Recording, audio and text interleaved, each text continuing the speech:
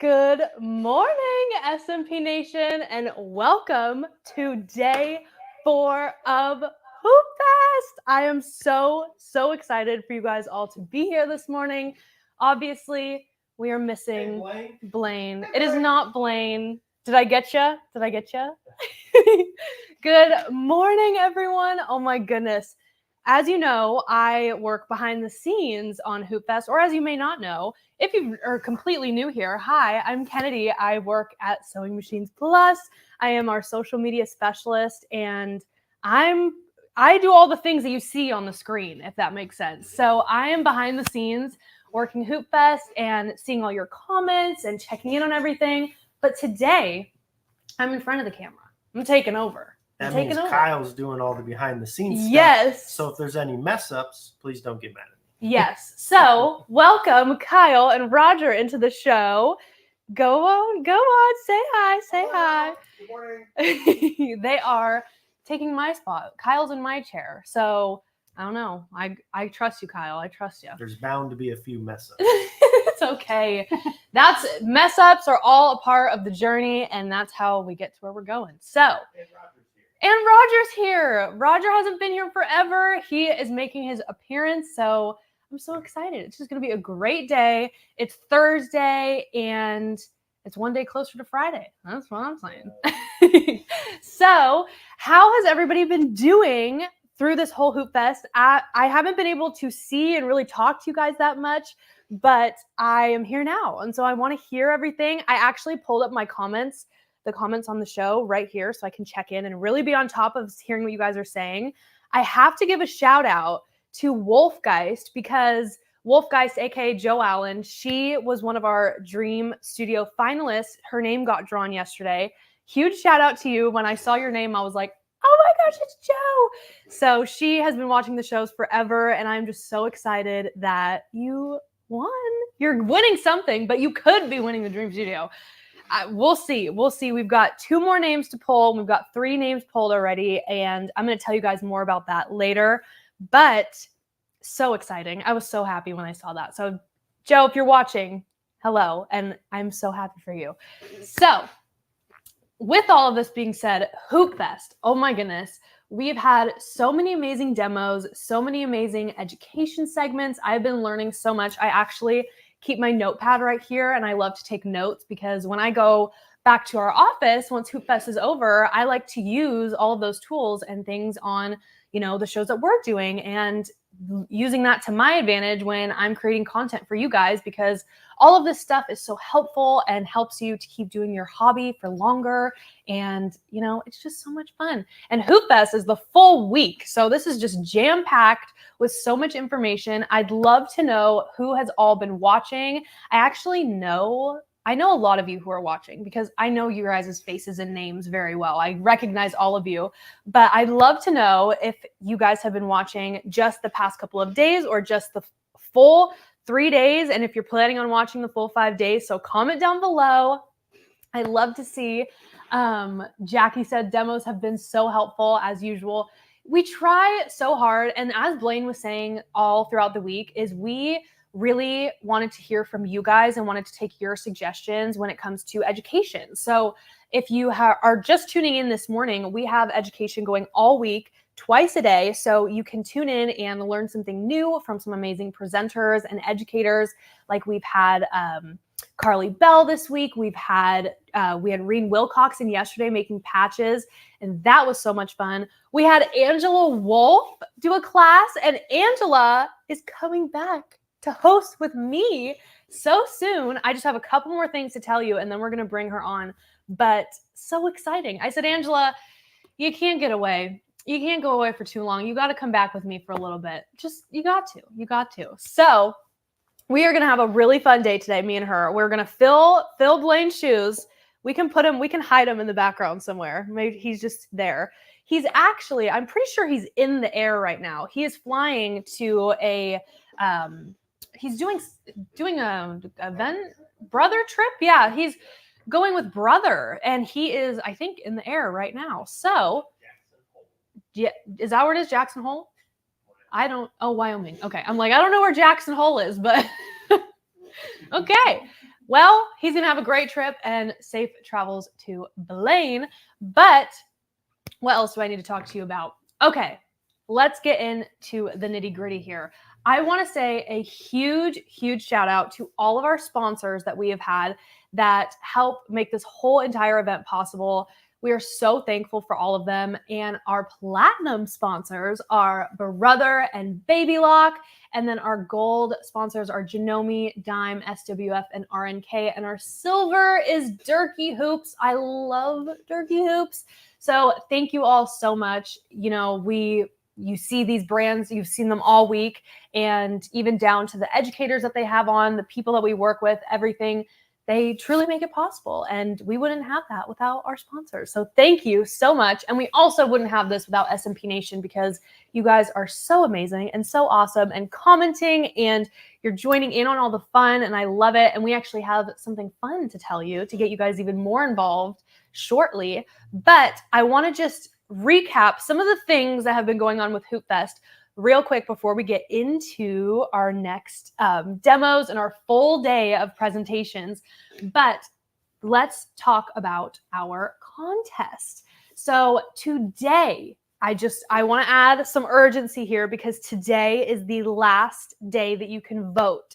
Voting ends today. We have had an embroidery contest that you could submit and enter to. You could enter 2 projects, and that closed about a week and a half ago. And now the voting is opening up, and you can go vote. Anybody can go vote on their favorite 2 projects. You can vote once a day and go pick out your favorite ones. And that ends tonight. So go get your last 2 votes in. If you are watching and you have a project, comment your project's name down below, and we can have everybody go look at your project and get some last votes in. But I am so amazed by all the projects that I have been seeing. They're just amazing. And SMP Nation, you just inspire me and shock me with all of your talent all the time. And it's just been so exciting to see all of the entries and whatnot. It's great. And I love seeing you guys getting involved as well. Everybody's sharing and posting. I love seeing it all. I love we're all involved, and it's just so much fun, but it's all virtual. Like, we are all coming together, and we're on all different parts of the world, the country, wherever you are. I love that. We're all relating on the same thing. And I think that's so much fun. But voting ends tonight, just letting you know. So make sure you go check out those entries and go vote for your favorite ones, because then tomorrow, Angela and I are going to be revealing the winners of the contest and the winner of the Dream Studio. Now, if you are just watching again today and you do not know about this Dream Studio, we are giving away $25,000 worth of just amazing embroidery goodies, like an embroidery overload, basically an entire Dream embroidery studio. So you see that on the screen. This is what we're giving away this week. And we've been drawing one name every single day that we're going to put into a hat. We'll have 5 names by the end of the week. And we are going to draw one, and they will be our Dream Studio winner. So look at all that. You're getting the brand new SWF 7 needle. I mean, this just launched. This is a brand new machine. And we are so excited to have that in there. You're getting software from Floriani. You're getting TCU, which is my personal favorite software ever. And you're getting a huge set of Floriani threads, that Brother print Moda, the Skyline S9 from Janome, the Airflow 3000 from Brother, and you're getting Stay Perfect tables. I mean, guys, what more could you need? So that is our Dream Studio, and you can enter to win this Dream Studio just by commenting. So go right now, comment something like, "Hi, Kennedy," or "I'm so excited for Hoopfest." Literally comment anything.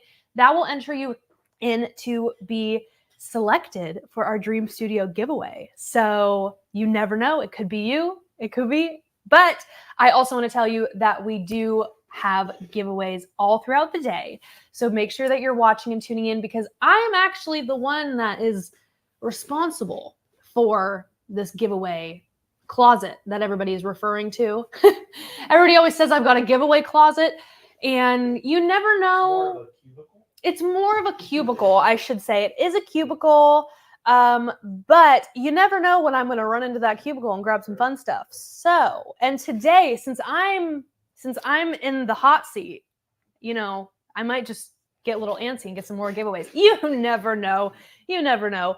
But with all of that being said, I just want to say again a huge thank you to SMP Nation for joining in today. This is going to be an amazing day, and I'm so excited to share it all with you. But let me bring in my amazing co-host for the first time. I'm so excited, Miss Angela Wolf, the icon, the legend. There she is. Kennedy, oh my gosh. I was just texting a friend. I'm like, you have the most beautiful hair. I've only seen you with a baseball hat working in the backside. Thank you so much. I always have it in a braid because it's so long and just annoying to deal with. But then I was like, we're curling it today. We're waking up and curling the hair. And I'm going to go get a pot. I'll take my plant out of it. We can stick Blaine's head right there. Yes. And he can. Yes.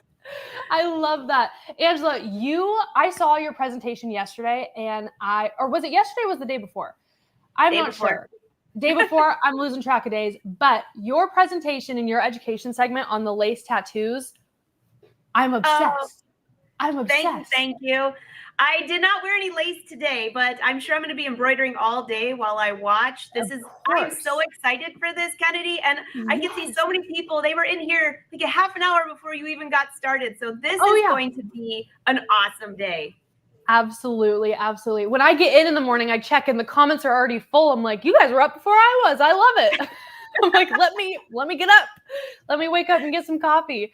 Wow. I just want to say one thing. Me and Angela actually were conspiring before the show started, and Angela had an amazing idea of something that we should do to get SMP Nation involved. I'll give you a hint. Hoopfest Smile today. for a selfie. Yep. So Angela, what should SMP Nation know about how they can get more involved with Hoopfest today? Kennedy and I thought, we have to up this game a little bit since we have big shoes to fill, even though we'll put Blaine's head over next door in the pot. But we thought this would be so much fun. There's so many people here today. But there's a lot of people that maybe haven't seen all the good deals on here, haven't joined. So for those of you on Instagram, we've got a fun challenge for you today. So you have to take a photo of yourself or your cat or however watching SMP Nation, post it to Instagram. Now you have 3 things you have to do. Post it to Instagram, use hashtag SMP Nation, and you have to follow both of us, SewingMachinesPlus and at Angela of Fashion. And tomorrow morning, we're going to go through, because maybe some people are watching after work, post it on Instagram. We're going to go through those hashtags and randomly choose some fun, lucky winners tomorrow. I think it's going to be great. And also just post it on there. That's all you have to do. And do it sometime during today, and we will randomly choose some winners. This is going to be fun. Yes. So like Angela just said, go on Instagram, take your pics. I mean, bonus points if you've got like your dog, your cat, like anything, your machine. I mean, make it fun. And we're going to go through and highlight all of them. And then we were going to pick some winners and we're going to give you some fun stuff. So we're giving Blaine, hope he doesn't mind. We're just giving more out of your cubicle. He's on a plane. So he's on airplane mode. It's fine. Whatever happens, we'll ask for forgiveness later. It's fine. What goes on here stays here. Right, everyone? Yeah. Yes. And we have the Las Vegas Sew Girl coming in soon. So like the whole what happens in Vegas thing, it's just everything's lining up. This is great. Perfect. Kennedy, I saw the lineup for today and wow, is all I have to say. Amazing. I am so excited. In fact, our next guest, you're taking over and I am so excited for her to talk about this machine. We're going to get started with day 4 of SewFest, and I'm going to go ahead and let you introduce our first guest, Angela. All right, Kennedy, I will see you shortly. All right, our first guest is a good friend of mine, a brother educator. She was just on the live show at your site virtually last week doing Father's Day gifts, if you missed that. Colleen Sweatman is here. She is an embroidery entrepreneur. That's all I can say. She's been embroidering since mid-90s using the most basic software that she started with. Of course, it's come a long way since then, but she loves digitizing, embroidering. She actually does way more than that, but the embroidery is awesome. So I'm so excited to introduce Colleen Sweatman. Colleen is going to be showing us the PR 680, and which she just used on the live show. There's a ton of tutorials on this. Colleen, I cannot wait to see you and your cameraman. I'm sure he's with you today. Hey, Colleen. Hi. Well, my cameraman is hiding, and my, my assistant is my cat, and I had to throw her out of the room because she sometimes wants to supervise a little too closely. So when you all hear this tip, tip, tip, tip, you'll know it's her cat because it always makes a presence unless she's done eating and then she hides. Colleen, I'm so excited to see you again. You were just doing some great Father's Day gifts on At Your Side virtually. So anybody who wants to see that and do some great things, you still have 3 more days.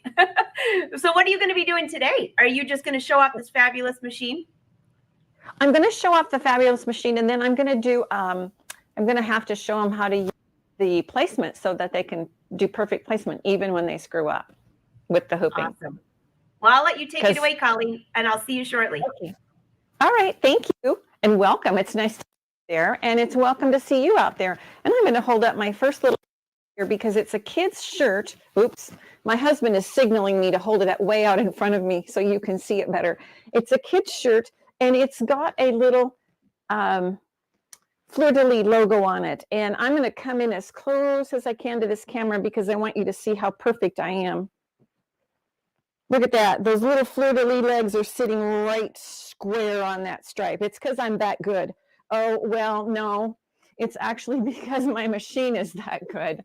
And it has the ability to do this for me. So I'm so impressed. I can't wait for you to see it. Because this is the PR680W, and it has some pretty cool features on it that that really are useful too. It's not just cool, they're actually functional and fun. So I'm going to come over here and I'm going to touch the screen. So my camera's going to follow me. Got there ahead of me, didn't it? So we're going to go right in here, and here we have a question mark, and this has videos on it. But if you don't want to go through the videos because videos are run and play, you can also go to the operational guide. And so let's say I didn't know how to thread it, because you don't. You just bought the machine because it's new and exciting and on a super sale. I just touch the needles and I can go page by page right through this and thread it as I go. And I love that it has all this wonderful help for me. Of course, it does come with a manual and all that stuff, but I think that is just super cool. Then over here, you have a bunch of choices, and each page, of course, has a bunch of different things. And so I'm going to run through them just really fast. Color sorting, and you can tell the machine what colors you're doing, all kinds of fun things. Turn the light off. Now, someone commented on the last one, I had the lights turned off on the machine. And the reason that I do is because when I'm doing the placement, the lights dim the placement. So I keep them turned off for video. So that's why that is that way. Whoops. Too fast with the fingers.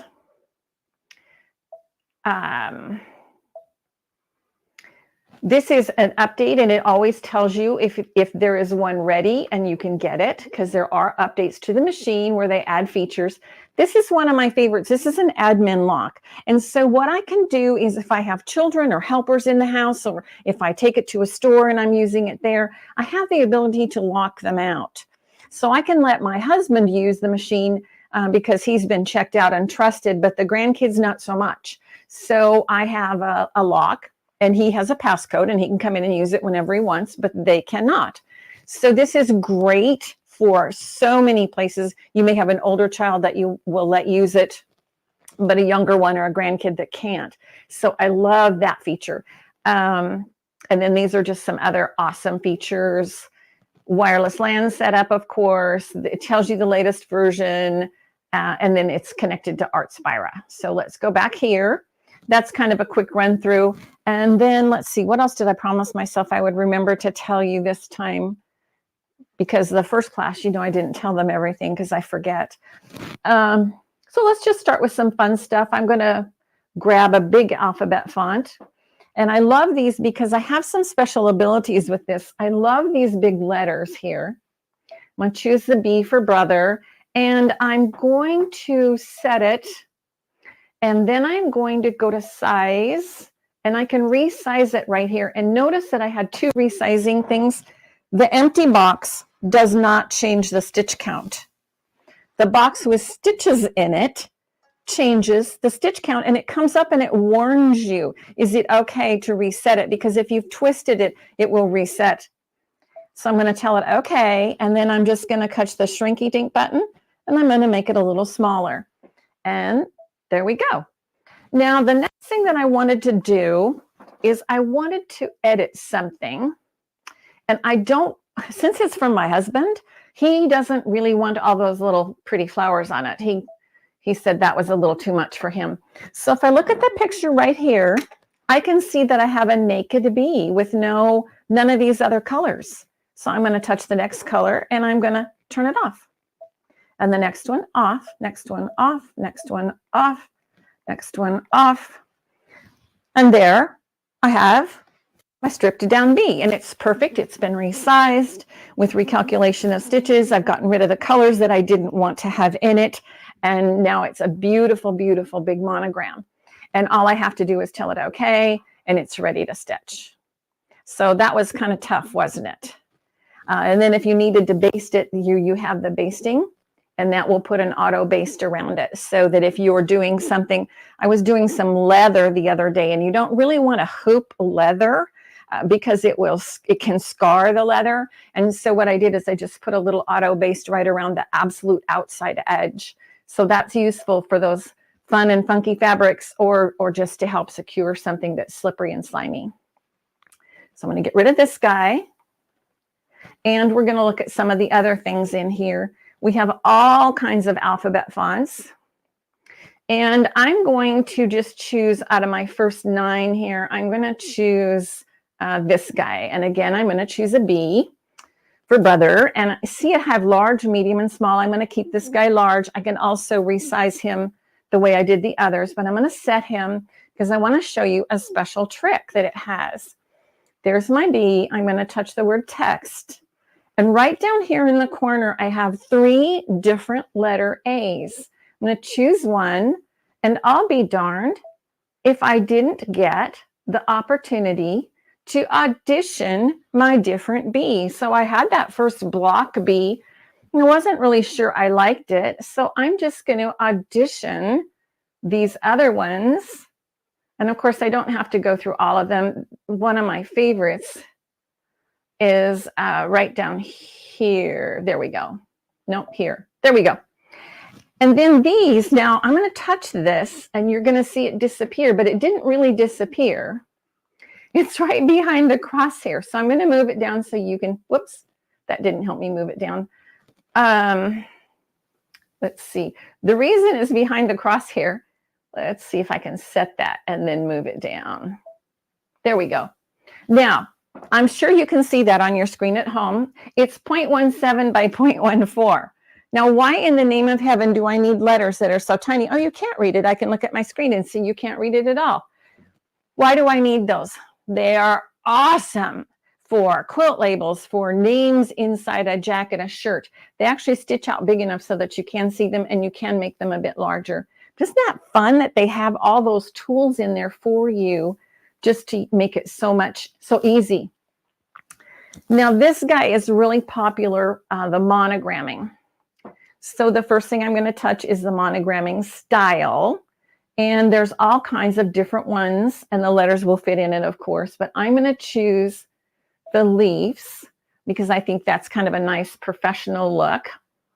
And I'm going to touch set, and I'm going to touch add, and I'm going to add the letters. So I can choose the 3, the 2 style, or the 3 in a block style. Well, I like this one. And so I'm just going to choose A, B. Notice how to go to each tab, C, and there it is. It's already, and it's perfect. It can be resized, it can be changed, you can do anything you want to with it. But isn't that a very, very professional, exciting looking monogram? That one is a little too big, is big enough for a shirt. One of the things I didn't mention about the number of colors for this was a 6-needle machine, and it is the first machine multi-needle that Brother came out with, not this version of it, but the 6-needle was the first. And the reason for that was so that people could do monograms and logos, corporate logos and things, because they had never more than 2 or 3 colors. So they gave you 6, so you'd have some extra stuff to play with, which I thought was pretty smart thinking, because they all know how we are. I love this guy. Now let's go in here. We have buttonholes. Now these are not your standard buttonholes, so let me just show you this fella right here. He's almost 4 inches. Now he's available in 3 sizes, and you can resize these too. But why do I need a 4-inch buttonhole? Well, it's perfect for sashing. It's perfect for, you can actually use it for a small pocket type of thing. They're really fun to use. They're also, of course, decorative. But there's a bunch of those, and then there's decorations you can put around them. And then, of course, we have the shapes. Now, I'm going to get to the shapes in a minute. I'm going to go to pages of designs here. This is a test sew. So if you just threaded up your machine, and I almost always do this at a show or an event, because the shows come in, the machines come in, they come out of the box, and I'll thread them all, and then I'll do a test sew. So that just ensures that you didn't make a mistake during threading. And I'm going to go, let's see, I think what I want to show you is in here. There he is. There he is right there. So I love this little fella. He is just so cute and so pretty, and I don't know, so efficient. I love him. So here he is. Now I want to show you another trick I have. I have this thing that looks like a crest, and it's actually applique shapes. So I can turn it, and I have, I think, 26 different applique shapes. I always forget to count, but I'm going to choose this circle one, and it's way too big, so I'm going to touch the make it smaller icon. There we go. And oh, 1 touch smaller. And now what I'm going to have when I touch set is I have an applique patch. Now, why would I want an applique patch? Well, applique patches are extremely useful when you're doing a multitude of different things. I had a Boy Scout group, and they were on an airplane coming home from Jamboree, and on that airplane there were 150 boys with 150 matching black bags, because that's what they had to take on their trip. So what I had done for our troop was I had made a patch and sewed it on.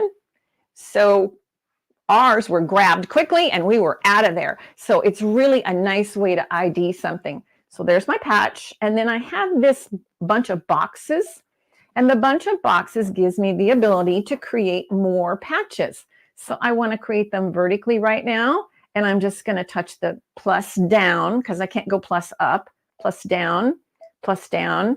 And then I want a little more space between them. So these little arrows will give me some space. There we go. And then I want to go horizontally.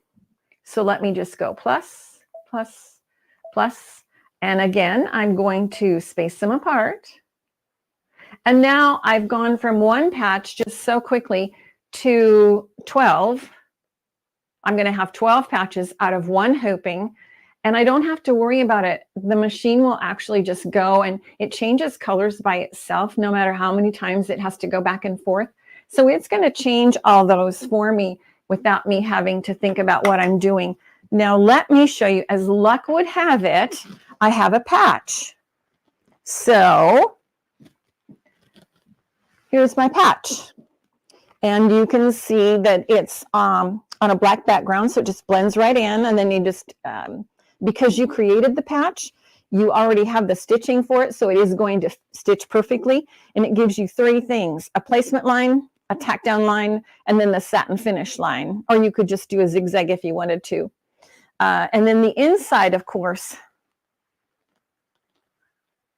Oops, I can't even find the inside. The inside still looks really nice. So I love, love, love the patches guy. We are best friends. And I'm going to show you another guy, because this particular 6 needle has some special abilities. And this is one of those really slimy, slippery, I don't even know what it is. It's a polyester of some kind of a shirt that's for sports and for kids, and it's supposed to wick and all that kind of stuff. But I want you to see how perfect, whoops, sorry, not enough coffee. I want you to see how perfectly that soccer ball is placed, and there is no stretching, no pulling, no nothing. And I just have one small layer of stabilizer behind that. So that just shows you how beautifully the tension on that machine works. Did I show them this one? Did I show you that one with its little legs on the, no, I didn't show you that one yet. Okay. This one, its little legs are sitting right on the stripe. So I am absolutely perfectly, whoops, get my fingers out of the way. The camera works backwards of my brain, or my brain works backwards. There we go. You can see how its little legs are sitting just exactly on the stripe. Well, I'm going to show you how to do that in a minute, because it's being perfect is good, and I'm not perfect, but the machine is. Thank heavens the machine is. So here's another one. I can hold this one back because it's bigger, but again, you can see how the, there we go, how it can sit right on that stripe. The little grid is right on there. So, and one more thing before I go back to the machine and show you that. This is a free arm machine. If you're wondering how in the name of heaven I got all these things on here, I'm going to have you go to the next screen there. This is a free arm. So of course I will have to hoop what I'm going to do, but I want to show you that even with this little zipper bag, I can just, it goes right over the free arm. So it's a small free arm. You can do all kinds of things, sleeves and baby onesies, and oh my gosh, there's so much that you can do because you have that free arm in there. So let me show you this little sample because we missed him earlier. I was in such a hurry to show you something else. Sorry about that. So the first one over here is the actual design. And then remember how I showed you I could delete colors? Well, I can also change colors. So in this one, I just changed out one of the leaf colors so it looks like it's beginning to turn to fall. Then I changed out all the leaf colors so it really is looking like fall. And then the last one is the fall is fell and the leaves are gone. So that's one design that is on this machine that I'm able to adapt in a whole bunch of different ways. And you can do that with so many of the designs. If there's a portion of it that you don't like, a lot of times you can delete it. So I think that's really super cool. Let's see, what else have what have I neglected to show you? All right, now I'm going to go back to the machine because I've shown you that guy. And I'm going to get rid of him. Aren't they beautiful though? And we looked at shapes. Let's just take a quick look in here. What is the one I wanted to show them? Is it in this? Nope, I changed my mind. I didn't want to do that one this time. I wanted to do something else.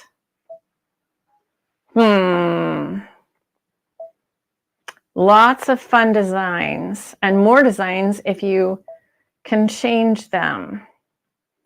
I think what I was going to do is my letters on that bag now. That's what I was going to do.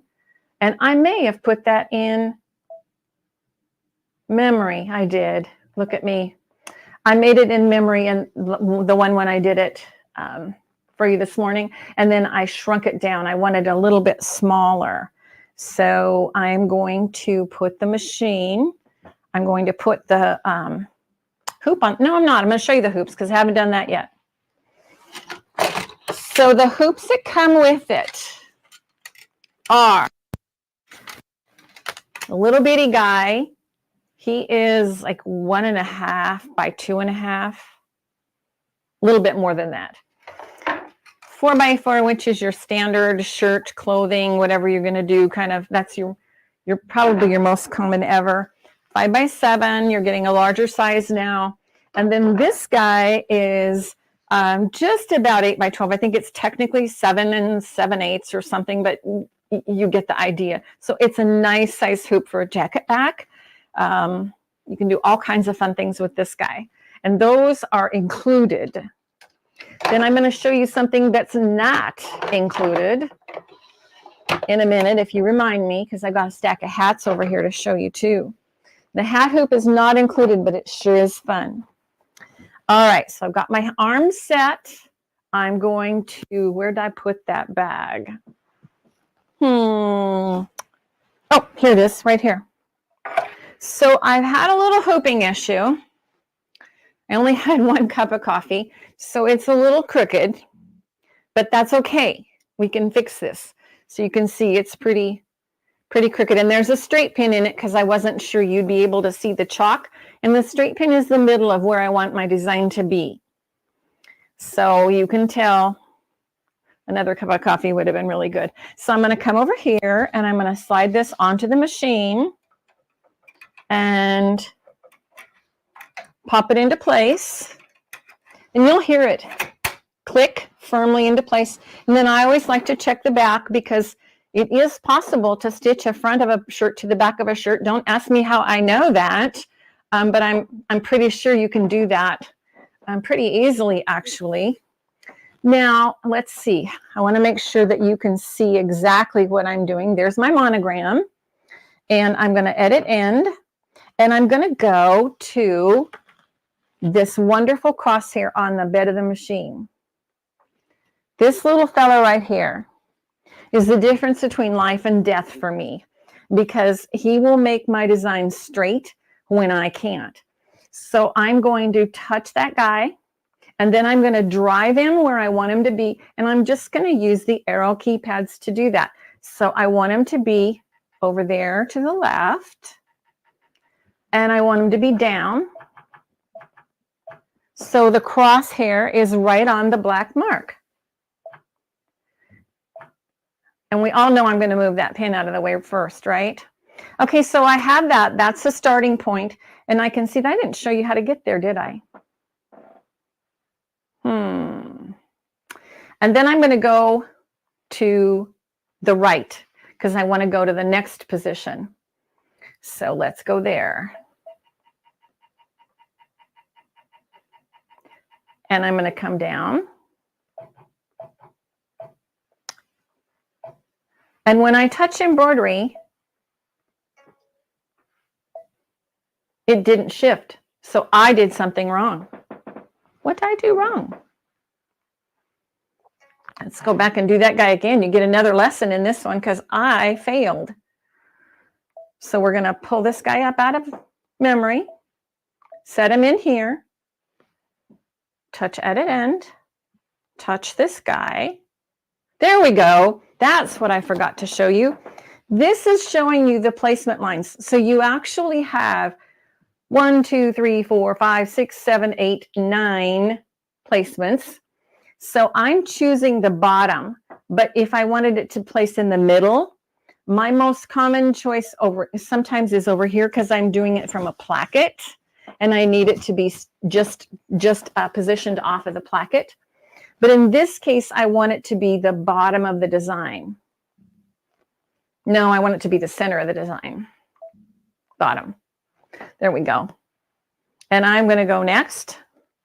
And it shows me direction. Do I want to go to the right or to the left or to the up or to the down? Well, I want it to go to the right. So I'm going to touch next. And then I'm going to move my thing to get it where I need it to be. So I'm way below here. So I'm going to just move it right up.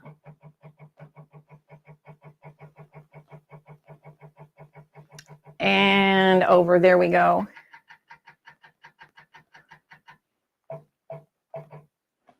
There we go. And then I will go to the next one. And that one is a little off also. So I'm just going to move that down a little bit. There we go. And then you got to remember to take the pin out from where the center is. I had chalk line in, but I really didn't think you'd be able to see a chalk line. So that's why I went with the pin. I'm going to touch set. And you can see how it's moved it up now. And I'm going to just touch embroidery. And it says, do I want to do the green leaves? Yes, but mine are actually on color number 2. So I'm going to touch the magic wand and move it to color 2. And then I want my letters to be, oh, that's another one. I'm going to do that in 2. I want my letters to be in black, and they're on 1. So there we go. And then it is just a lock and go, and I'm going to let it start so you can see it, but I'm not going to let it run through the whole thing because I want to be able to talk over it, and I don't know that you can hear me talking over it. So it's lock and go. It always has to be unlocked first because it's worked with me before and it knows I'll make a mistake. So there she goes. Oh. And, oh, you can watch her. Isn't she magical? And I have her going at a slow speed because I wasn't in any really big hurry to finish. But she goes up to 1,000 stitches per minute or down to 500. So, and I'll let her finish just that one side and then I'll stop her.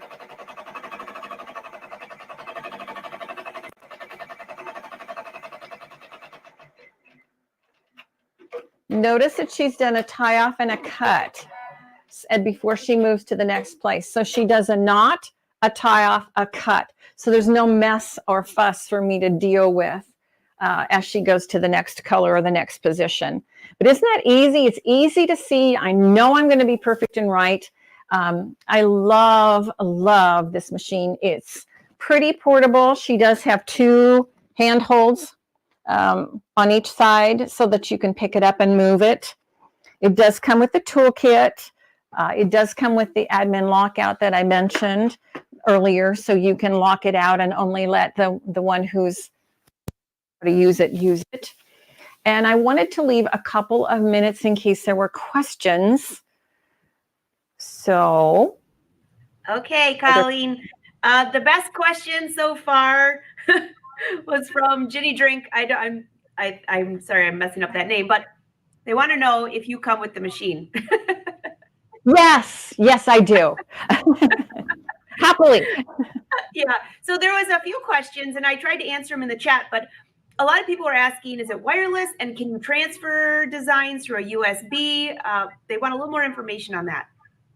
Okay, yes, it is wireless, and yes, I can transfer designs with a USB. It has 2 different USB ports. The top one is faster. The first thing I did when I was transferring from wireless, because of course they gave us this machine to use, and they said, and it's wireless, and I went, well, we'll see about that. So of course I picked a package of designs. It had 12 or 15 designs in it. This machine is on one side of the room and my computer's in the far corner on the other side, and I pushed send, and I turned around in my chair and I looked at the screen and I could see them loading it as fast as it could load. It was pulling designs up on the screen, and I was like, okay, that's cool. Yeah, that's really cool. It loaded a whole design pack. Well, you know, wireless has made things so much easier nowadays. Then you can get your updates and things like that without having to go through a lot of hoopla. Speaking of hoops, there was quite a few questions. Everyone wanted a little clarification. How many hoops come with this machine? 4. 4. All 4 that I showed you are included. There are many different hoops that you can get for it that Brother makes. One of my personal favorites is the magnetic one that has 4 magnets on it, because you can change it out really quickly. You don't take it off. It stays on the machine, and you just pull out your shirt and put it on the, actually I have a little system, pull off the shirt and put it on the tray table from the other tray table and pop it into place, and you put in the 4 magnets and you are good to go. No taking your shirt off, Colleen. No taking shirts off to put in the magnetic. No, I won't take my shirt off here. This one on the kid. And there are a ton of videos. Colleen has done quite a few on At Your Side Virtually. If you want to go to Brother Sew's YouTube channel, you can catch those as well. So Colleen, this machine is amazing. The laser placement, everyone was saying, oh my gosh. Someone asked if it comes with the table. I assume no. It depends on the package at the time that they're doing it. Oh, you mean the little table for the hoops, or the big table that is standing on? For everything. So we'll have to ask, you know what, when you guys call in about the machine, ask Sewing Machines Plus. It'll depend on the package.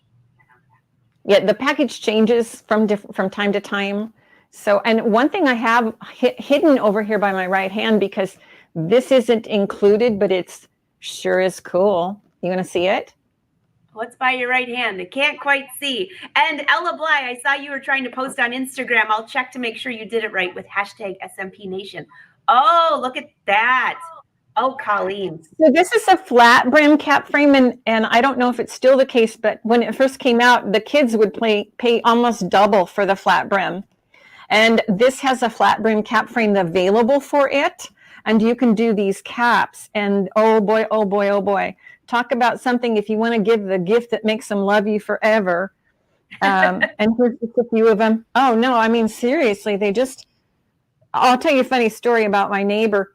I have a typical gift that I give all the kids in the neighborhood when they graduate and head off to college. You can probably guess what that might be. And so 4 years later, my neighbor, one of the neighbors that had gotten a set of towels so that you have them in the dorm room with her initials on it, and her fiance was with her, and we're talking and we're having this really cool conversation, and all of a sudden he looks at her and he goes, "Is she the one who made your towels?" I think she was a little embarrassed because in his voice was like, my husband's laughing because he was with me, and it was like I was the Holy Grail or something. Well, in that machine, you can be the Holy Grail. Well, Colleen, two sets of towels in their college colors. Very cool. What a great gift too. Now is the time to do that. Colleen, it's so great to see you. I'm going to let everyone know how they can get a hold of this machine, and I will see you soon.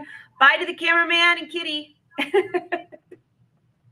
All right, this machine is amazing. Let me just explain how you can get this. You need to call in, and this machine, yes, it does have a built-in memory, adjustable screen brightness, as you saw, LCD screen display, LED lighting, an upper thread tension sensor. It does have a USB, and as you heard, wireless, which is amazing. Comes with 4 hoops, 1,000 stitches per minute, and a monogram style. Fonts are included. My custom design, which we all love, on-screen editing, everything that you saw there that Colleen showed, which is more. And if you go to Brother Sew's YouTube channel, there are a ton of video tutorials on that.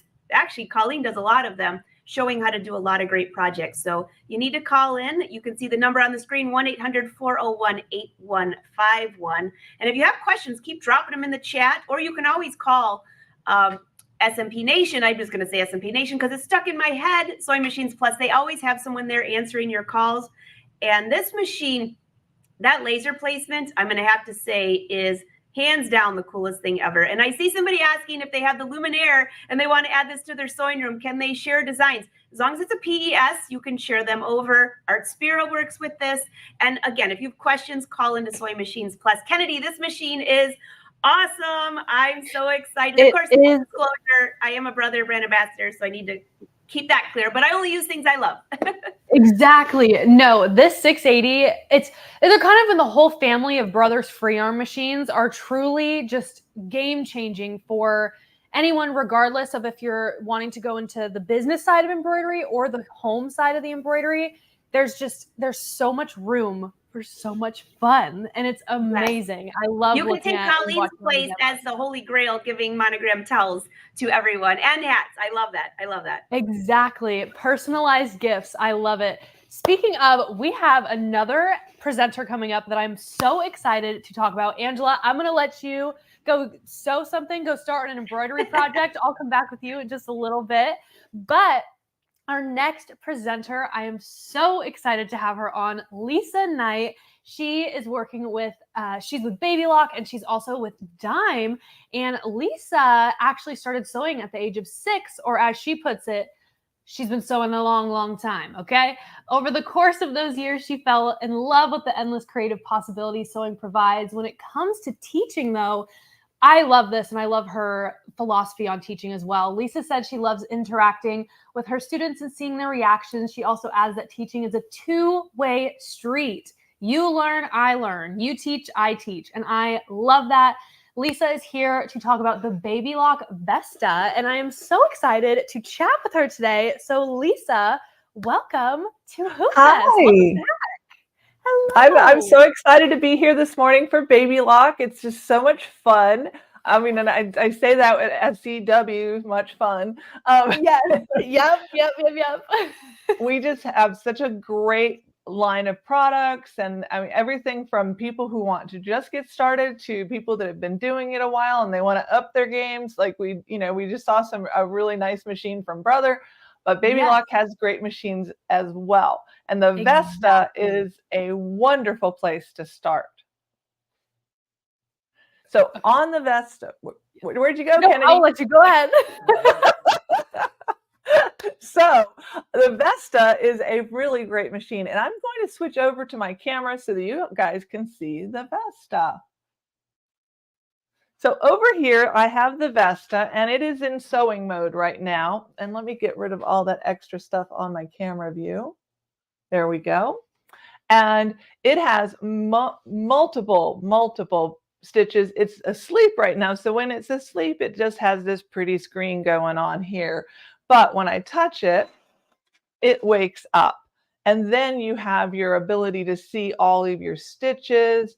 You're able to advance and look at different stitches. I'm hoping everybody can see that. Okay, let me turn that just a little bit.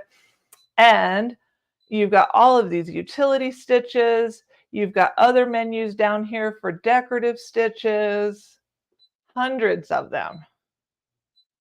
So it's all automated here, but up here, you can let me move my camera so you can see that. Let's see, there we go.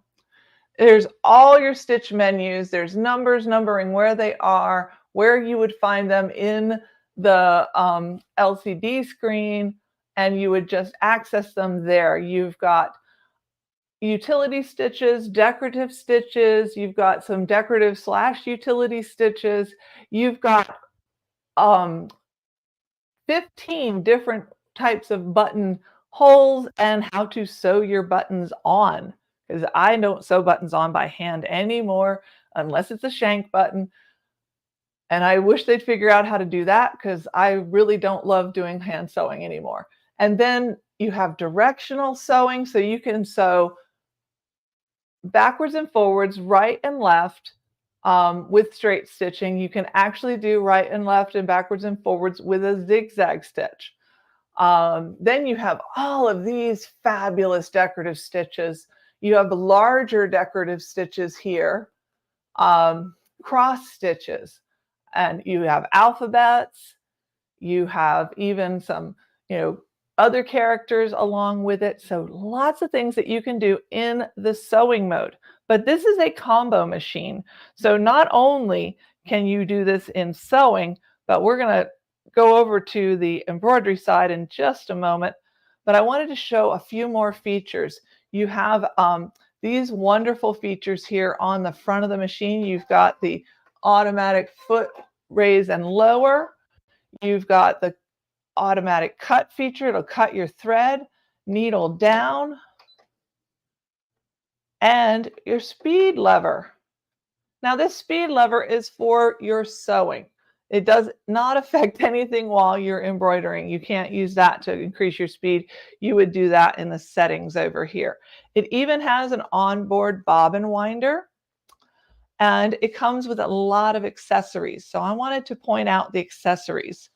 So I'm going to, hopefully nobody gets seasick, but I'm going to move my camera a little bit so that we can look at the accessories that comes with the machine. You have a knee lift, so you can raise and lower the presser foot with the knee lift.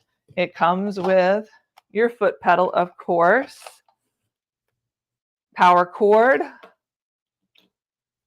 an open toe foot, an embroidery foot, a zipper foot, and this is good for decorative stitches foot because it has a channel on the bottom, and a lot of other little tools, some needles, tools to help you remove your needle and your foot, and all of these. Seam ripper, bobbin, some bobbin thread, So many little tools and a little cute carrying case. But one of the other really nice features in the sewing mode is this nice little free arm table that comes off.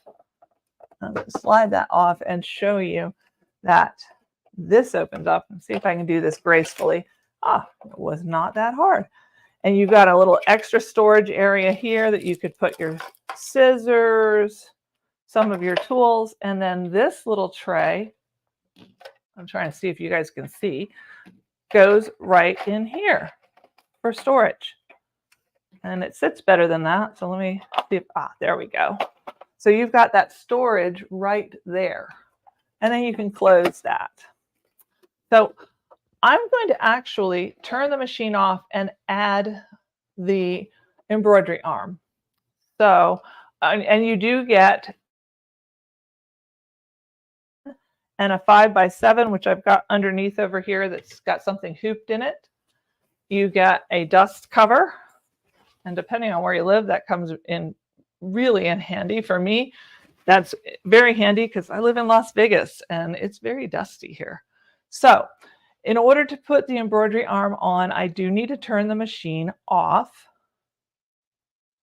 Oh, and we'll come back to that in just a second. Let me see if I can move this little tray out of the way gracefully. I don't have a huge studio, so I'm sure some of y'all can relate.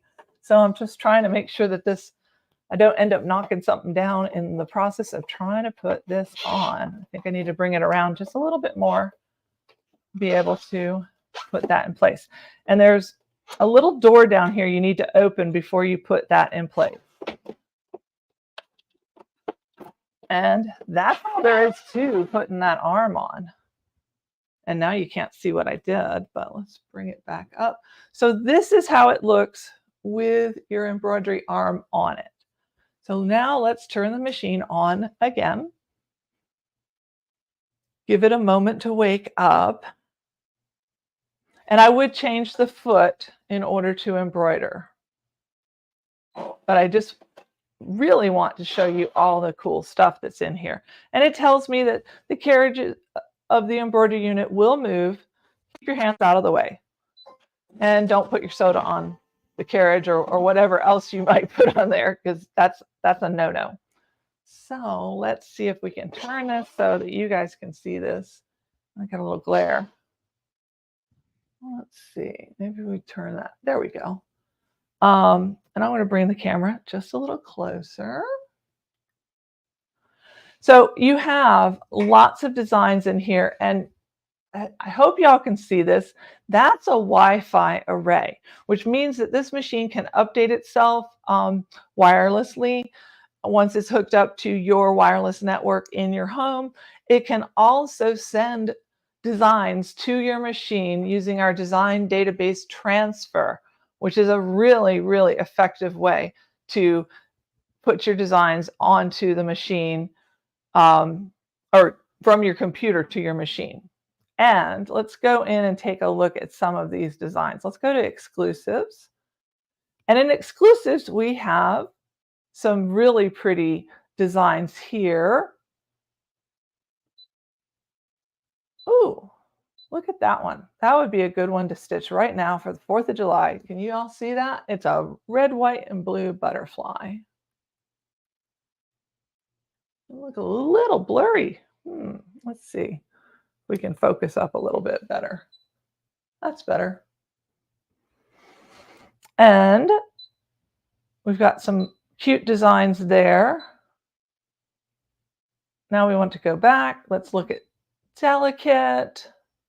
We've got hundreds of embroidery designs, but that's not all you have. You're able to actually bring the embroidery designs in wirelessly from your computer or on a flash drive. So you can use any designs that you maybe already own, or if you're new to embroidery, look out, you'll be collecting designs. In floral, we've got some beautiful designs. It stitches really fast. We've got some fun holiday designs. That's a really pretty one there. It can be done in many different ways. I've got the dolphin as a sample in just a moment. Let's go to novelty, see what we have there. Oh, popcorn. And we're redesigning our house. And actually, I need to come in and make those into some tea towels. They look really pretty in my kitchen now. And I'm just using this back button here to go back to the menu of the designs.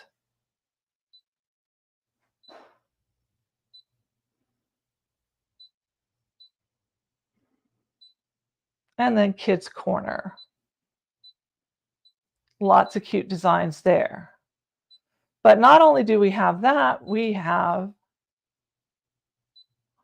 our letters, we have our hoop sizes. We can come back here to our exclusives.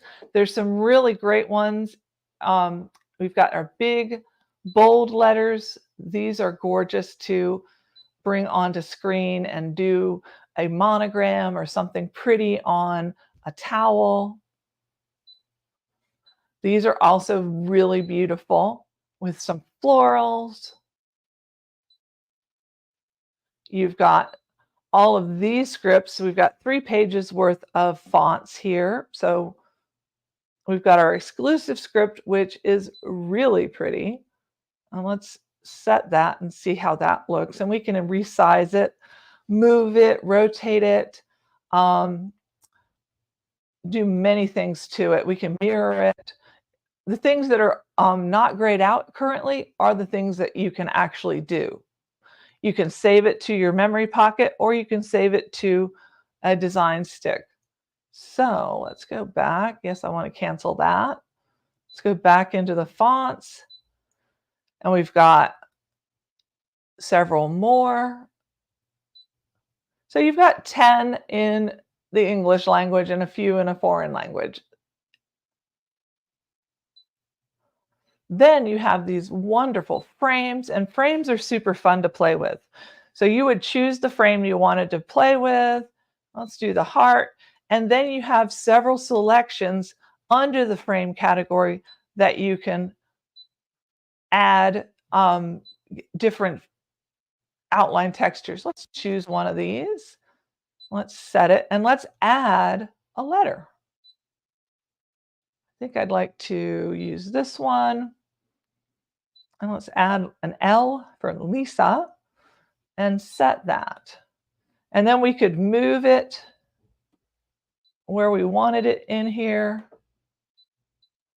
It's one of the things I've noticed about lettering is even though it comes in centered, sometimes that doesn't look quite right depending on the letter that you've chosen. So, and then we've got something that we can stitch, or we can save it for later. We could rotate it. We can select it. So many different things. We can change the density on it. So if you want your letter to have a little bit more oomph, you can up the density on that. And then you can create it. So how fun is that? Let's go back to the menu and talk about up here. The buttonholes, you might say, oh, those are buttonholes. Well, there's more stuff in the buttonholes that you may not be aware of, but there's really gorgeous little flourishes you can add to buttonholes. And these are not flourishes for to add to buttonholes. These are just some extra goodies that are in there. So when you get your new machine, your new Vesta, you definitely want to go through it and look at all the designs that are available to you, because sometimes we forget. And we stick with certain ones, and then we go, oh, I didn't even realize that was there. So lots of cute things in here under buttonholes.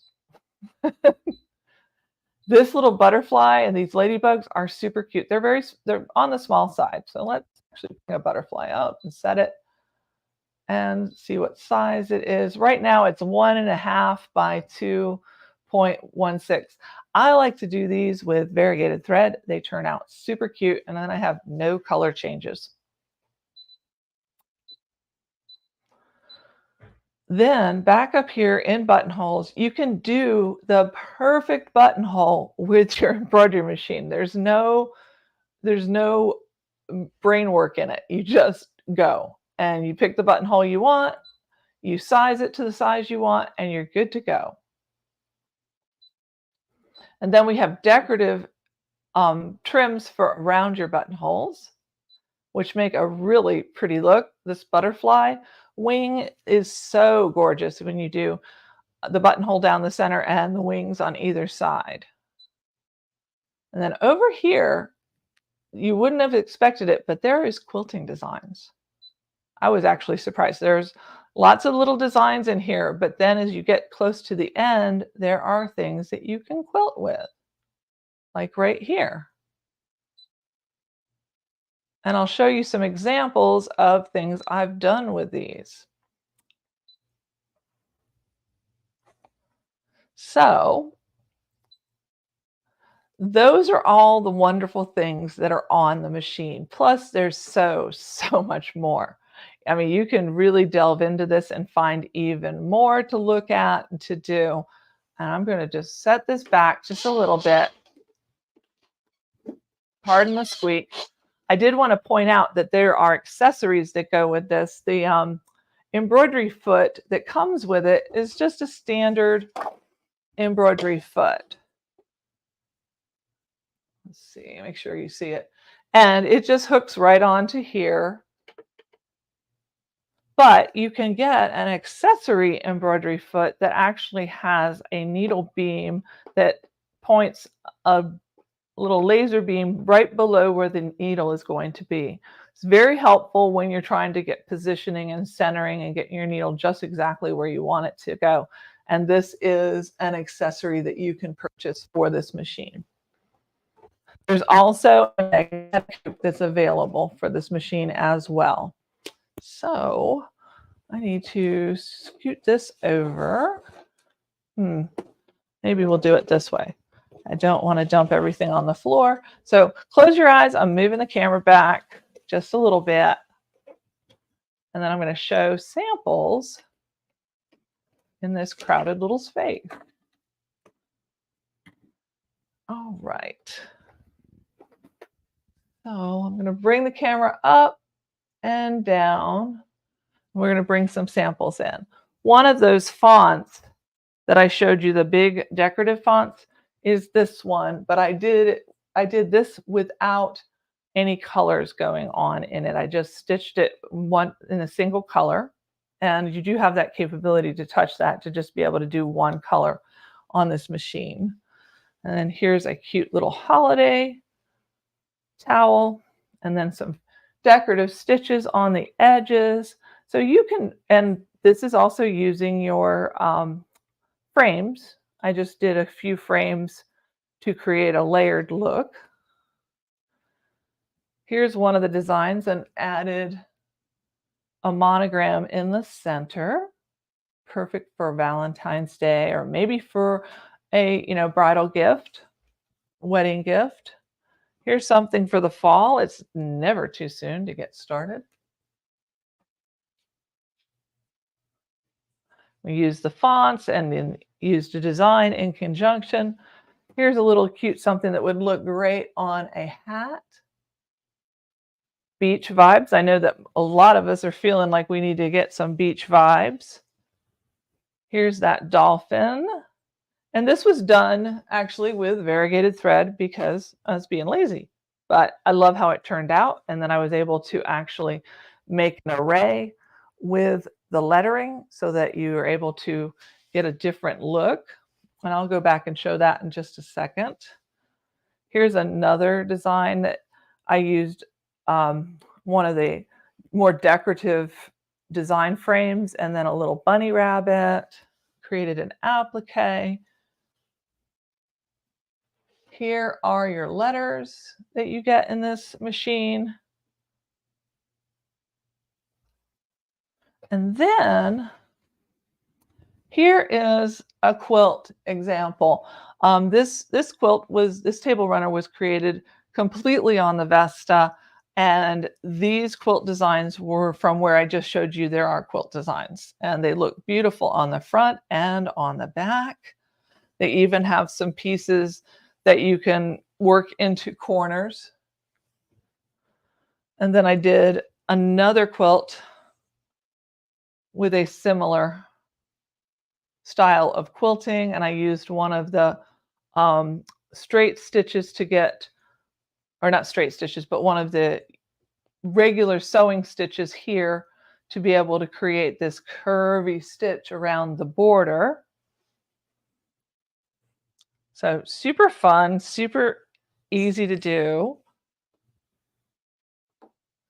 It also comes with instruction manual, embroidery guide, and a quick reference guide. I love a quick reference guide. That's always a great thing for me. And here is your other hoop. And both of the hoops come with these centering grids so that you can make sure that you can get your items centered in the hoop. And currently I have this on a sticky stabilizer in the hoop, and I'm going to stitch a little something there. So before we go, I wanted to bring this back to the screen so I could show that thing with the lettering. So let's choose a font we like. This one's just fine. And you do have the ability to choose small, medium, or large, medium, or small. So you have some size capabilities on your lettering. Let's write a name. Actually, let's do Kennedy. And you can do uppercase and lowercase. So I want to change that. The next one I want to bring to lowercase. Nope, wait a minute. Back up. Try again. Let's go K. And maybe, oh, you know what? The font that I chose doesn't offer both fonts. So that's okay. We can just go with this. And if it won't cooperate for you, like it just didn't for me, that's why. And then we need to go to the next page to get, there they are. Okay, wait a minute. Well, anyway, there we, it extends beyond the embroidery frame. Let's rotate it and let's be able to put our Y. Oh, we have one too many Ys. All right, so then we can set it at this point, and then we have opportunities to change the font edit. We can do an array. We've got some extra letters there. I think the first one that I started. All right, so we can do an array. We can array it down lower wise. We can do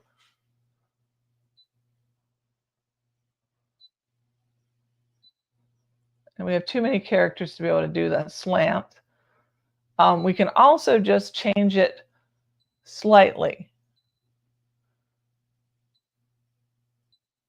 So once we've got it like this, we can make it not as pronounced. Hoping y'all can see what's going on. I'm pushing this button here. So lots of fun things that you can do with the Baby Lock Vesta. I'm just going to come back to the camera view and tell you if you see if there's any questions before we finish up. Hi, Lisa. I saw my name on there. I was like, oh, I feel so special today. You're special, and it's my granddaughter's name too. So I love that. I love that. I never meet people with my same name. So yeah, she's 9 years old, and her name is Kennedy Quinn. Oh, that's so cute. I love that. I love that.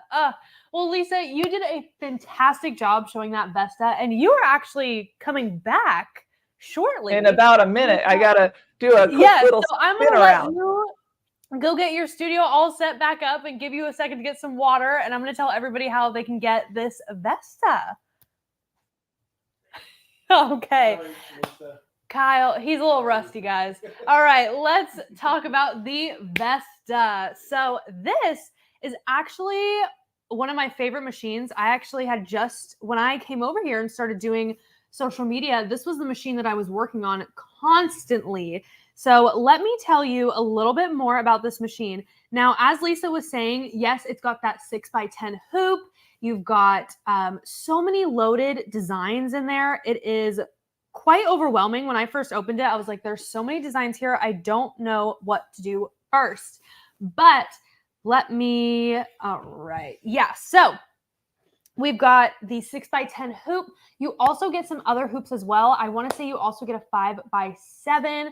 It's got the automatic needle threader, which is awesome. You can save and readjust and resize designs. You have a lot of editing features on there, which I feel like a lot of people tend to forget about with the smaller machines. You think that they're on the bigger machines. There's actually lots jam-packed into these smaller machines. So that is awesome. And one thing I love is the speed adjustment. So if you are doing embroidery on here or you're doing sewing, there's speed adjustment. So you can adjust how fast you want your embroidery to stitch out, which is really awesome.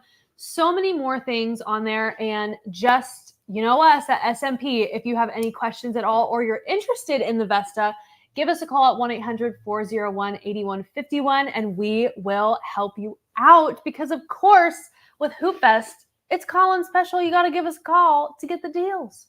All right. Now, Angela, are we here? Are we ready to keep going? Oh, Kennedy, I was over on Instagram just checking out to see who's been using the hashtag SMP Nation. Yes. And I had to ask, was that a real snake? Because there was a snake watching everyone showing their pets or their fake pets or their stuffed animals. But I think it was a real snake. I just want to know. I have to go look. My phone has been going off with Instagram notifications, so I'm going to have to go check and see what's going on our page. But that is hilarious. I'm willing to bet you anything that's Joe Allen. That's Miss Wolfgeist, and we love her. Gotta be. But you know, Kennedy, I noticed there was a few people saying, hey, I'm not on Instagram. That's not fair. Well, okay, Guess what? Why don't we let them do it on Facebook as well? They could either get Absolutely. 2 entries, or if you're not on IG, then do it on Facebook. Absolutely. Well, all you got to do for that is just still take your picture, still take a picture of what you're doing if you're hanging out, and then just tag us. So you can tag SMP and then tag Angela Wolf, and we'll be able to go through or you can even mention us as well. But either way, we'll be able to get a hold of you if you tag us in the comment of your post. So I can't wait. Kyle's already scrolling through. I can see some of the posts and I am so excited. This is awesome. Gosh. I think you guys are way more creative than myself. I just posted one like, hey, look what I'm watching. But we've got a cat in there. The snake so far definitely wins on my book. But I love it. I love it. Kyle's showing them all to me right now. I'm going to have to go back and look. But Angela, I'm going to let you get back with Lisa because she is going to talk about some more amazing dime stuff this time, which I'm very excited about. But I'm going to go to post my picture now. So I'm going to go back over here and I will let you take it away. Sounds good. So Lisa, you just saw her and I'm so excited to be able to see her here because I've done quite a few, actually watched and joined many of her events with Dime. She is so good at showing creative projects.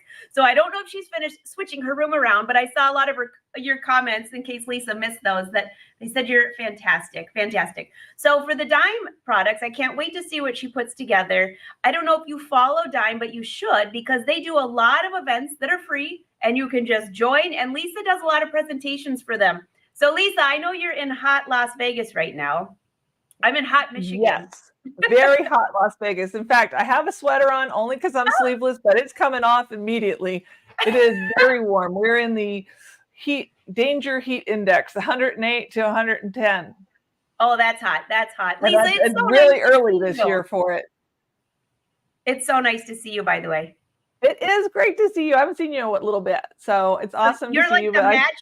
You switched over and you have all your Dime products. I'll let you take it away. But everyone, these products are amazing. I can't wait to see what you show here, Lisa. We're going to have a really good time with hats because hats are something that everybody wants to be able to do, but sometimes it's a little challenging to be able to do them. And we're going to talk about a new product that Dime has created. It's called the Curvy Craft Press, and it's for curvaceous items. And hats, bills, and brims, and things like that are curvy. So, with no further ado, I'm going to switch my camera so you can see what I'm talking about. So let me make it big. There we go. So this is the curvy craft press. This is a really great item, and this is actually it over here, and we'll show you in just a moment what is all involved in that. But then we also have the curvy platen, and the platen makes it so that you can work with the totally tubular press station and add this to it if you already have the totally tubular pressing station. And if you don't, you can just get a pressing station for the curvy platen. But the platen really makes it work the best. I mean, but it'll give you the opportunity to be able to do shoes, hats, the brim of the hat, all sorts of things. So I'm going to move the little boxes here so we can bring on the actual equipment. And let's see. And let's bring this on. And I've heated it up, so I'm trying not to burn my fingers. And actually, I think I'm going to put this out here right now and move this up because it's hot. So I wanted to be able to get right to the fun. So this is your totally tubular curvy press station. So what it is, let's see, maybe I'll just use this as my little hot pad. I guess I should have brought some mittens in here because that's pretty warm. But this is a curved platen here, and I'll turn it over so y'all can see how it comes together. There is a little tower station right here that hooks into your nice heavy piece of wood that balances it. And then you click this portion into that. So now you've got your curvy, totally tubular curvy station. I'm going to turn it this way, and I'm actually going to move the press up onto it just because this paper, this board that I have it on is probably not that heat tolerant. So I don't want to find out the hard way. But it comes with instructions. It comes with this cute little bag that you can store it in. And as you can see, it has a really nice curve to it. And then it has this to keep that from being directly on it. I'm sure it would be fine sitting on this, but I'd rather not have an on-camera goof. So it also has 3 different heat settings. So you can look here and see that low is 284 degrees Fahrenheit, 140 degrees Celsius. Medium, which is the light would be blue, is 320 degrees Fahrenheit, 160 degrees Celsius. High is 374 and 190 degrees Celsius. So it gives you how the power buttons will work. So if you need it hotter, you hold on the power button until it blinks to the color that you need. And actually, I do need it hotter. So there it is at blue. And I'm going to do it again. And I need it to red. So I'm going to let it heat up for a second. And we're going to work with a few items. I've got some patches. I've got this cute little kitty cat patch. And I've got this little octopus patch. And these are all made with our patch and applique software by Dime. And then these other ones that I'm going to show in just a moment are done in our cut and stitch software, which makes it really easy. And these are just little magnetic things to hold those in place where I want them for right now. So when this stops flashing, we will be ready.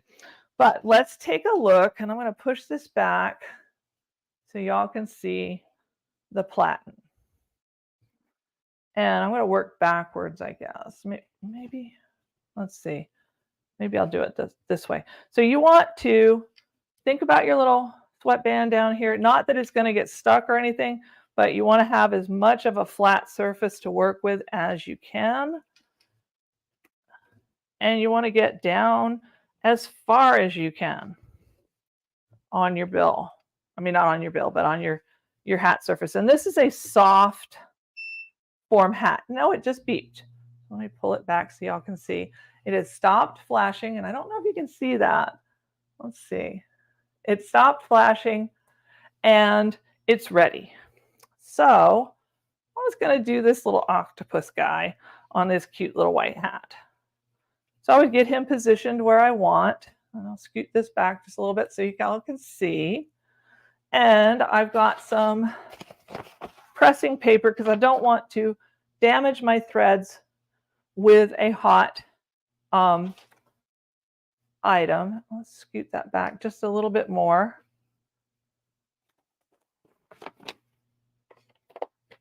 Let's cover that up. Carefully bring this forward so my fingers are not in jeopardy. And I'm just going to hold it for about 25, 30 seconds. So talk amongst yourselves. And we'll take a peek in a second to see how we did. And then we, with a curved item, we may need to come around and just grab a few of the edges, or if a big item, you may need to be a little bit more pressing in certain areas. And that did pretty good. I could see a little bit right here where I need to come down and just put a little bit more effort right here. So we'll do that.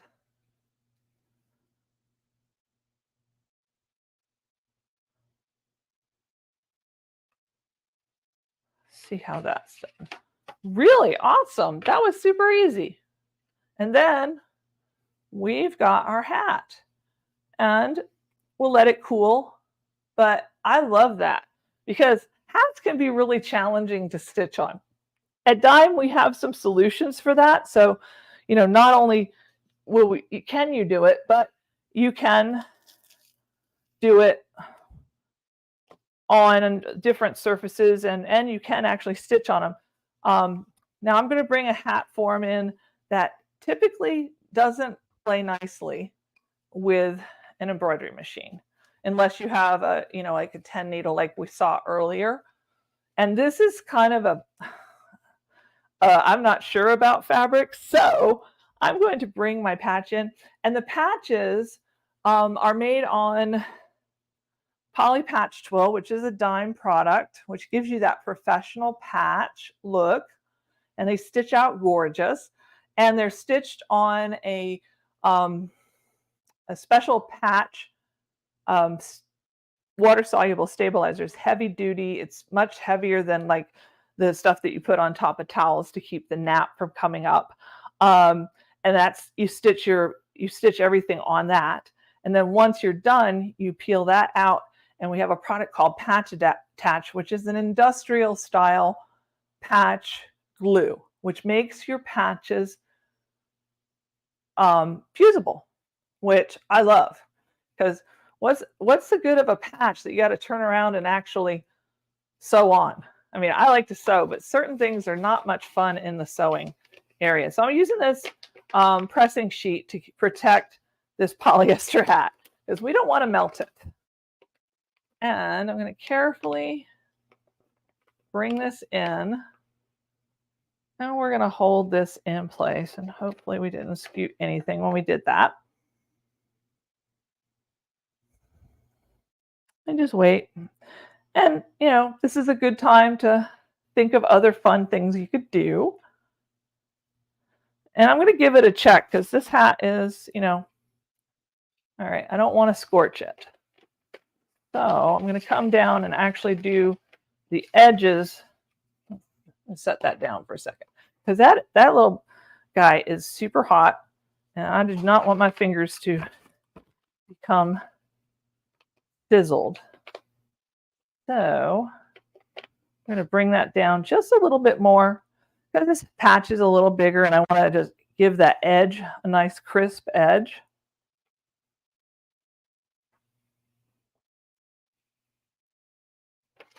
All right. Another patch done. Another hat. All right. These are going to be great by the pool because I have to protect my face. And then we've got this little kitty. And so these have all been done on the poly patch tool, everything you've seen so far. And this is the patch attach. So I don't know if y'all can see how shiny that is. And then this is the release paper behind it. So I'm going to bring in, oh, I forgot to take the little brimmy thing out, the little form thing. And I'm going to play around with this one a little bit. And we can actually use this sweatband to grab us into the area we want to be. Because I kind of would like this little guy to be, and we'll see if we can get this to work, right here.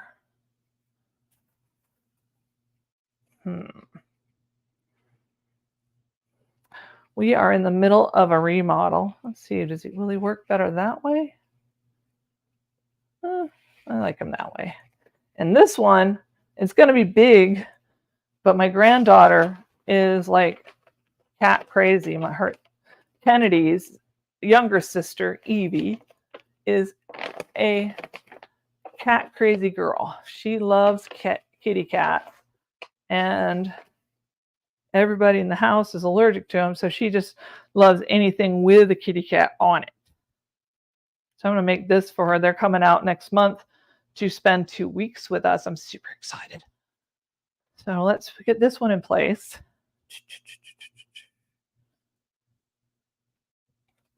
See how that did. And I don't want to fuse it down super hard because I want to play with this part.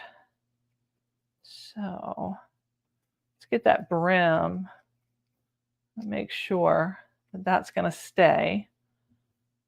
And let's see.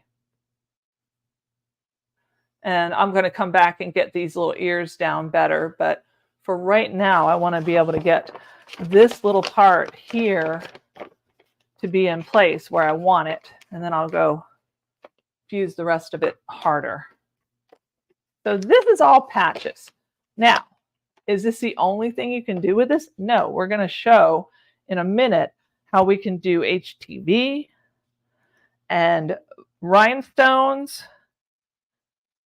Let's get that little kitty cat's body affixed on the brim. And isn't it fun to be able to do brims? I love it.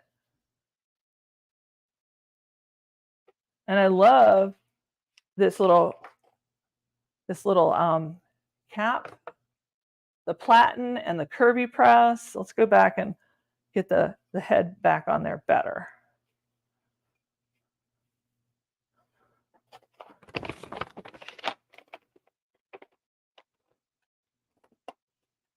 Now we'll give it a good bit of pressing. But how fun.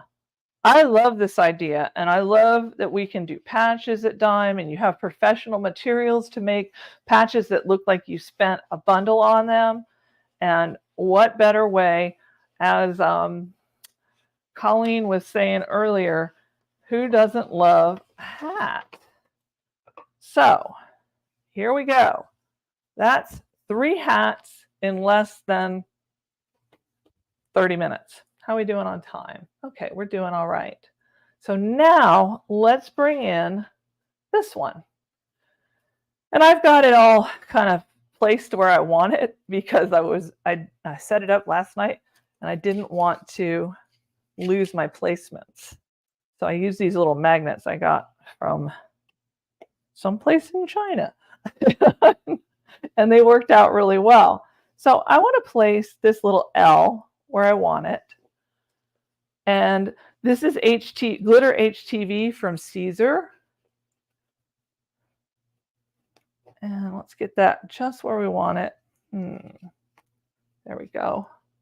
And we're going to bring our paper in. And really, you don't necessarily have to use the pressing sheet, but it also helps prevent any scorching on your other fabrics. So that's always a good thing.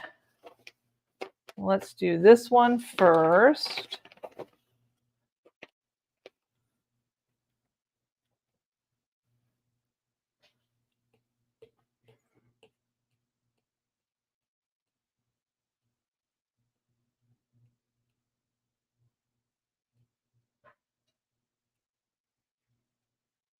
And I'm applying some pressure. I don't know if you can tell that from the view, but let's scoot this over so y'all can see it just a little better.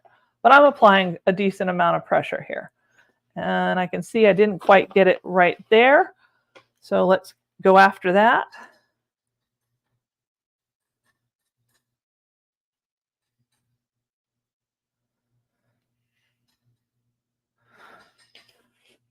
And I love having this little tray that I can set this in.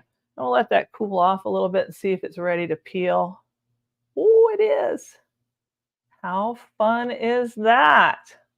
I love it. So we'll set that one aside. And we'll come in here and maybe adjust where we got these letters a little bit.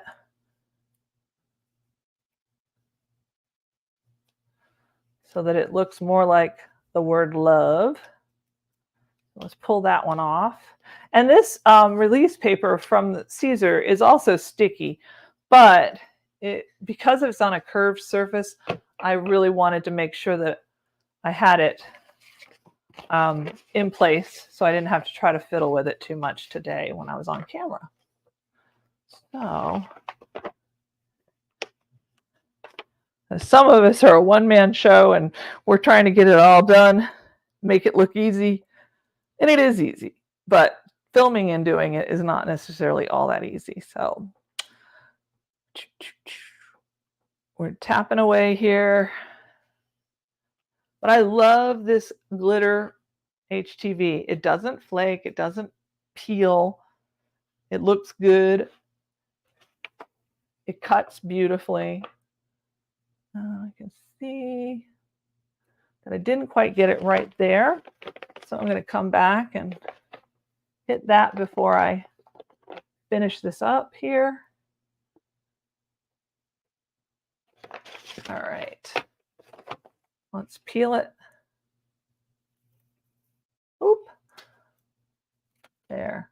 I'll come back and get that a little while later. I'm just trying to get this completed so you can see the completed hat, because we still have the rhinestones to put on.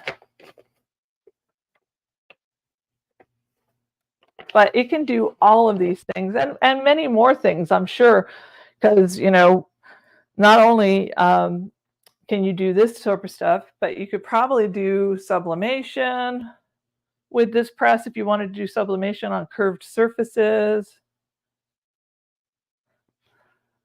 So the key to getting a good fuse is heat, contact, and pressure.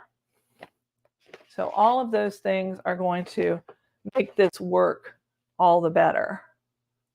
So peel this. Oh, I'm not quite there on that edge, but I'll come back and get that a little later. And I'm going to take my iron to bring that around. In fact, I could probably do it just like this. So now I have even the E is wrapped around. Now let's find our rhinestones. Let's get the hat set where we want it. So I want to put that right here. And I've got a little rhinestone paw because this little puppies and animals are my jam. Let's see if we can work around that eyelet there. Maybe we move it up a little bit and put it in that opening in the paw. That probably will work just fine. All right, so we're going to bring this in. And this only takes 25 seconds, so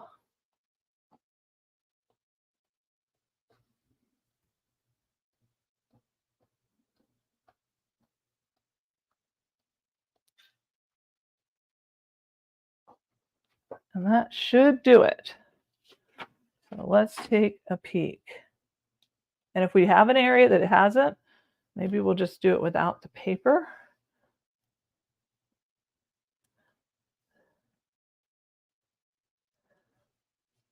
Some of these are right on the edge of the platen. There, oops, they didn't get done. So that's live sewing vision. I don't know what we call this. Sometimes everything works absolutely perfectly, and sometimes you got to give it a second try. Ah, I love it. How gorgeous is that? Isn't that fun? So that's the curvy press, and you can get it, the curvy press. You can get just the platen if you already have the totally tubular, or there is actually a bundle where you can get the totally tubular and the platen together. So super fun. I'm going to turn that off. There we go, so it can cool off. And we've got this cute kitty, that little hat, 4 hats in a half an hour. How about that? And I'll be back tomorrow to show you how to do this on other items. But I'm going to come back to this screen and see if there's any questions.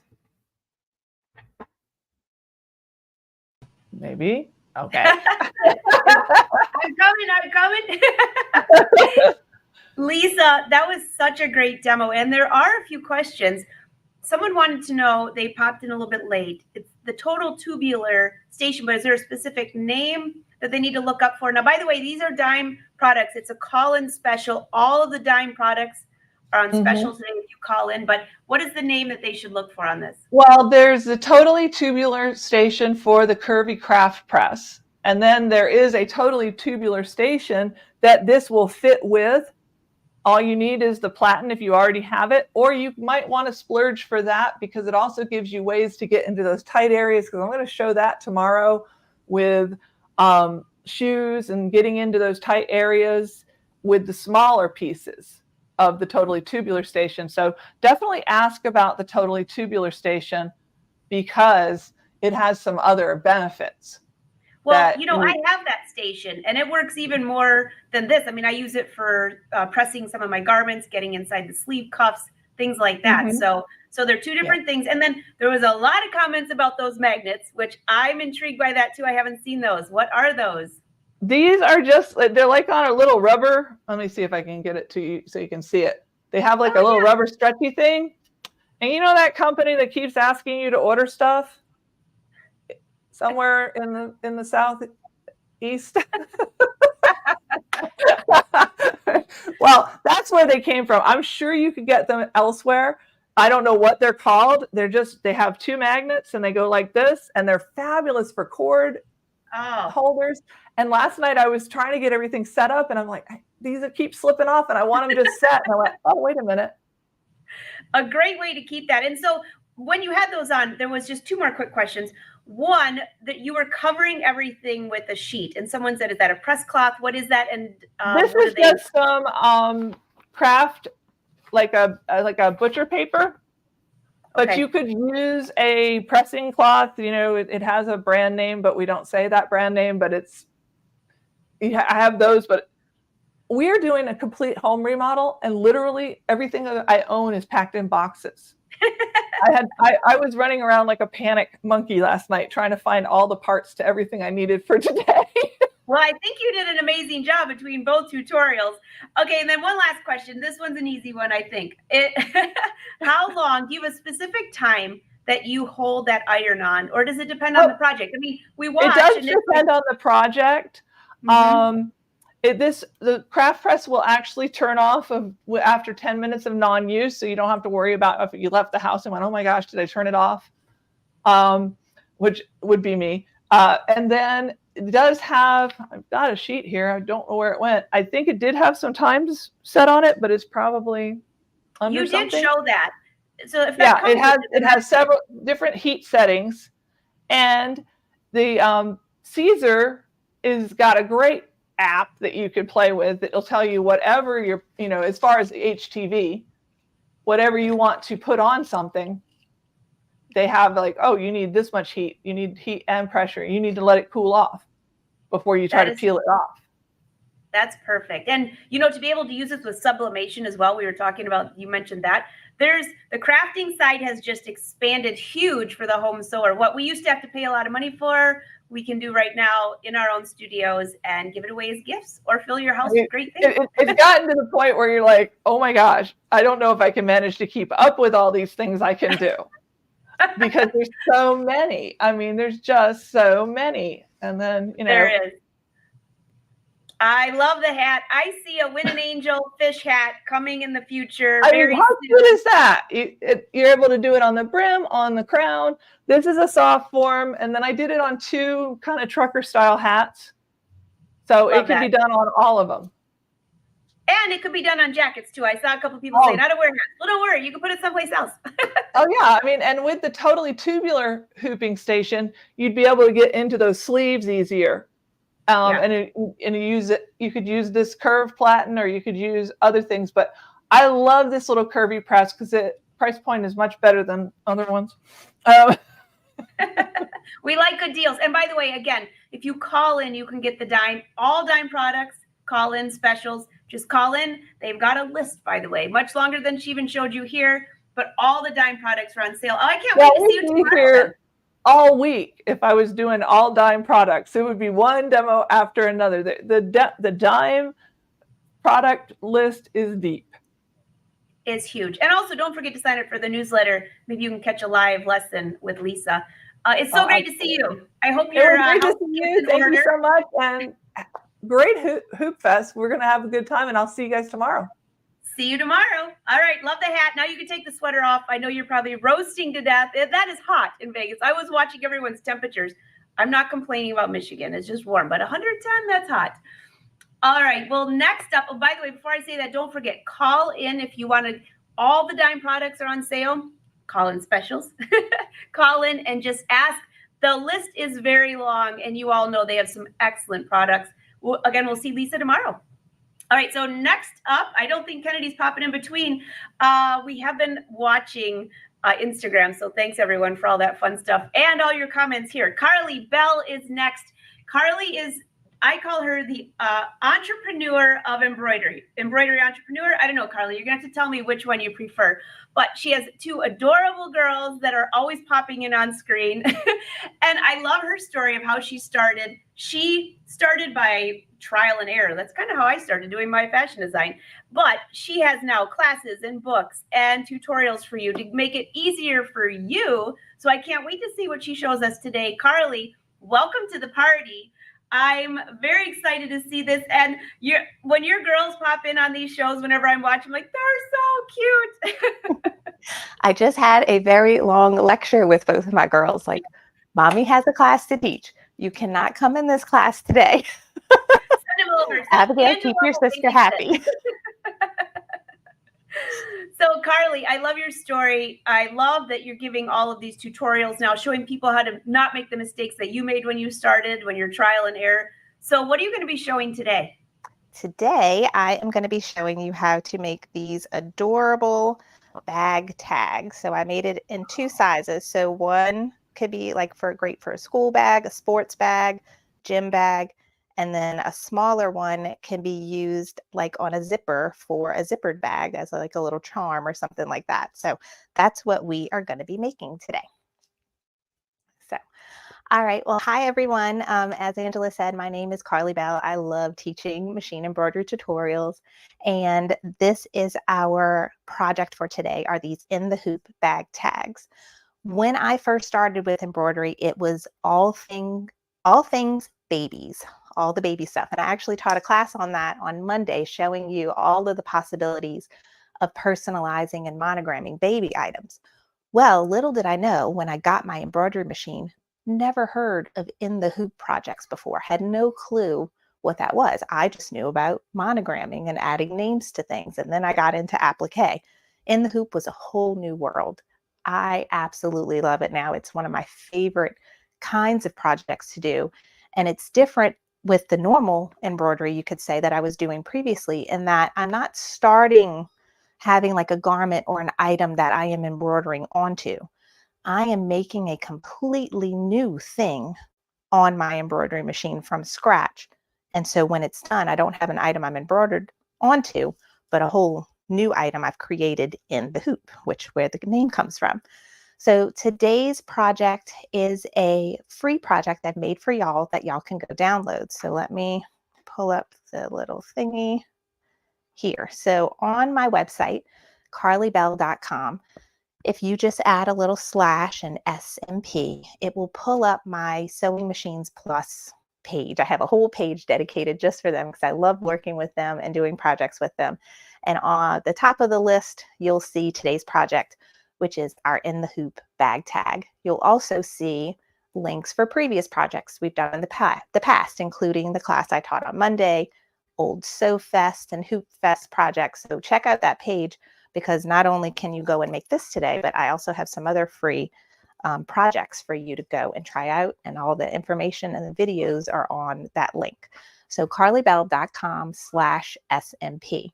When you go to that website, you will see a big picture of this with a little button underneath it, and it says download your free design here, something like that. I can't remember what I typed, but just click that button. It's going to bring you to a page. You put your email address in, and I will automatically email the zip file for the design to your email address for you to keep for free. Okay, so that's how you can go and get this design right now, is go and click that button, put your email address, and my computer has this thing where it will automatically email it to you for free. So go and grab that now.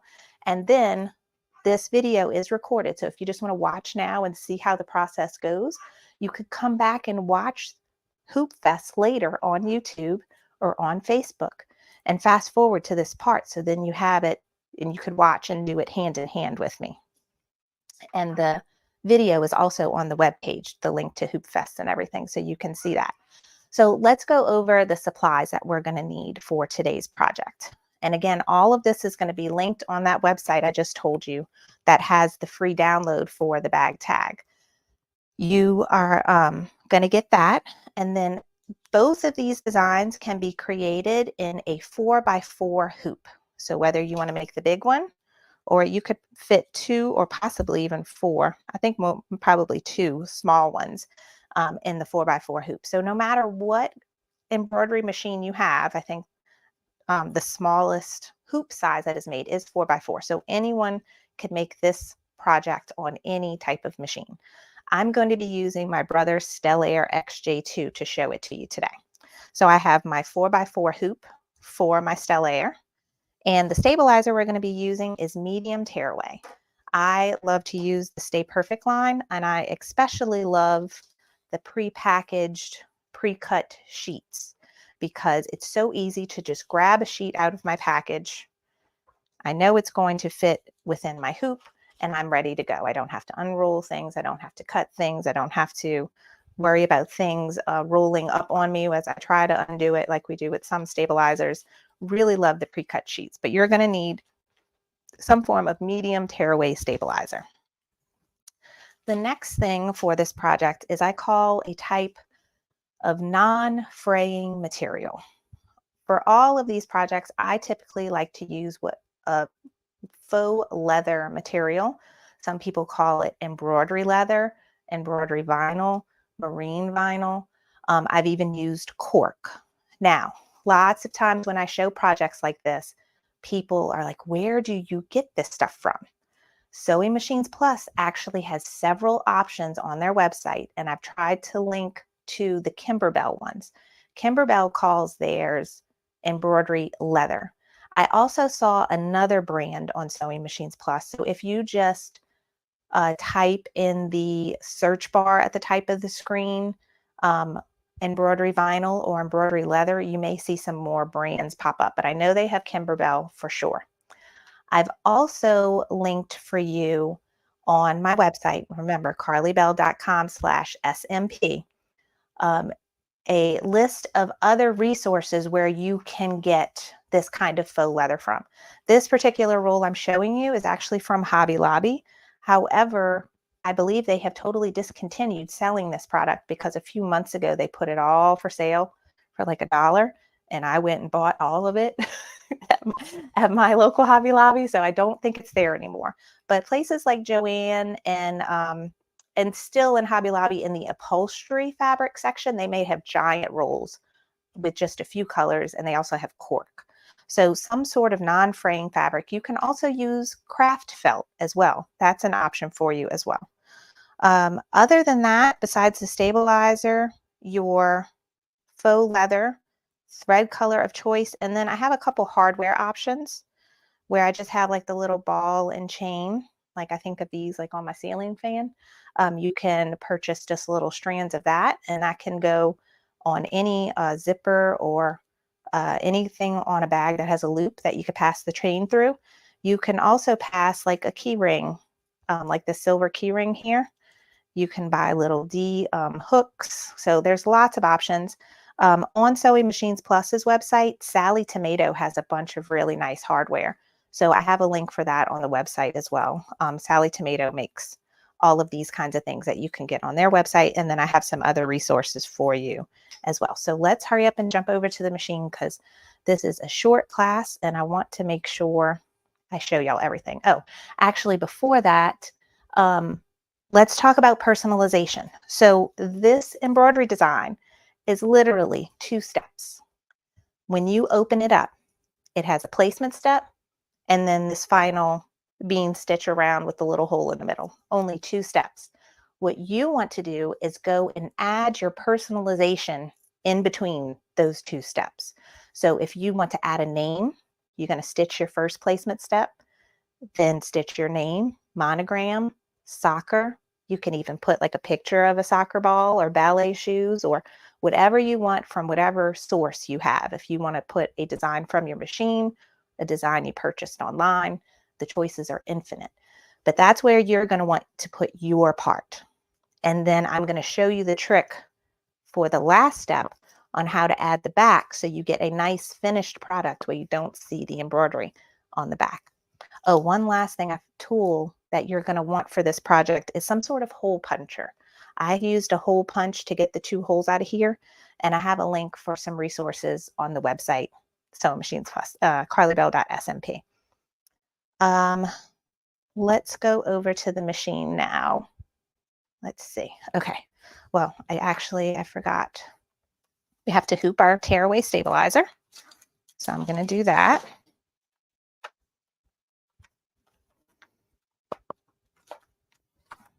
So that's all you want to do is just hoop that tearaway and you're ready to go. Another reason why I love in the hoop projects, I don't have to figure out placement. I don't have to finagle with hooping and getting everything in the right spot. All I'm doing is hooping stabilizer.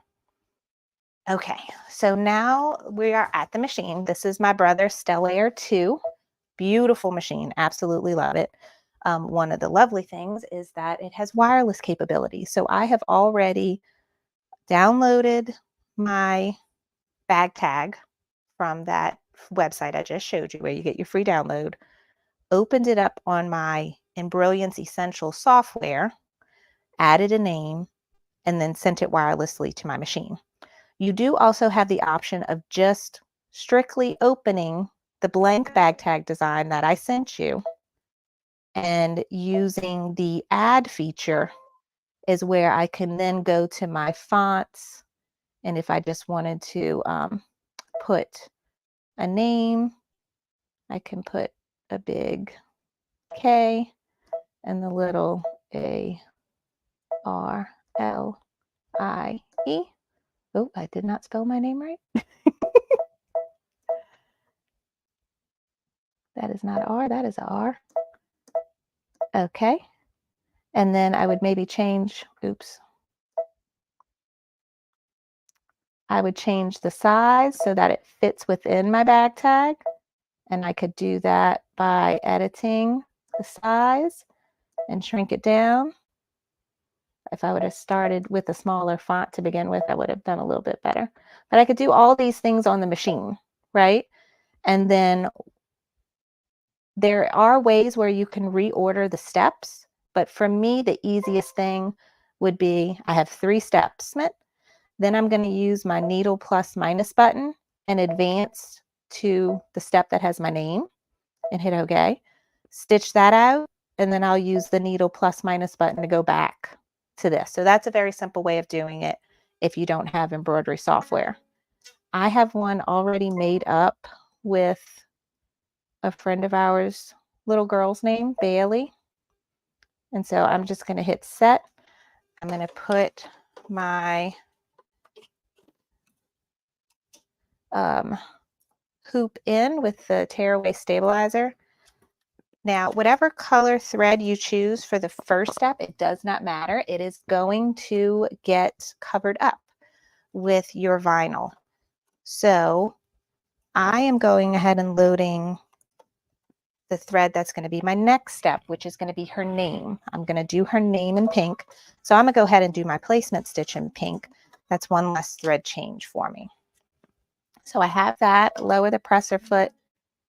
Oh, I didn't hit embroidery. There we go. Now it's green. And now it's going to stitch the placement stitch. And this is going to show me right where to put my vinyl. So all I'm going to do is pull this, and I'm going to cut 2 squares that are the same size. And I just want those squares to be bigger than my little scalloped circle that I have here.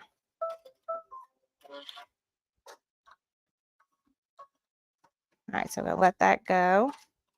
I'm just going to use this as a guide to see, okay, how big should I cut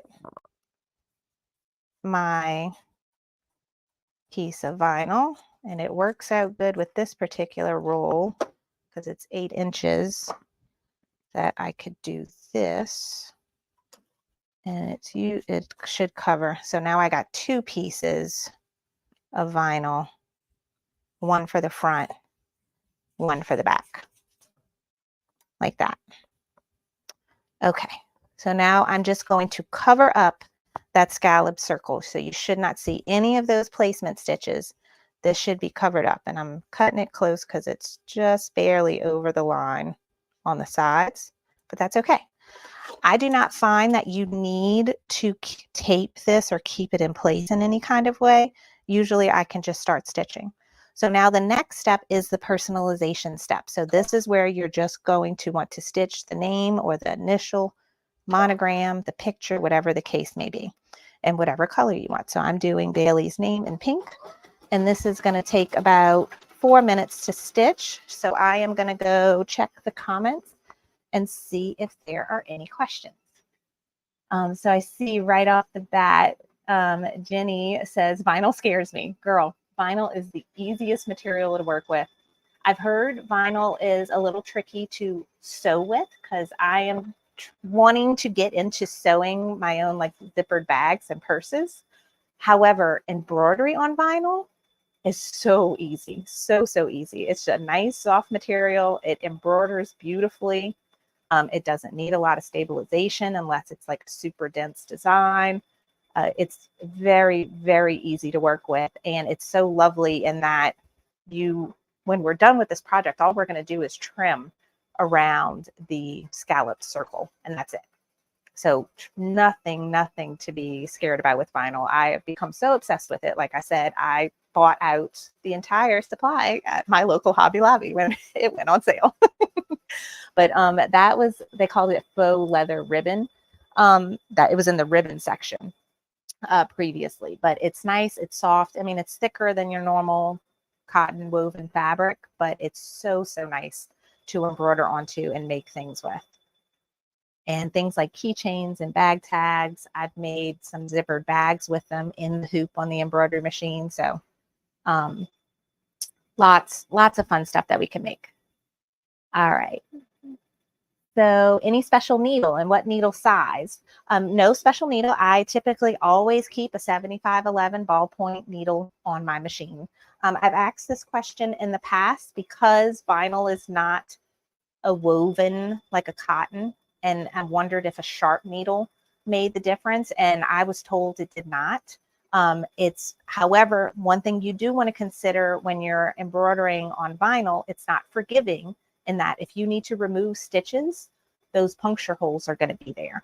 So I haven't had any bad luck with having to remove any stitches, like if something messes up, but just remember that when you're doing it, if something does come up, those puncture holes are still going to be there. And I see Shirley's asking, will cork do this? Yes, you can also use cork. I've made tons of cute things with cork. I have, let's see if I can reach it without knocking my camera over. I have this beautiful gold flake cork. This is from Hobby Lobby. Can you see it? Look how pretty that is. And it has like a canvas back. I love making things with this cork material. This project would be beautiful in this cork as well. All right. Yes, bags and wallets, all beautiful with vinyl or cork. So let's see, I'm checking to see if they have any other questions. These make great gifts. These are great for school-age children to put on their bags. I'm going to put the one I made, I'm actually going to put on my new luggage that I just got. So you can use these as luggage tags, gym bags, like literally anything that you just want to make sure has your name on it. Things that are really hard to embroider, especially if you have a flatbed machine. You know, backpacks and large bags are not very easy to hoop and embroider on flatbed machines. So that's when you can just make one of these and hook it on there. All right. So another piece supply that I did forget to mention is when the name is done stitching, which it's almost done, we are going to need to secure the back piece of vinyl on the back side of the hoop. And so to do this, I'm using some paper embroidery tape. I got mine. It's the Kimberbell brand. Sewing Machines Plus has it. And it's a really nice low tack paper tape that is safe to embroider through. So in case you place the tape somewhere where the needle is actually going to sew through it, it's perfectly fine. It has a very low tack and doesn't gum up your needle. So I'm going to leave my tape right here next to my machine. And as soon as this Y is done, we are going to take the hoop off the machine.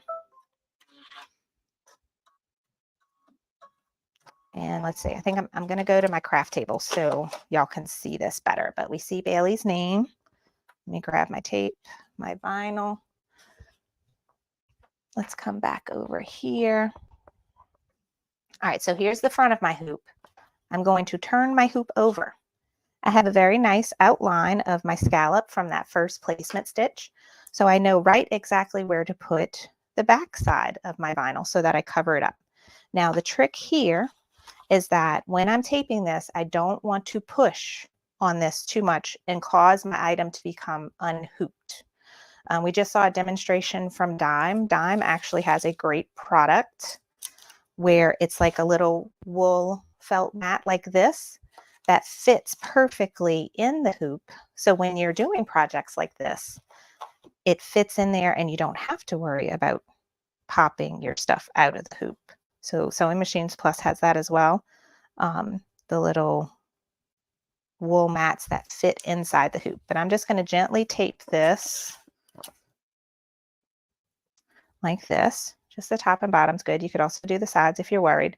What I do is I gently tape it and then I flip it over. And now I'm rubbing that tape in and pressing it down so that it's good. So now you have your vinyl on the back. And now we're going to go back over to the machine and do the last stitch.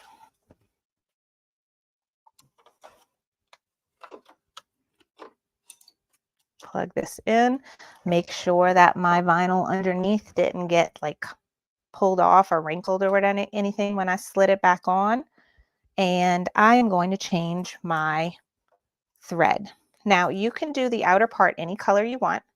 If you want a more polished look, I do like it when my top thread matches my bobbin thread. So to make my life easier, I'm going to do my top thread in white because I already have a white bobbin thread. But in the past, I have very easily gone and wound a small bobbin with, like, if I wanted to continue with the pink, I can go wind a small bobbin of pink, take out my normal bobbin thread, pop in the pink one, and have it to where the top and bottom match. So that's just going to give you a more professional look. Another little tip when doing in the hoop projects, before we start stitching, I like to pull the bobbin thread up from the bottom. When I don't, I tend to get like a knot formed on the back, and you can't see it well at all, and it's just me being picky. But on this one, can you see it? Will it focus? At the very top up here, you see this kind of knot? I'm just going to prevent that from happening. So I'm going to hold my top thread, hit my bottom, my needle down, and needle back up. And I'm just going to pull until that bobbin thread comes through. So now I have both top and bottom. I'm going to hold it off to the side, lower my presser foot. I'm going to let it start stitching. I probably should have pulled it through the presser foot too. And I'm going to pause. And let me get it to where it's not going up and over the presser foot.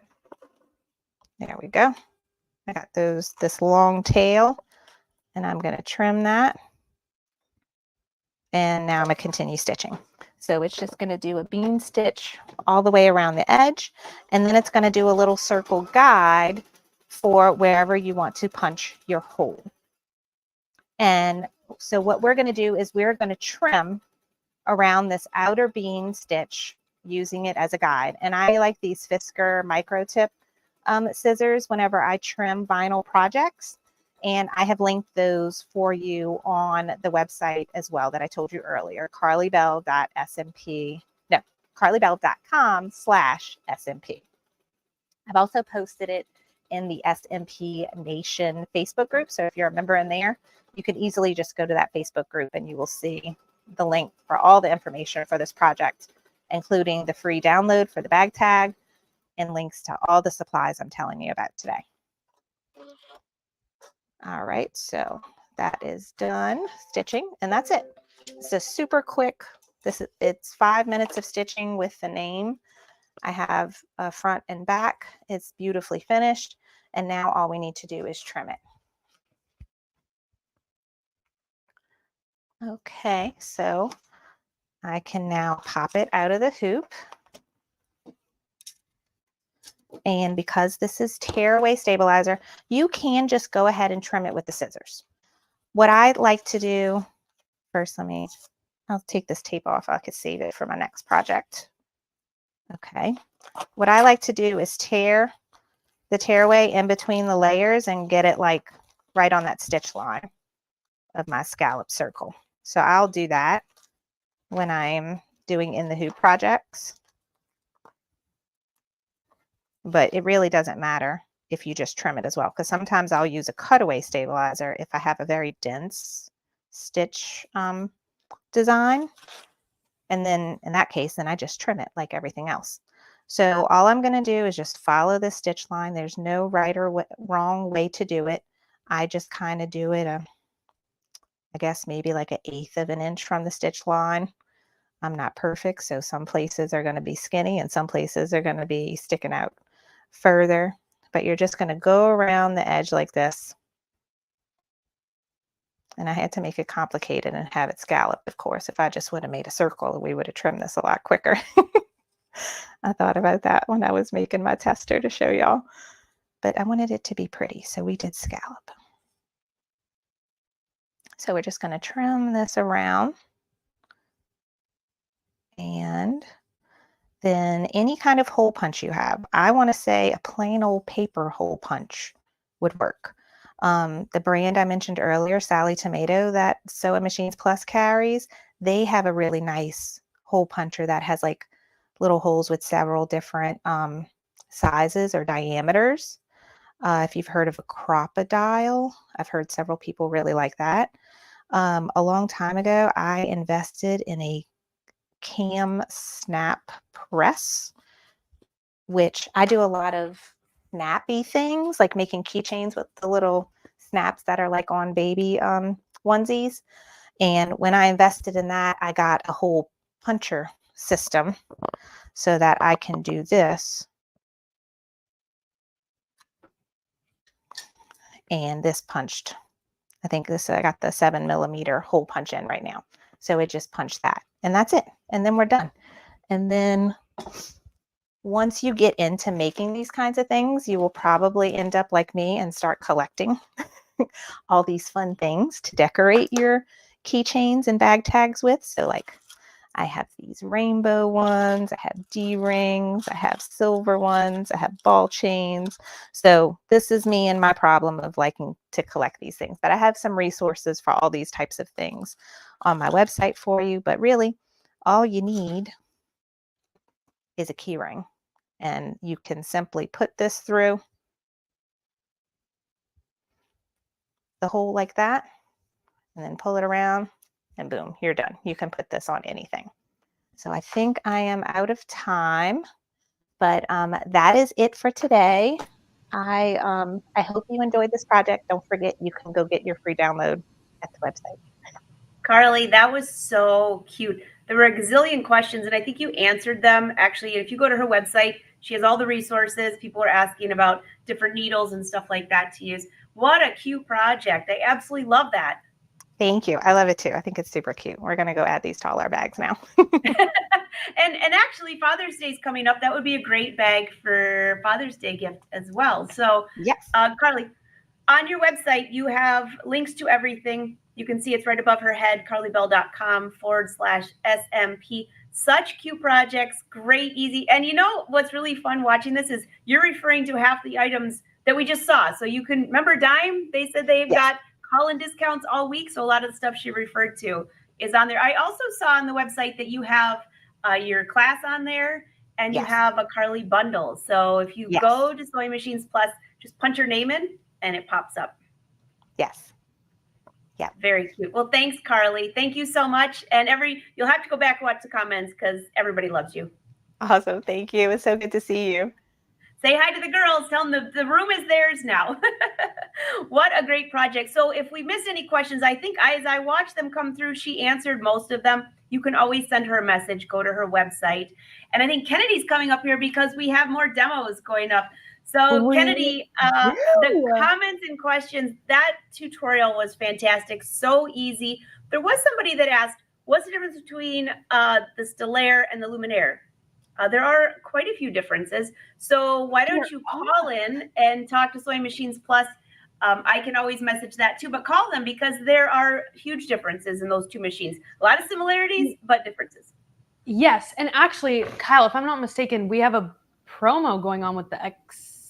I think there's a rebate on both of them. Yes, I believe there's a rebate. If you're interested in those machines, give us a call. I'm blanking on which exact models it is, but we have rebates going on for free luggage with those models. So give us a call and learn more about that if you're interested in those machines.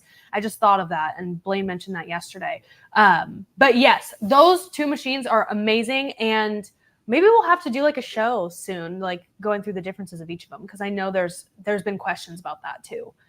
Right, there is. And she was using the Stellaire. Somebody had asked which one, and she was using the Stellaire. Super great tutorial, Kennedy. So you have more coming up.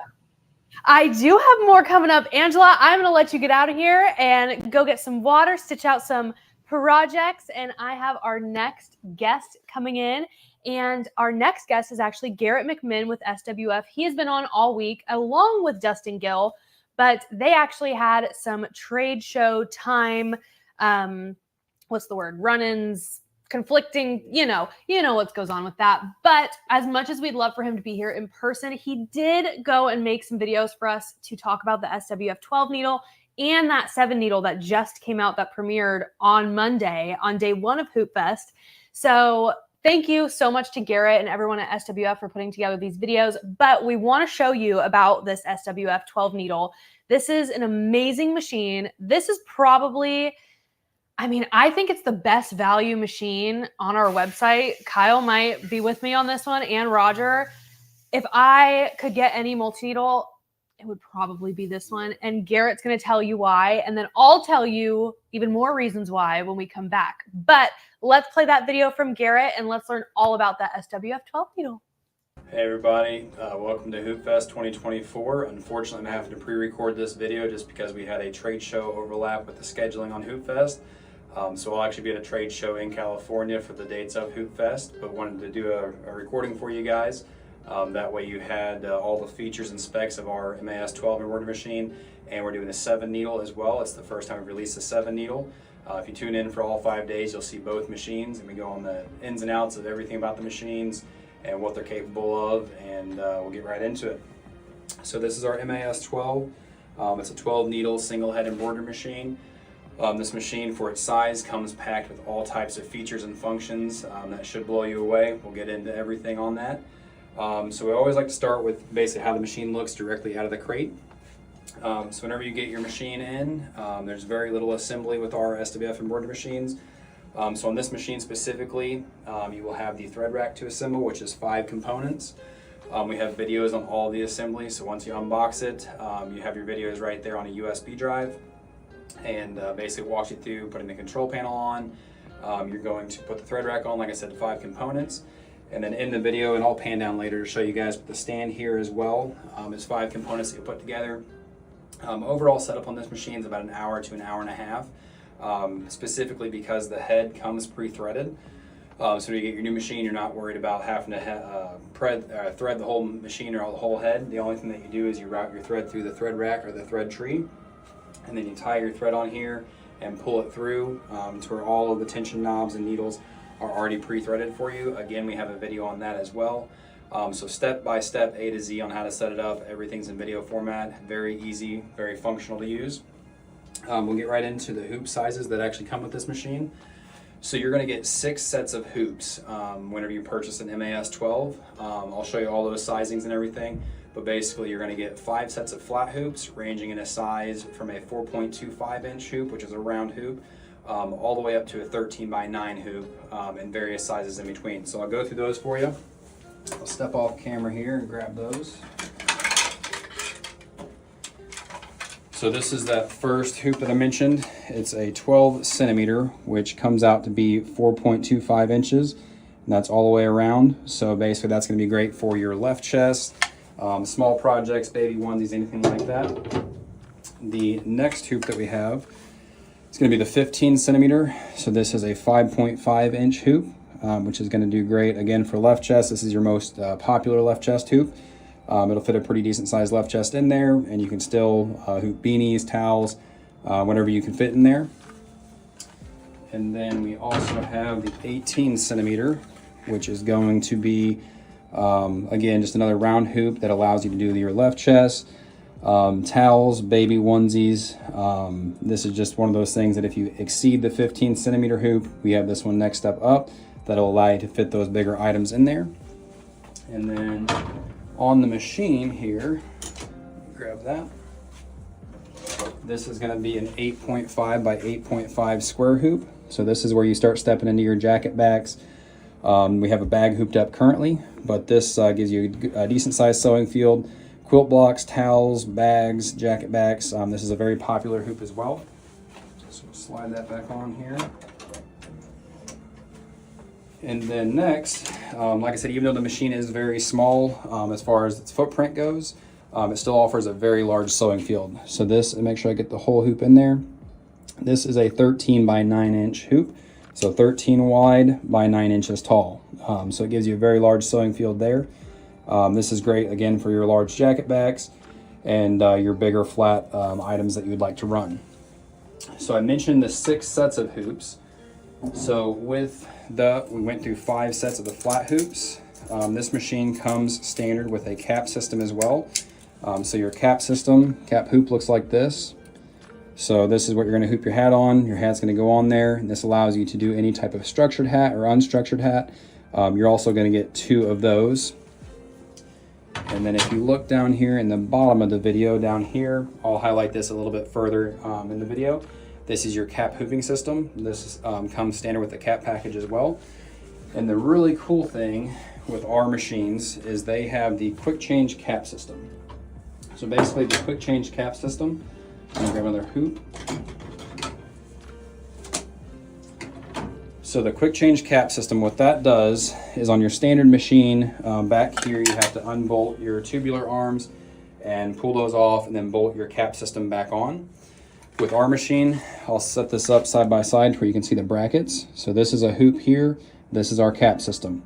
So the brackets on the hoop and the cap are identical. So basically what that means is we do not have to pull our tubular arms off in order to run a hat. So for us, that's a huge time saver. So let's say I ran this bag, I'm gonna be done with it. Pull that bag off, and then let's say it's time to run a hat. All I do is grab my cap system, slide it on the machine like so, and then clip it in. So basically, it takes about 5 seconds to go from a hat to a flat and a flat to a hat. This is great because if you're in a production scenario or doing custom walk-ins or something, what that allows you to do is if a customer comes in and they want a shirt done and a hat, you don't have to worry about swapping over, like I said, unbolting your tubular arms, bolting your cap system back on. All you are doing is it's as simple as putting a hoop in the machine. So you can go side to side or back and forth with each product. So you're not really having to gauge or try to figure out when you're gonna run your hats or when you're gonna run your shirts. You can mix and match at any point and it's very quick. So we'll pull this back off, set it aside. Then we'll grab our hoop again, throw it back on. So again, the swap out time, I'm doing it real time here. It's just as simple as taking your cap system off, putting your hoop back on or your hooped item back on, and we're ready to run. So the main features of this machine, it is an auto cut, auto color change machine, which you'll see that later on, I'll show you. So with this machine, it's all about speed and production. Every hoop you get with the speed and production as well, every set of hoops or size of hoops that I showed you, you get 2 hoops per set. So there's 6 sets total, meaning you get 12 hoops. Basically what that allows you to do is if I have 10 of these bags to run, I can have 1 bag running and go ahead and pre-hoop my next bag with the same size hoop. As soon as the design's done, I pull this hoop off, grab my next hoop, put it on, and there's very little downtime. So with most machines, you only get 1 hoop per size. Which that means basically you're waiting for this one to be done. If I have the identical job to run, this one gets done, pull it off to the side, unhoop it, rehoop it, and then the machine's sitting there idle for 2 to 3, 4 minutes depending on what you're hooping. So like I said, 2 sets of hoops per set, which is awesome because like I said, the speed and production in embroidery, if your machine's not running, if you're doing it for a job, you're not making money. And then with the main features, it has the 10.4-inch LCD control panel. This control panel now is 490 million stitch count capacity and 400 design slots. So basically it has a gigantic memory. You'll have a hard time filling it up. If you ever do fill it up, very simple. There's different options in there to delete the full memory. If you have designs in there you don't want to lose, you can select multiples of the ones you do want to delete. Hit that delete button. I'll go ahead and pull you guys forward. That way I can kind of show you the thread path and how simple it is. So with this machine, like I said, you assemble all this back here. You route your thread through the tubes back here, and then the head comes pre-threaded. So all we would do is tie a knot between this tube here and here. You can pull your thread out, tie a knot, and then you pull it through. It replaces the factory thread that's through the head with the color or the cone of your choice. Very simple, and I apologize for the camera movement here. I'm going to show you the thread path. So once, if it ever does come unthreaded, or let's say you run out of a spool, sometimes you will have to rethread this. In most cases, you tie that same knot on when you're wanting to change a color, and you'll never have to rethread this. The only time you'll have to rethread it, like I mentioned, is if you aren't paying attention and one of your cones or spools runs out, then yes, the thread will kind of unwound from here and you'll have to rethread it. Very simple if you ever have to do that, and we do have videos on this. But you come down through here, it goes between these 2 tension discs here, and then around the wheel twice, comes down here into this clip, and then we'll do a 1.5 around here, through the spring, under this clip, and then we come down to this hole here, and then you'll see down here we come to the back right hole, go around the silver bar, up through that hole in the front, and then we go to the side. You can kind of see how the thread's already in there. And then we come down to the bottom, follow it all the way down in that back left hole, So there's 3 holes per needle. If you ever need help with this, like I said, we have a video on it, or you can look at the next needle over and see exactly how it's routed and how it goes. So you continue down here. The other cool option with this machine is it has the light that moves. So basically it's in our way now. All I do is grab that light, move it up, it goes over to the side, completely out of our way, and then that allows me to take it through the hole here, and then we would thread the presser foot in the needle, and that's where this light comes in very handy. So I grab it again, pull it back down, and then that illuminates. There's a bulb for every single needle across here, so that illuminates the eye of the needle for us very well. So that's your thread path. I'm going to walk you over to the control panel here. And again, I apologize for the movement of the camera. Get you situated here. All right, so you guys can see the full control panel here. So like I mentioned, 490 million stitch count capacity on the control panel. It has a 10.4 color LCD display. The 2 input types that you have available for this machine are going to be USB is the primary application that people would use to transfer designs from their computer to their machine. But with this machine, we have a software called SWMS. What that allows us to do is we connect it via Wi-Fi or direct connect with a Ethernet cable. We connect it to our computer, and then from there it allows us to direct send designs from our computer to our machine, like I said, via Wi-Fi or the direct connect, which eliminates the need for USBs. Either or, like I said, it's not mandatory to do either option. Our customers that do utilize the Wi-Fi love it because they're not having to keep track of USBs. They send the design, it pops up on the control panel on the machine end. And then the other cool thing with the SWMS software is we are allowed, or we're capable, in our computer, we can go ahead and set our colors, we can set our rotation or our orientation of the design, we can adjust the sizing of the design all from our computer. Whenever we send it to the machine is pretty much ready to run. The only thing we would have to do would be do a trace or an outline to gauge where the design is going to run. So that as well takes a lot of the work on the control panel out whenever you use the Wi-Fi, and all of that is able to be completed while your machine's running. So if your machine is currently running a design and then you decide to go ahead and basically go ahead and send the design over or change colors, you can do all that on your computer and send the design to the machine simultaneously while it's running. So the next design that you already have preset is already ready to go. So we'll hop into this control panel. I'll go through here and kind of explain everything for you. So right now it's in millimeters. This little flower design is it's always on the control panel. It explains the size of what this design is. So right now it's in millimeters. Most people like inches. So all you do is hit the screen once on the flower. It changes all these measurements to inches. So right now it's telling me my design is 2.44 inches wide by 2 inches tall. And then it gives me to the center of each part. So to the center on the X or the horizontal is 1.22 inches, and then up and down, since it's a 2-inch design, the middle of the design is 1 inch. So sometimes your digitizer will change the center point of a design to where that is key information to know. But in this case, it's a very proportioned design, and the center is dead center of the design. Up here at the top, on your control panel, it shows you how many jobs you've completed with this specific machine, the total stitch count of the machine, and then this number here, which says 4,792, is the total stitch count for the design we have selected. Down here, this is more settings of the machine that you guys will not ever really have to touch. Right here, the X and the Y is just explaining that it's set to 100%, which means that the default is 100%. So if your design is 2.4 inches by 2 inches, that's the size it's going to run. Now you do have some capabilities, which I'll get into, to edit the size of your design, to make it smaller or larger without having to take it to digitizing software. But again, I'll go through that and make sure I'll show you guys. And then further down, this is our speed control. So this machine has a max speed of 1,000 stitches, or sorry, 1,200 stitches per minute. And basically you can control it here. So we can go up or down.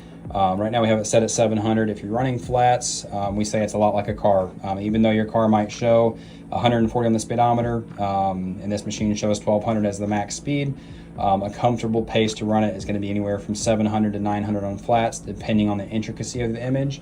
And then if you're running flats, we say 600 to 800 again, depending on the intricacy of the image, and then also if you're running a structured hat versus a non-structured hat.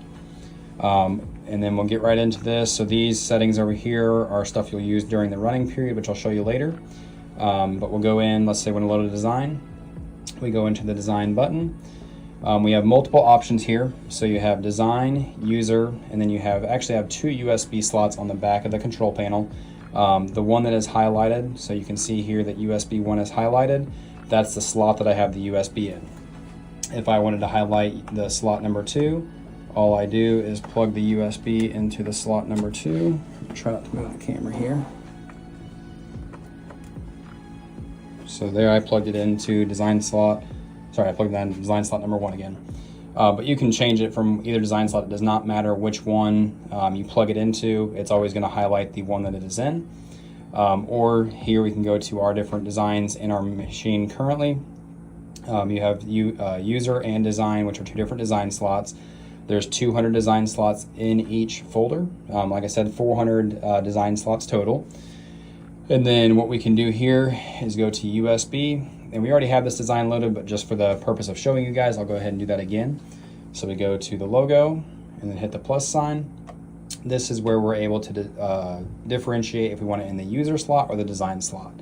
Doesn't matter which one, it's just your personal preference. In this case, we'll do the user slot. We'll save that.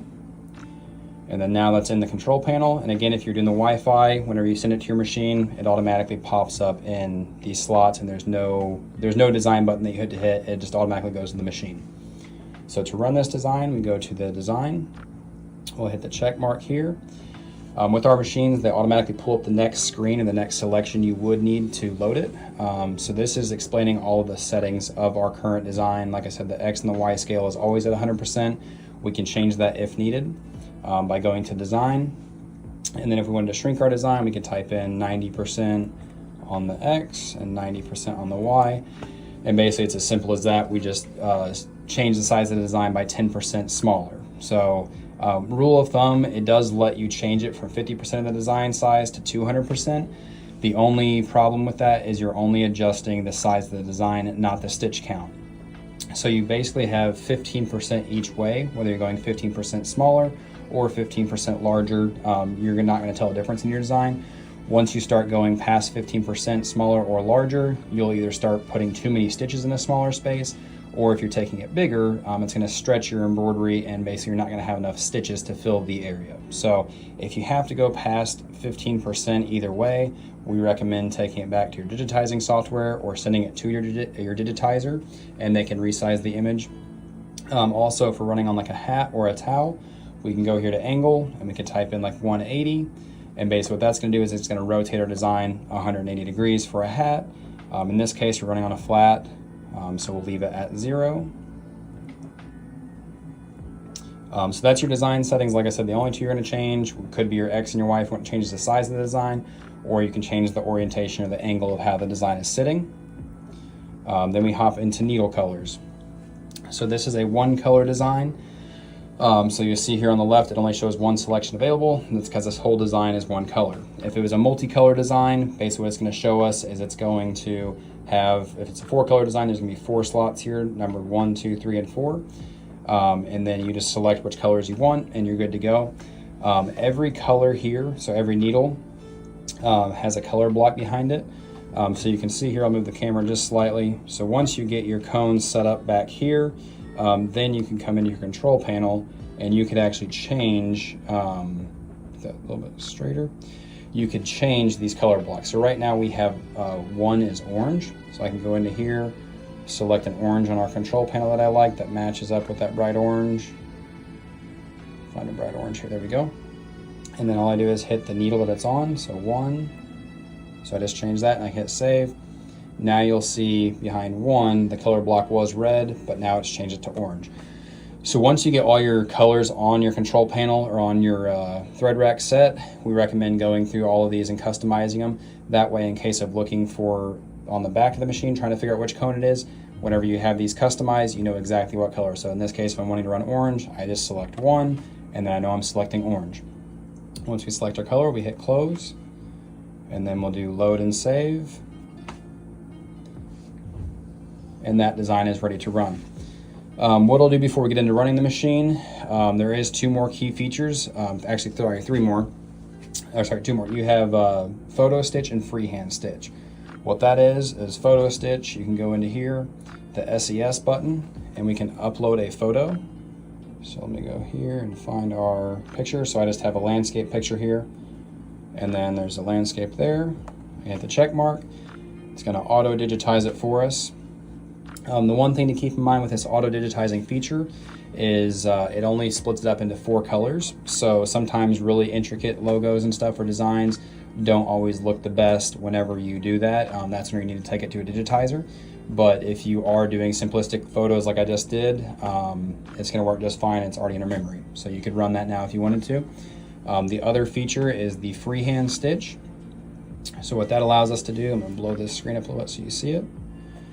So with the freehand stitch, we can go to the paintbrush, we'll select our size, and I apologize because I am not a good artist, but we'll do a smiley face. So I can color that in there, do another eye, do a little nose, and then a face. So basically you can make a smiley face. If you wanted to sign your name, some people will take their grandkids' hands, put it on the screen and trace their hand as well. It's a really neat way just to be able to customize if you're doing embroidery quilt blocks or anything. Honestly, you can sign your artwork or sign your embroidery work. It's just a cool way to customize it. So if we're happy with that, we hit the arrow as well, and then it goes across. You hit the X, and then now this design is in our machine. Go ahead and load it, and there's a smiley face that we just created. So that's as simple as that. That's just another cool feature that you have there. So I'm going to go back to that other design that we previously loaded. And since I hit load and save earlier, the really cool thing is all of the settings that we adjusted are already saved. So I go in here and hit load. And then I'm going to go ahead and start this. That way you guys can see it run. Make sure the screen is in good view for you. The hoop.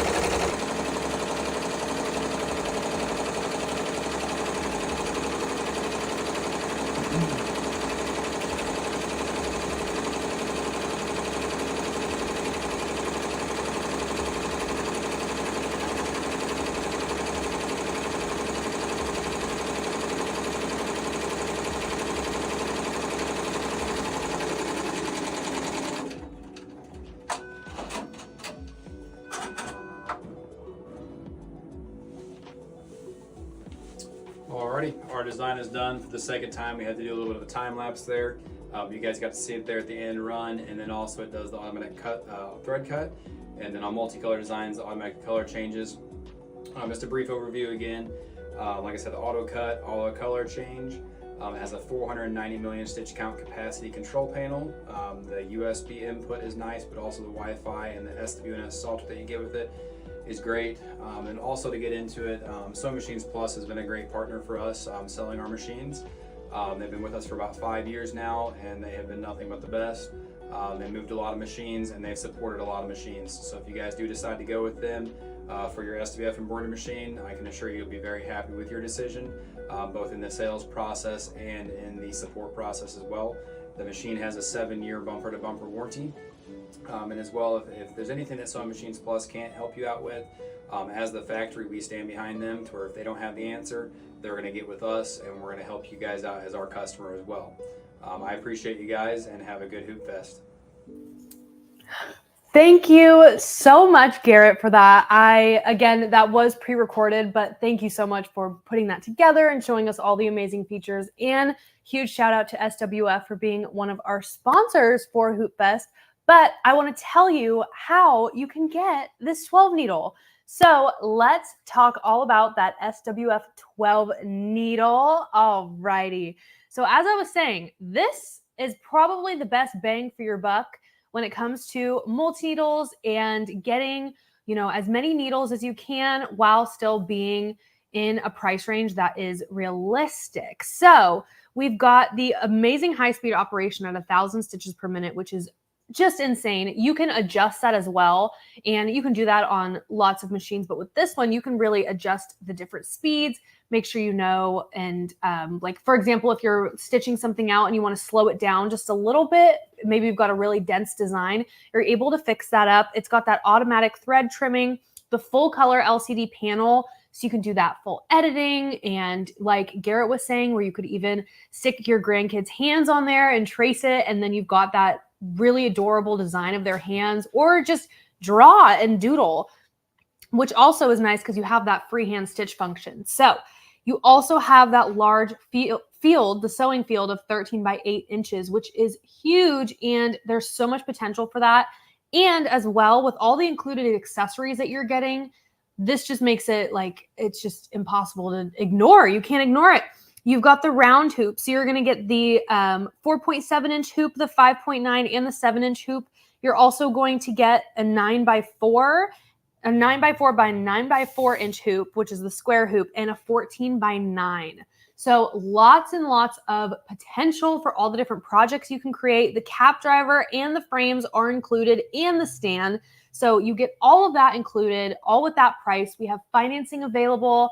You can give us a call and ask us any questions that you need, or we are just here to help educate you and provide you with more information on this machine. But I highly, highly recommend, if you're watching and you have, an urge to start working on a business, or maybe you're getting to a point where you really need to upgrade your machine and the home machines just aren't doing it, or you really want to start getting into hats and different projects where it's harder to hoop on that flatbed machine, these free arm machines are genuinely game changers for your projects and for you, because it should be fun to do a hobby, not tiring and frustrating and stressful. So that's what these machines are here for, and that's what all of these brands are here for, and they're here to help and provide for you.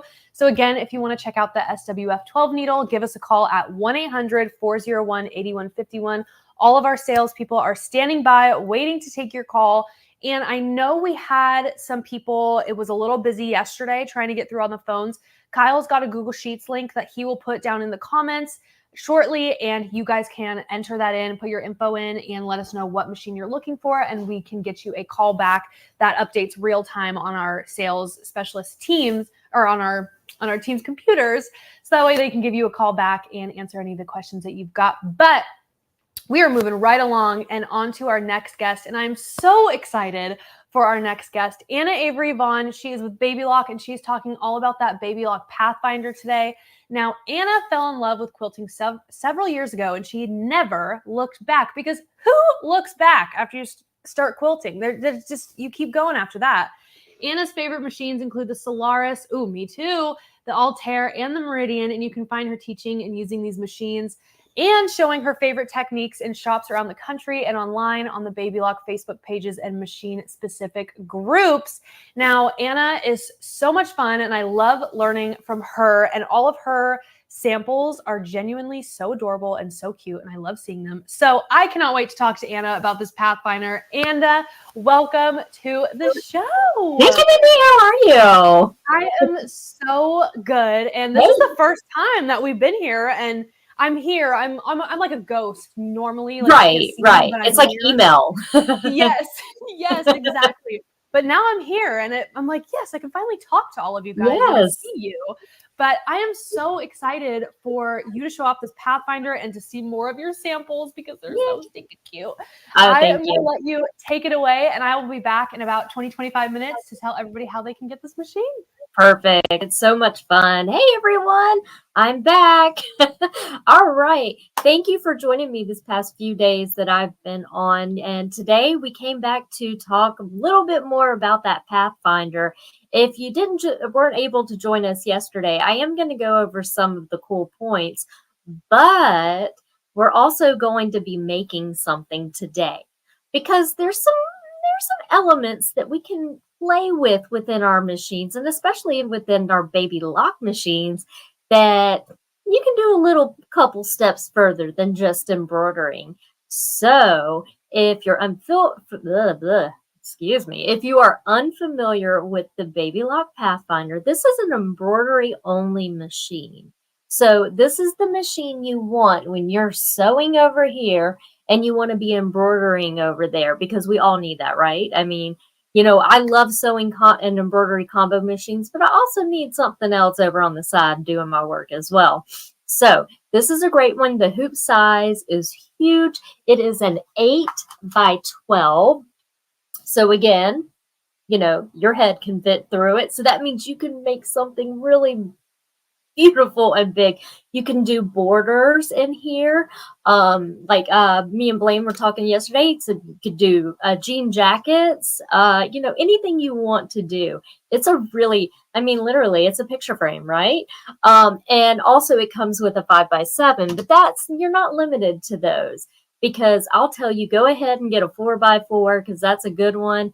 You know, you can interchange the hoops with the machine through Baby Lock. So they have to be Baby Lock hoops, but you can interchange them, which is really, really super cool.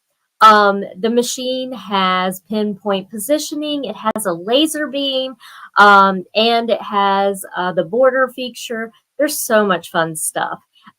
So if you want to see that really in detail, make sure to go back to yesterday's live and check that out. I am going to go over that quickly today. However, what I wanted to show you guys today is how you can use different functions in the machine to create a very quick gift or for yourself. Yeah, you could actually use the big large hoop to make multiple of these. And it's very similar to this. Now, I could, if I had more time, I could get really, really deep with this. Now, the one we're going to do is going to be a simpler version, but we're going to make a little coaster. Now, this one, you can see I put 2 pieces of fabric in. And yes, can we do that with this machine? Heck yeah, we can. We can create our own in the hoop projects. And I'm doing it like this because we have shapes built into our machine. It's not a digitizer, but we have shapes that if we open up and start thinking about them, we can use those to our advantage. They're actually the borders that are built in, but we can use those to our advantage. It's really, really cool. So what we're going to do is jump over, and I'm actually going to start that first. I'm going to show you how I do that, and then I'll jump back over to, well, not jump back, I'll still be over there. I'll show you those cool little other techniques that are on there, the pinpoint positioning and the border feature that I absolutely love. So let me get us over there. Take me a second. There we go. All right, so here is the Pathfinder. Now, disclosure, I am not a professional with the camera, so bear with me, but hey, we're going to have some fun. All right, so, okay. So this is the screen of the Pathfinder. The machine has a huge bed, and I'll kind of zoom over that. So when you have a big bed like that, what does that mean? Basically, you can make, or you can stitch out huge designs, right? And so there's some big designs built in. You can do some really big in the hoop projects, because there are some larger ones out there that are really fun to make. But for right now, and I'm going to use my pinpoint positioning pin as a stylus. I love this guy. I love, love, love, love, love this. But what we're going to do is quickly create a little in the hoop coaster. Now, I'm going to do it kind of basic, but you can add whatever you want to it. You can add a letter, you can add a name. You could even, if you had Palette 11 software, which is fantastic, by the way, and our design suite, those are basically extra fills. They're kind of, and I hate to really say this out loud, but if you look at them, they're kind of like quilting, but we call them fills. And you can use those in Palette 11 and bring it over here and stitch out the design here. But what we're going to do is we're going to start an embroidery edit. And I'm going to go to my shapes key. I'm sorry, not my shapes, my border, or not borders, frames. I said borders earlier. I mean my frames. So your frames are going to look like this. And you can use any of these, right? Okay. So we have all different shapes here. We have hearts. We can tap on the hearts. Look how cute. We have the little stop signy ones. I'm bad with math, so don't judge me with saying stop sign anything. Ovals, whatever you want. Squares, but I'm going to use the circle. And if I'm zoomed in decent enough, let me kind of do it like that and get a little bit of good exposure there. Okay, that's a little clearer. What we'll notice here is we have some different styles here. And what we have is like a satin stitch. We have some decorative ones here. There's actually right here, you could create your own applique this way as well. This is a blanket stitch, but this one right here is just a running stitch. So to create in the hoop project, we kind of need to start with a running stitch. So we're going to use that circle, and then we're going to select set.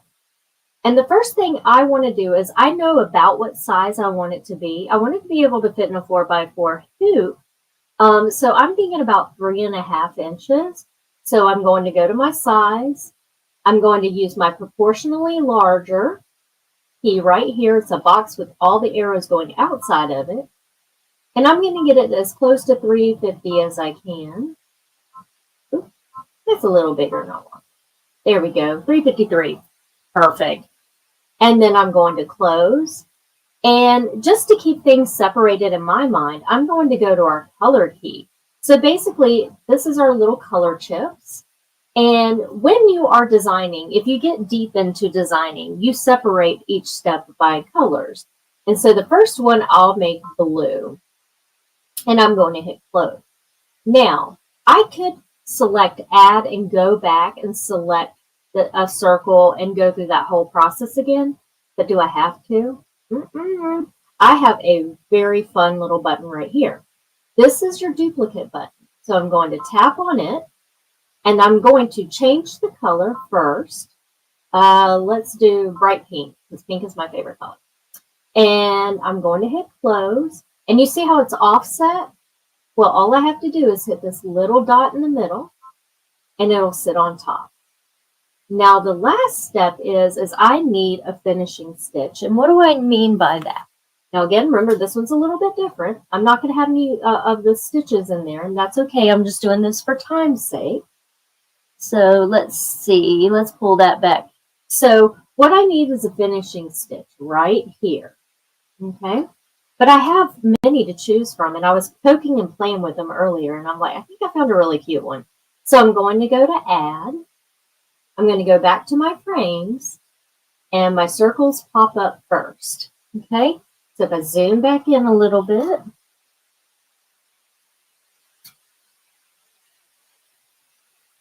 okay, so I have some triple circles here. I can kind of take a look at them right here. Oh, that didn't show up, did it?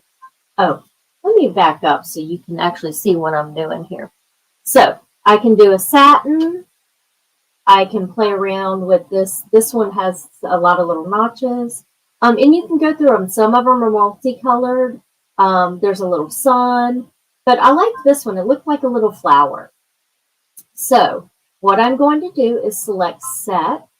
But we notice it's smaller. So no biggie. What I'm going to do is zoom in. and I'm going to select size, and I'm going to use my proportionally bigger key. Now, the thing I love about Baby Lock the most is it's so user-friendly.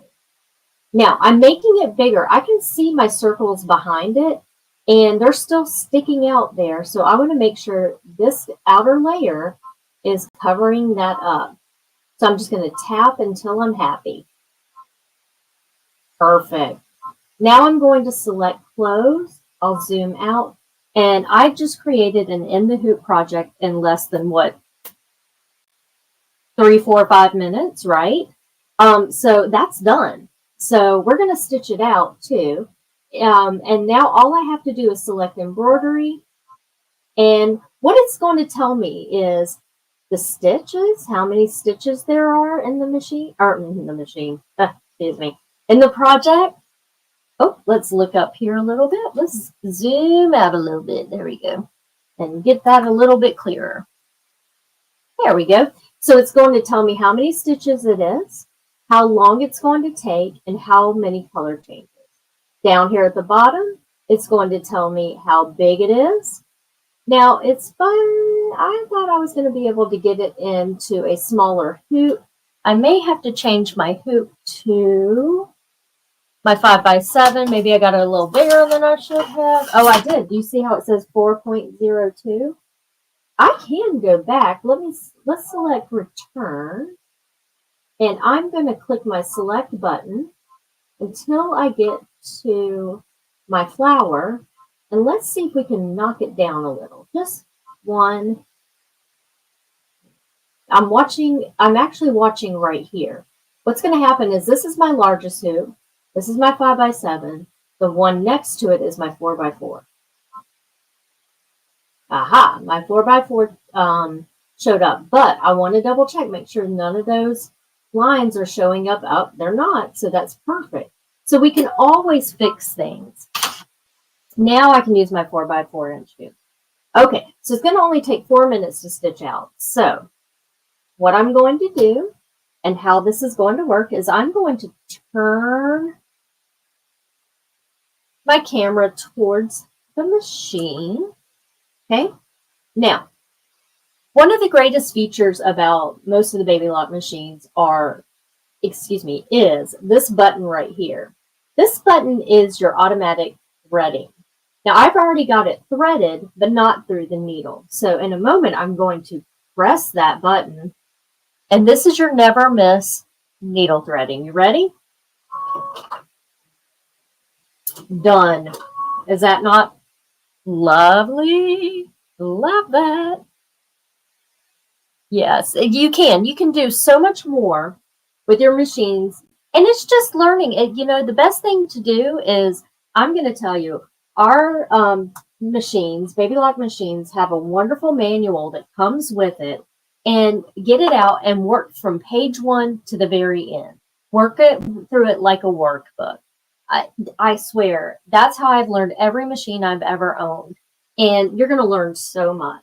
All right, so what I have hooped right now is just a piece of lightweight. You can use no-show mesh or lightweight cutaway. I do not like to use tearaway in the hoop projects. It makes them crunchy.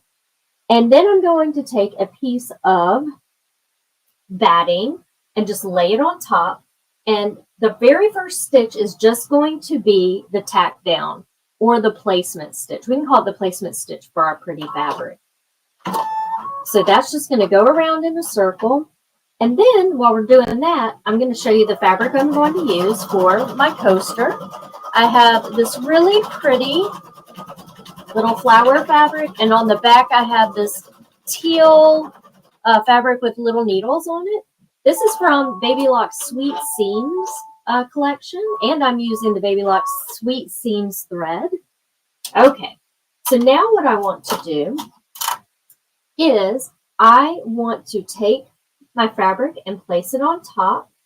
I'm probably going to leave that off for just a moment, but I'm going to turn my hoop over.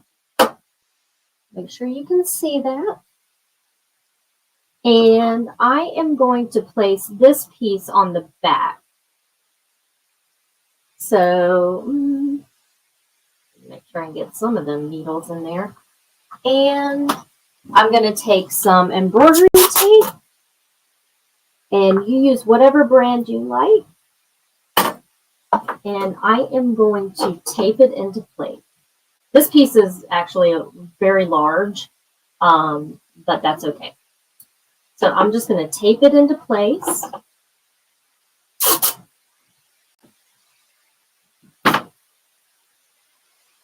There we go.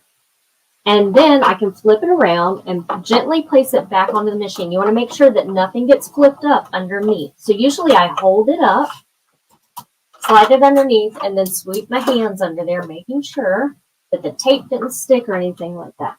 Now I'm going to take my top piece and just lay it on top, making sure everything's straight. I'm in a weird angle, so hopefully it is. Okay. And now I'm just going to do the tack down stitch. Oh, see, it yells at you. It says, hey, you forgot to do something. I like to be told what to do.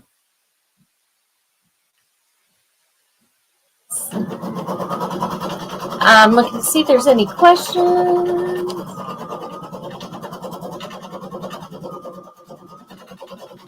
Blue painter's tape?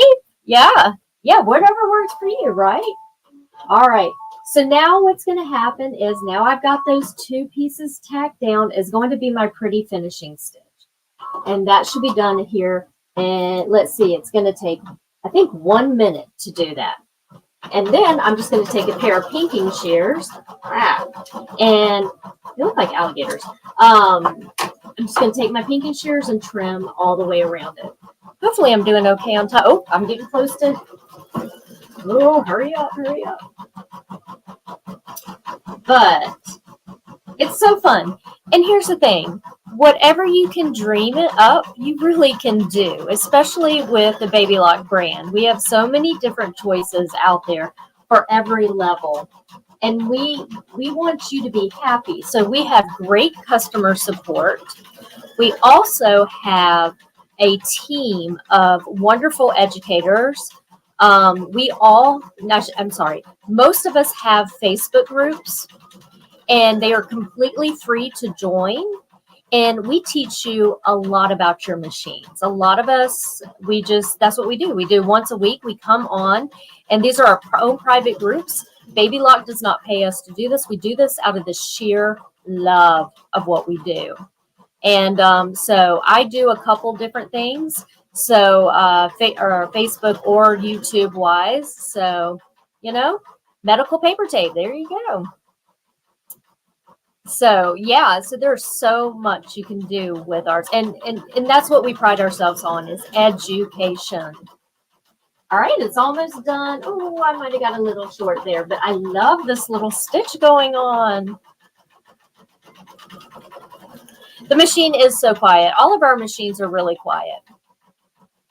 So getting close to being done there. And then I'll have a new little coaster for my sewing room because I'm about to go through a whole transformation here.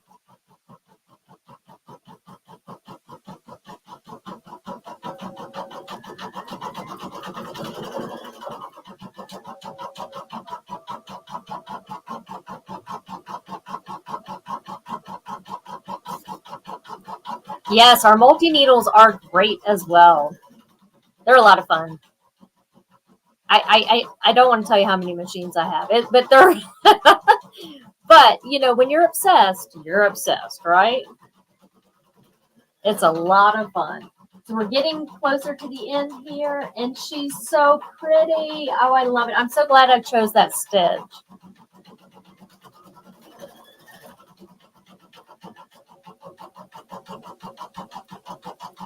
And honestly, you don't need a decorative stitch in the middle when you have a beautiful fabric, right? You are wondering.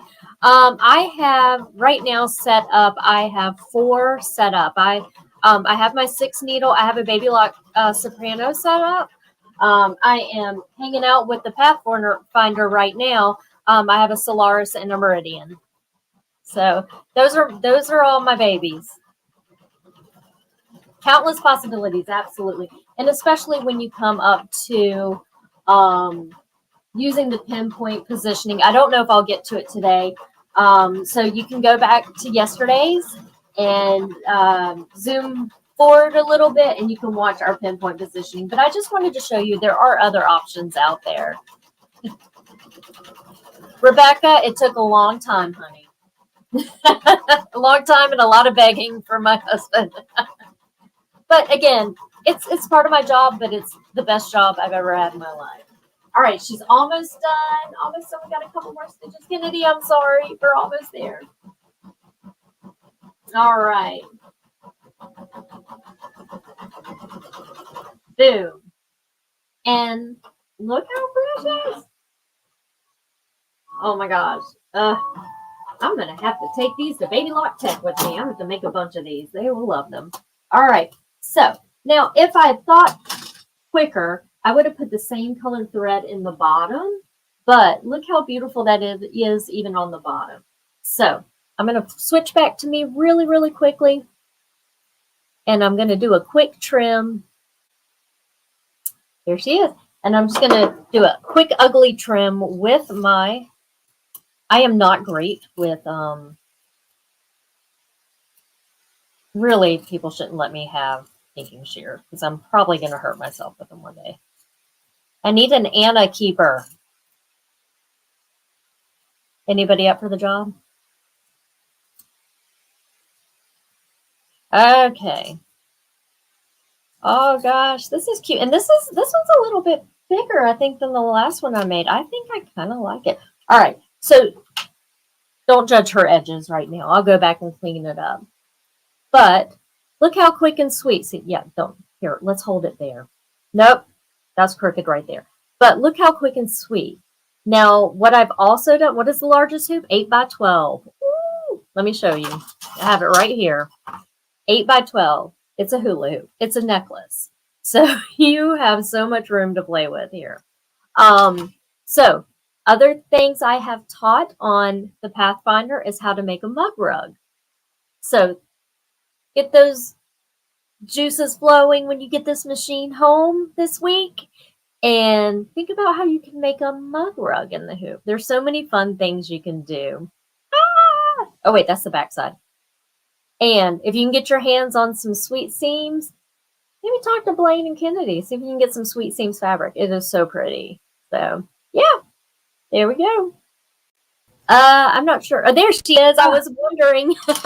That is so cute, Anna. And I am such a pro mug rug person. Like, I think mug rugs are the easiest, especially because most of them are in the hoop. And so it's so easy for you to get used to that process of like folding and, doing the whole thing inside the hoop. I love mug rugs. And then I can send you my directions. Yes, exactly. And I love that. Anna, you did such a fantastic job. Do you have a Facebook group? What was the name of your Facebook group? I do. I'll type it in. It's kind of long, but it's Forever BB Louise at if you have a link, I'll drop it in the I will, yeah. And I'd love for everyone to go join. Amazing job, and I love your samples. And we all need a scissors keeper. I think we all can't be trusted with scissors. Somebody please sign up for the job. Listen. I'll be over there soon, Anna. I'll be over there. I know, right? We can support each other. Yes, exactly. Oh my gosh, you are just the best. Anna, thank you so much for coming on today. And I had so much fun watching. And now I'm going to tell everyone how they can get their hands on this Pathfinder because they need it. I mean, yes, you all need one in your life right now. Yes. Thanks, Kennedy. All right. Bye. See you later. All right, you guys, let me tell you about this Pathfinder. Now, this is an embroidery only machine and it is not a combo. There are other models available if you are looking at a sewing and embroidery machine. But with this Pathfinder, you've got that huge 8x12 embroidery field, which there is so much room for creativity. And like Blaine and Anna were talking about yesterday, you could totally do the back of a jean jacket on there, embroider it on there. It would be so cute. In fact, when they said that yesterday, I was like, I have a jean jacket and I want to do that. So I love that idea. And there's just so much room for you to create, but there's also smaller hoops. So you do get the smaller hoops included. There's that large touchscreen, which is amazing for, you know, all of your editing needs. There's jam-packed features when it comes to editing, designing, and resizing on the Pathfinder. So great way to keep it all crystal clear. You can see everything. My favorite feature is that automatic needle threader. I love that Anna had the camera right on it because you can see just how simple it is. Like you press a button and that's all you have to do. So that is amazing. If you struggle with threading the needle, I actually have terrible eyesight and I used to struggle threading my needle all the time. And then I started noticing all of these new automatic needle threaders and my life changed. So I can definitely relate if you do struggle with seeing all the teeny little itty bits and parts of your sewing machine. But yes, that needle threader is a game changer and would sell me on this immediately. You also have that super bright needle beam. There's tons of lighting on the Pathfinder, which is really awesome. You can see everything really, really well. You have all of that adjustable speed. You got that sensor pen too, which is so nice that you can use again with all of your editing and all of those types of things. There's 263 built-in embroidery designs, which is just craziness. I mean, we all know we have tons of embroidery designs ourselves, but all of those packed into that one machine is just amazing. So many features. The two hoops that you do get with this is the 8x12 and the 5x7, but there's lots of other hoops that you can see that we've got on our website. And like with Dime, the snap hoop monsters are a great option for baby lock machines.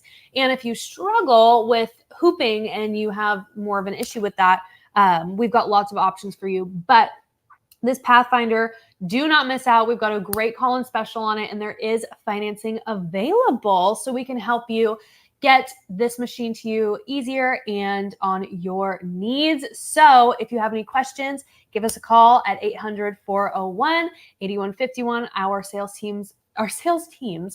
team is on standby waiting to take your call. So give us a call, ask all your questions, and get that Pathfinder. I'm telling you, I'm sitting here with a smile on my face because I just love this machine so much. So, all right, we are just going to continue it on. I've got another guest coming in and I'm so excited to chat with her today. Miriam Coffey, she is with Janome and she's going to be talking about that Janome MB4, that 4-needle embroidery machine. And she is actually coming with us. We're stealing her from Janome and she's coming with us to Comic-Con in San Diego this summer. So if you guys are planning to come to Comic-Con, come say hi. We'd love to see you. But Miriam, as a young child, had a love for textiles and anything she could create with textiles. So she went to college for it. She got her degree in it. And now she is just flourishing and she is so great. She's teaching everyone about, you know, just like today, she's going to talk to us about embroidery, but she is so talented when it comes to embroidery, when it comes to quilting. She's got lots of accolades under her belt, and I cannot wait to talk to her today. So Miriam, welcome to the show. Hello, everyone. Hi, how are you? I'm so excited that you're here. I'm so excited to be here, and I'm doing great. Yes, awesome. And I was just saying how we're going to Comic-Con this summer. So have you started planning your cosplay? Like, have you planned your costume yet? Okay. Yeah, I have one. I'm planning on making 2. I have one started that I'm using, kind of a corset that I'd already made, and I'm going to revamp it and do kind of like a dark queen sort of. So I'm kind of excited about that one. Oh, okay, I need to start working. I need to start conspiring on what I'm going to do now. Okay. The pressure's on. Miriam, I'm going to let you take it away with this MB4, and I will be back in about 20-25 minutes to tell everyone how they can get it. Sounds great. And thank you guys so much for having me and letting me be a part of Hoopfest. I am so excited to talk to you guys about the MB4. Now, it may look a little bit different because I'm actually showing you guys on the MB7. But it's going to be exactly the same. The only difference between the MB4 and the MB7 is this, the head right here. So this is where your 7 needles would be for the MB7. But since we're talking about the MB4, there actually would just be 4 needles here. And that's going to be the only difference. So that's why I'm just showing you on this machine, because this is what I had. I unfortunately don't have 2 the MB4 and the MB7. I just have the MB7, so I'm going to show it to you again on this MB7, but we are talking about the MB4. But when we go to changing screens and to talk about the actual editing, it's going to be, the screen's going to be exactly the same, so don't worry. If you see a design that you're like, ooh, I love that, it's going to be the same. So that being said, let's just jump right into it. One of the things that I love so much about the MB4 is that it helps you be so much more prolific because it is a multi-needle embroidery machine. It allows you to embroider every 4 needle changes. So every time you are embroidering and you get to the 4th one, then you'll change your needle, you'll change your thread colors. But it's going to just save you so much time and so much more energy with not having to babysit your machine quite as much. It also allows you to be so much more prolific, which at the end of the day, who doesn't want to be more productive or more prolific? Because we all have a huge laundry list of things that we want to make, and this machine is going to help you do that. The other thing that's so fantastic about this machine is how user-friendly it is. If you've ever used a Janome embroidery machine before, whether that's a multi-needle, whether that's a combo machine or a single needle, you're going to gravitate to this machine and just be able to learn it so much faster because we have a lot of the same icons that are available. So for an example, our design icon is always going to be a flower. Whether that flower is the exact same flower as your machine at home, it may not be, but it's going to be a flower. And so it's going to be a lot easier to learn, be like, okay, that's the same icon. I know what that feature is going to do. So that's a really great feature to have on this machine, but don't worry if you've never used a Janome machine before, you're still going to be able to catch on to it really quickly. It also has a really nice large LED touchscreen over here. It's 5.7 inches and is a touchscreen, and it allows you to see your designs really large and be able to edit your on screen, which is a really nice feature to have. You also get 50 built-in designs, which there are quilting designs as well as regular designs and designs that fit for all of the hoops that come with the machine. There's also 10 built-in fonts, which is a really beneficial feature to have for when you are, if you want to start a small business. A lot of people get multi-needle machines to start like small cottage businesses or in-home businesses and you could even go to craft shows and embroider on site. And because the machine is lighter compared to a lot of other multi-needle machines, the machine is only 45 pounds, makes it semi-portable, which allows you to take it to an event and embroider on site for people, which can be a really great business model to have, to be able to embroider for people on site. And having those 10 built-in fonts can be really beneficial for that feature because people love having their names embroidered on their kids' shirts or backpacks or hats or, you know, you name it. People love putting their names or initials on things. And speaking of initials, you get 2 and 3 letter monograms with or without brackets, and there's several different bracket styles that are available. It also is a nice and fast machine. It's going to sew 800 stitches per minute, which is really nice and fast, but not too fast that it's going to sacrifice the quality of your stitches. That's the most important thing, in my opinion, is what your stitches look like at the end of the day. You may be able to have all these bells and whistles, but if your stitch quality is crummy, then what's the point? What's the point of it? You know, you want a machine that's going to give you some really beautiful stitches, and I will show you some examples of what you can do on this machine because I want you to see how beautiful the stitch quality of this machine is. So there are, like I mentioned, you do get several hoops with this machine. You get 3 hoops. The first hoop is the largest, which is the M1 hoop.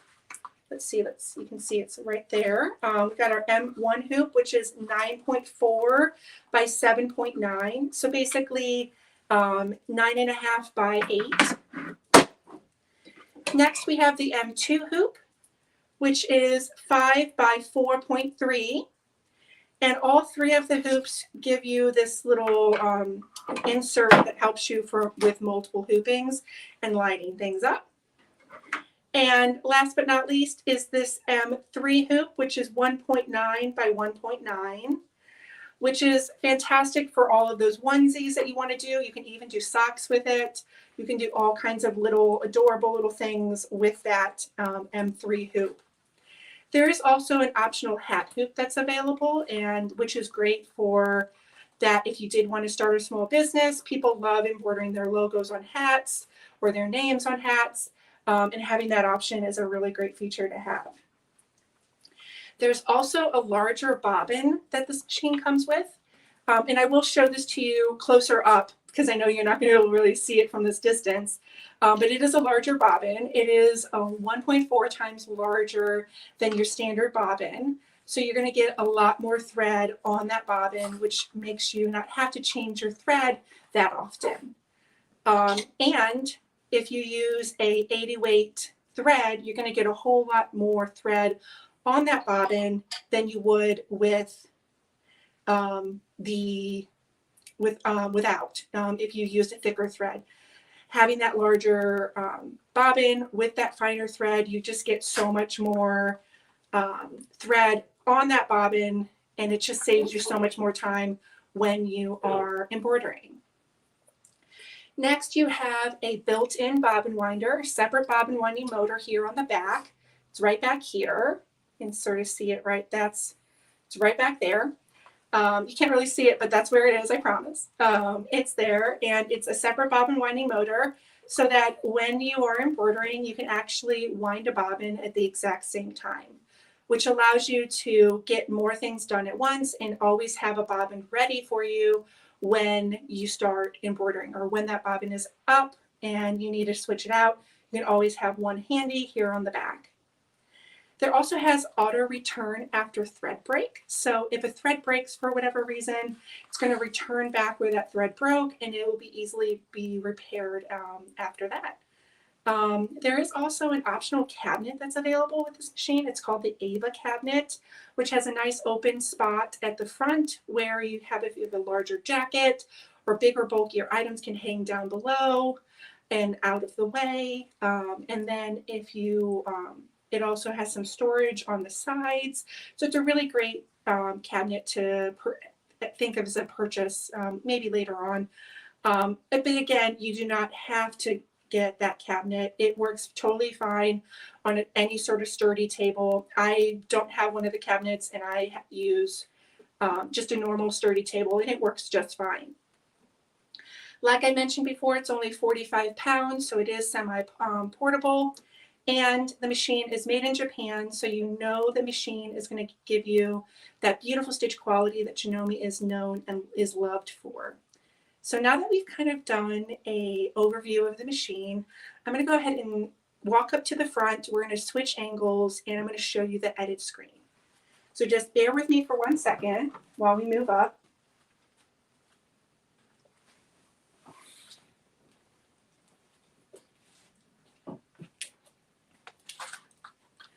Okay, so I'm going to move the camera.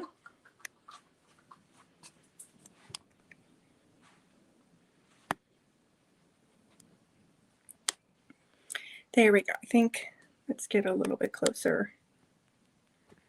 There we go. I think that looks pretty good. Now, I mentioned that I would show you the bobbin case closer up. This is what the bobbin looks like to scale with your hand. It's a nice large bobbin, again, 1.4 times larger than your standard bobbin. All right, now that we are up at the front, this is our 5.7-inch LED touchscreen. And then let's go ahead. We've just woken her up. And like I had mentioned, we have our design icon right here that is the flower. I'd mentioned that a lot of these icons are going to be similar across the Janome embroidery world. And we're going to be selecting the design icon. So we're going to select that flower. And this shows me all of my designs. It shows me the hoop that it's on and then the page that it's on. So I'm on the 3rd page of 7 pages. So we can just go scroll through these pages. There are some quilting designs in here, like that's a quilting design.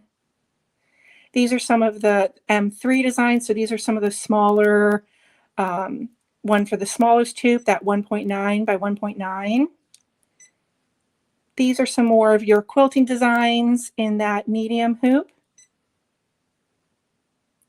And let's go ahead and select this design right here. Now let's go ahead and go to this first icon that has a picture of a hoop. I'm going to select that hoop, and this is going to give me all of my standard and optional hoops that are available. So the M's are my standard hoops, and it shows that I'm on my M hoop currently, and that it would not fit into either of the other available hoops. So we're going to stick with the M1 hoop. I'm going to turn back. Next, we can increase or decrease our size by 20%. So that makes it 20% smaller. Just decrease that down to 80%. And we can increase it up to 120%. For this design, I can only increase it by 105 because of the angle that I'm currently at. But let's go ahead and switch angles, and let's see if we can rotate this design. We can rotate designs by 90 degrees as well as by a degree at a time. But I am going to, let's increase this. Let's see if we can make this up to our 120%. Now we're up to our 120%. Let's turn our page. I could trash my design if I wanted to. I could save my design and save it either onto my machine or onto a USB stick here on the side. But I'm not going to save it for right now. I could copy and paste it. So now I've just made 2 of them, and there's 2 designs here. I'm going to turn the page, and I'm going to get rid of one of these. Let's trash that. Now let's turn back. I can rotate this horizontally as well as vertically. I'm going to turn that back because I think I like that layout of it. Now we have our font. Now you may notice this is all grayed out because I don't have any letters on my machine right now. So it's not going to allow me to do anything with letters because I don't have any letters to edit, which I think is a really great feature to have because it's not going to complicate the process by showing me anything that I don't need at the moment. Now let's go ahead and change our colors. So we're going to change our colors here. So this first design, it's the pearl gray. I'm going to change that to a teal color. So let's do this sort of teal color here. And we can turn the page down, and these are our flowers, and let's do pink flowers. Not only do you have, but you can also scroll and change the colors that way and make it more a pale pink if you wanted to, which I think that looks pretty. Now I can scroll and it's going to be this blue color. Let's change it back to, let's do this blue color. I think that looks good. Turn the page and let's do this orange. I'm happy with that orange. I think that looks good. Let's turn the page and let's do this green. And I like that lime green, which is my favorite color. And then we're back to the pearl gray. Let's do that with a yellow. And scroll up and let's stick with this. Let's do a dark purple color. And last but not least, I think we're happy with that. I like that pink there. If I hit this X button, it would forget everything that I just did, but I want to remember that. So I'm going to hit the OK button. So now it's shown me my, my design in all of the new colors that I've chosen. This is a great way of auditioning colors without having to actually stitch it out. And with that scroll bar allowing you to get the perfect shade, you can really get that perfect shade for the perfect design. So I'm happy with this. I think that looks really pretty. So let's turn our page. We're going to, let's actually go back. Let's go back here and we can zoom in. Let's zoom in and we can see it a little bit closer. And I can either move my design, or if I select this icon, I can move the whole page and sort of pan across and look at my design closer up. And then we're going to zoom back out. I think that looks good, but there's one more thing that I want to add to this. I'm going to add some fonts to it. So let's go to our menu and we're going to go to our A to Z, which is our fonts. So we're going to select our fonts.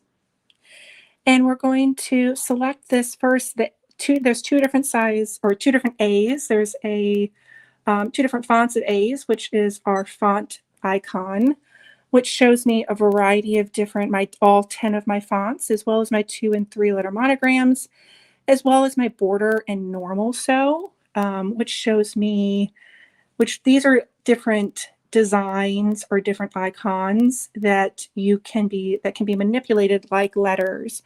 So you can do some really cute things with that normal sew. For just an example, we can select, actually let's go down to select the normal sew, hit OK, and you can see there's some really cute patterns in here to select. There's a bow, which I love bows. We're going to trash that though, and we're going to go back to our fonts. We're going to go back up and we're going to stick to script, and I'm going to hit the OK button. Now this has the ability to enter your fonts horizontally or vertically. I'm going to keep it horizontal for now. You also can enter your fonts large, medium, or small. I'm going to select small because I want them to be pretty small for my design. And you can capital or lowercase your letters. So I'm happy with capital. Now let's go ahead and type in Janome. Now I'm happy with that. Press that OK button. It's going to drop it to the center. We're going to move this over using our arrows. I think that looks pretty good. And let's move that down a little bit. Up a little bit. There we go. Now that's sort of centered. Now let's turn our page to get to our fonts. So now what I can do is I can curve my font. I can space them out a little bit more, which I think that looks nice. It fills up that space nicely.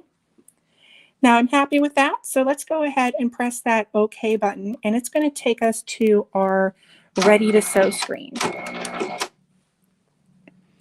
All right, so it shows that it's ready to sew. It's on my M1 hoop.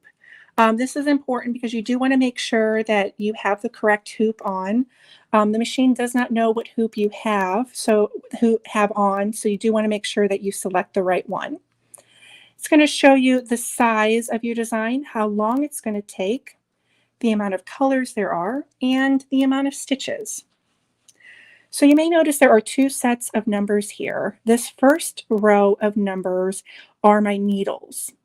This second row of numbers are my color changes. Now, since I am on my MB7, if this was the MB4, there would only be 4 here. So pretend there's only 4 letters, 4 numbers on my needles.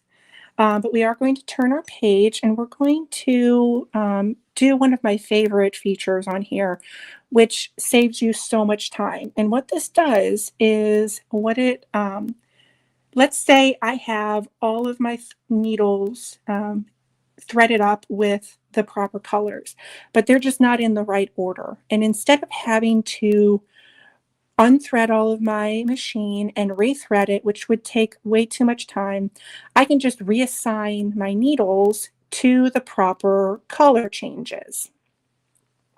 So that's what we're going to do here. So my first color is teal. So my teal is actually on needle 4, because if this stitched out right now, it would stitch out pink, and I don't want it to stitch out pink. I want it to stitch out teal. So I'm going to go and I'm going to increase. I'm going to first select that icon and then increase to 4. And now my first color is going to stitch on my needle 4. I'm going to scroll down and I want to do orange, which is in my needle 3. So I'm going to increase to 3. And then we're going to scan down, and we've got that really pretty lime green color. So we're going to look at the machine and figure out where that is, which is on needle 2. So I'm going to minus that down to 2, stitch that and skip ahead. We're going to do, we have yellow, which is on needle 6. So I'm going to jump ahead to needle 6. Now we've got that really pretty dark pink color, which on my machine is 5. So it's actually already 5. So we're going to leave that there. So that's fine. We can just skip ahead. And we're doing that pale pink on needle 6. And again, there would only be 4 needles here. And my pale pink is on needle 1. So let's go to minus down to needle 1. Now we have our last color is black. But I don't have a black threaded up on my machine right now. So I'm going to do the teal color because I think that will be pretty, which is on needle 4. So let's minus down to needle 4. So I'm happy there. Let's go back to our ready to sew screen, and the machine's moved to the proper placement. And I'm happy with that. And then all I would have to do is load my hoop onto my machine and press the start button on the machine, and I'd be ready to go. Now I'm going to move my camera back to its starting place. So bear with me while I move the camera.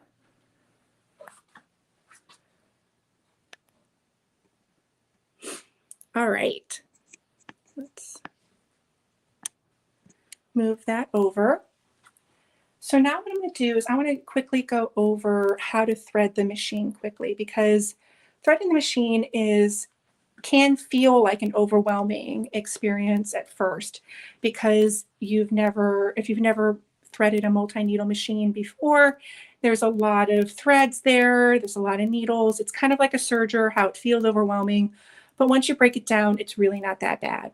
And just like a serger, once you have it all threaded up, just tie on to cut your old thread, tie the new color on, and just pull all the way through, and it makes it super easy, and you can change colors within seconds. It's really, really fast. All right, so now we have our thread here in the back. So this is where our spools are. That we've got all of our spools back here.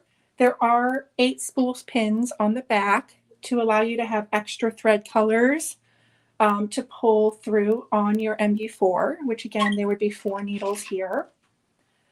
And I'm just going to go straight up from my thread to at the top here, right up here, there's a thread stand. I'm going to go through the eye of the thread stand. There's a little eye on the back right here. And then through your tension disc, which there's a tension disc right here, feed it through your top tension disc, which there's another tension disc right on top here. We're going to go straight down through the eye of the spring, back up through the eye of the take-up lever, back down through, there's a little hole right up here on the bar, and then one more little at the front of the needle, there's a little hook that you want to go right to left to get behind that hook, thread the eye of the needle, and then thread the eye of the foot, and you are ready to go. And it really is that simple. And it's also really simple to change out the bobbin as well. It's a half bobbin case, so it's really easy. It's very similar to loading a long arm bobbin case. If you've ever done that before, you just pop that in, you hear the click, and you're ready to go. All right, now that we've gone through all of that, I want to show you a few samples of the stitch quality of this machine, because really that's what's most important in my opinion, is how beautiful your stitches are. So this is an example of some of the stitch quality. You can see how beautiful that flower is. Going the wrong way. There we go. You can see that beautiful flower. And that's a table runner that I did. And here's another one, a flying geese. You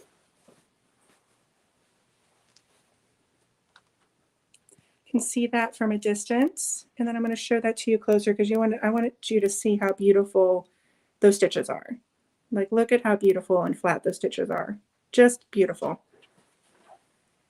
Last but not least, I have my favorite sample, which is my squirrel lamp, which is right back here, which I will show you. Look at those stitches. They look like a print. That's how beautiful they are. But they still have that beautiful texture of embroidery. And I will show you it further back because you have to see the whole scale of it. There we go. That's the squirrel lamp. I don't know if you guys have ever covered a lampshade before, but it's a lot of fun. I've done a couple of them at this point, and I've really enjoyed it. You can match your any room that you want to put it in and embroider all over it. And you can get, instead of going to Anthropologie and spending $200 on a lampshade, you can just embroider squirrels on a lampshade and for a whole lot less. And it's a lot more fun than having to spend $200 on a lampshade because lampshades are expensive. So just a quick recap of everything that we've done. So this machine, again, is the MB4. It's going to be really nice and user-friendly. It's going to be so much more productive and so much more prolific because you've got multiple needles instead of just using a single needle at a time. You've got 3 hoops with it, separate bobbin winding motor. It's nice and light compared to a lot of other embroidery machines with only 45 pounds. We're made in Japan, so you know that it's going to be a beautiful quality. You just saw the stitch quality. It's so beautiful. I just can't get over how beautiful that looks, and I just love that squirrel lamp. I have it up in my living room, and I just think it's adorable. So I'm going to send it back to Kennedy because I'm all wrapped up here. I love that lampshade. I love that lampshade. It's so adorable. cute. Oh my gosh. Now I'm like, I need to go add an MB4 to my cart right now and get that design. Yeah. It's not a built-in design, but you can do it. That's okay. Yeah. It can do it. That's the thing. Can do it. Yeah. Do it. Miriam, thank you so much for coming on and talking about the MB4. You did a fantastic job. I am going to tell everyone how they can get it. Fantastic. Thank you so much. All right. Have a good one, Miriam. All right. Let's talk about this MB4 because this is such an extravagant machine. Oh my goodness. You saw some of the things that Miriam was creating with it, and I am just in awe. I'm always, but then again, that's with, it's just, Hoopfest just makes me inspired when it comes to embroidery, and I just love it all. So this MB4, it's got the 4 needles. You've got that extra large bobbin. So this is actually a bobbin that is 1.4 times larger than your normal bobbin.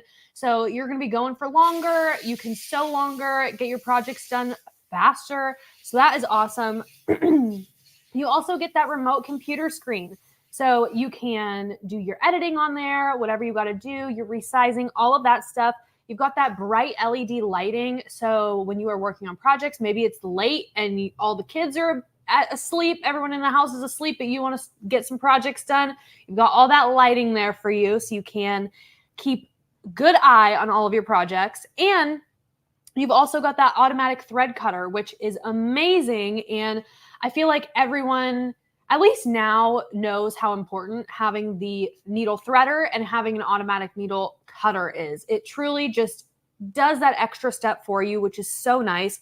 You've got that bobbin winding motor on the side, so it's really easy for you to just re-up on those bobbins and wind as you are going. And you've got the onboard controls, which is really nice. And you can store The MB4 actually has a really, really, really strong memory and has a large memory. So you can store up to 1.5 million stitches or up to 100 designs, which is very, very impressive. And, you know, all of you with your USBs on there, it can easily take those for you. And then you're also getting those hoops.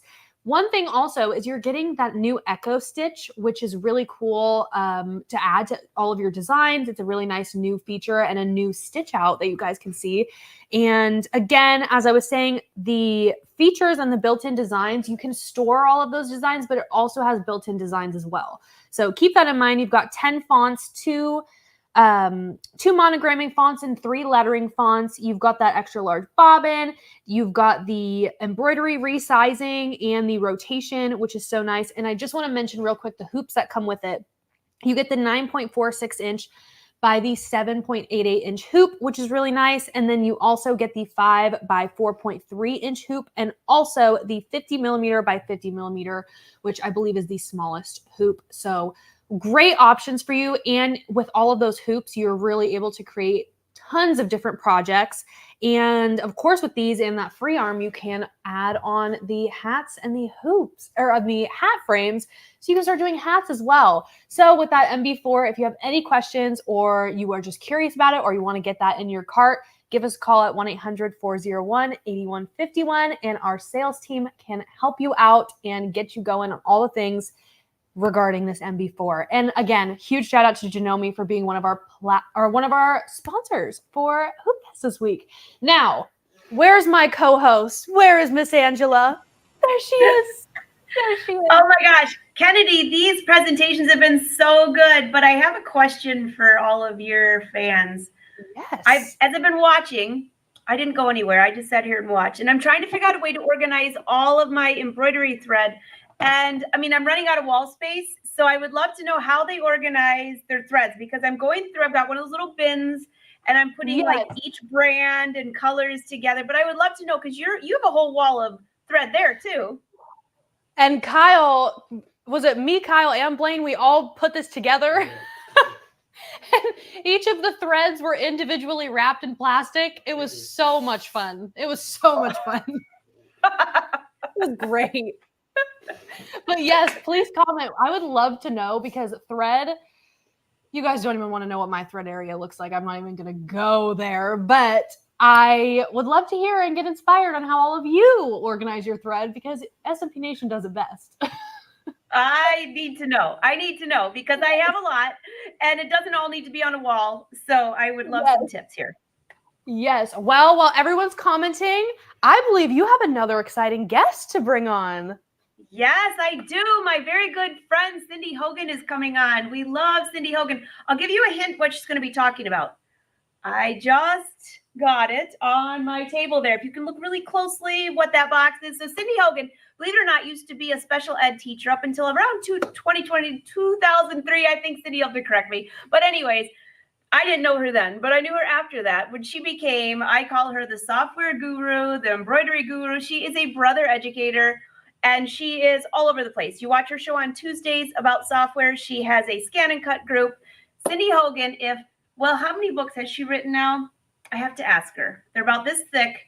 And I just finished her PE design book and it's all highlighted. I carried it on the airplane with me. My husband thought I was crazy, but Cindy is absolutely the best. Cindy, come on here and say hi to everyone. Nice to see you. You too. We don't get to see each other much anymore. I know. I was thinking we've been playing phone tag for 2 weeks. Should we catch up now? I don't think they'd like us to do that very much, but you know how. So Cindy, you have the Sublimation printer, and I just have it on my back here ready to unbox. So I can't wait to see what you share because there's been a lot of tutorials recently that showed, hey, Sublimation would be great for this, and I think you're going to show this out. Yep, I am going to show you how to use the Sublimation printer, what Sublimation is. So Sublimation is when you print something out on a piece of paper with special ink, and it's Sublimation ink. So the Brother printer comes with Sublimation ink. It is Sublimation ready. You do not have to convert it from any other style. It is ready to go out of the box. All you have to do is put your inks in it. The ink actually, once it's heated, bonds with the surface that it's going into. So the gases combine with it and it's embedded in there. So it's not washing out.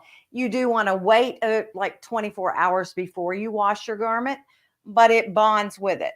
The key thing is you need a high content of polyester or a sublimation ready blank. Okay. So the lower the poly count, the more dim the outcome is. Sublimation also doesn't print white. So your brightest images are going to be on a white garment. There are other surfaces that you can sublimate onto. So if you have to go with a dark garment, you can certainly print out your sublimation paper and then use a heat transfer vinyl. They do need to work for sublimation. So glitter vinyl would be one of those that works for sublimation. Holographic vinyls, some of those work for sublimation. Some of the flocked vinyls work for sublimation. So it really depends. And then there are sublimation ready heat transfer vinyls as well, where you print directly on top of that heat transfer vinyl. But that's when you're going on a dark surface. I'm going to kind of focus today on the basics and we'll talk about white garments. I'm going to show you some of the stuff that I've done. I actually did these in the last 24 hours because every time I do one, I tend to give it away. So yeah, we don't to get, it's gifts. Now, I will say at Christmas time, that was when I got my sublimation printer. It was when it was delivered to me. So I was playing with it and I decided, all right, let's make shirts for the family. We were all meeting together, my husband's family, at a house. We were staying there together. And so we did a Hogan's Christmas shirt, and even the dog got one. So the less poly content in it, the more vintage it's going to look because it can't absorb as much ink. Okay. Cotton doesn't absorb the ink. Now this is the vintage. So this is like a 60-40. And then my dog got one as well. And you'll see that this one's much more vivid. Hers was 100% polyester. So you can tell the difference. You get a vintage look versus a bright white, a bright color. And that's the difference between the styles of things that you use. So there are polyester things that come for everything. It's amazing what you can sublimate on. There are mug blanks that you can sublimate on. There are, what is this thing? A mouse pad. Let me bring you up close so you can see the mouse pad. That's my pooch. So let's see here. Little Miss Princess here is in my mouse pad. This is one of the premium designs in the Artspira app. This is a design that I bought from someplace else, and then I added the Happy 4th to it. This is 100% polyester, so you can see how nice and vivid that is. And I just threw my flag down in the floor. This is where I made a design in the Artspira app and turned it into a flag. So you've got some options. There are all kinds of sublimation blanks out there, guys. So let's kind of look a little bit closer at the printer. You can use either the Artspira app, or if you download the complete print driver, you can print directly from your computer. So keep that in mind. You do not have to use Artspira if you don't want to, but I am going to use Artspira today. If you download the complete driver set to your computer, you can print directly from your computer from any app that you want to. So any of your programs that you have that you like to work with artwork with, you can do that. I can print directly a picture from my phone to here, and it works with Android or an iOS operating system. So it really depends on what you want. It's a wireless printer. However, having said that, if you open the lid, there is a method of actually direct connecting in here. There is not a scanner in here. I guess I need to lift this part. So you have a, let's see here if I can't show you that, but your USB connection is in there. So if you're not a wireless household, you can direct connect to your printer. I'm throwing stuff around, which would be my iPad. All right. So if you guys on the back end there will open up or share my screen for me, we'll create a design, we'll print it, and we'll get ready to go. All right, so you have my Artspira app here on your screen. And we're going to go directly into our sublimation category.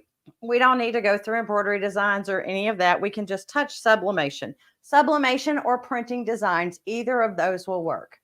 I'm going to go into illustration and I'm going to filter by free designs. So if I touch filter and I touch membership type and take off the Artspira Plus, I can then touch apply and only the free content will actually show up.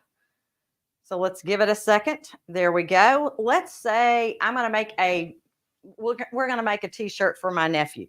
So we'll touch colorful monkey and I'm going to touch create. So now I can come in here and tap my design. I'm going to change my hoop size, or excuse me, not hoop size, my paper size to where it's oriented in portrait so that I'm kind of seeing what I'm going to see up and down.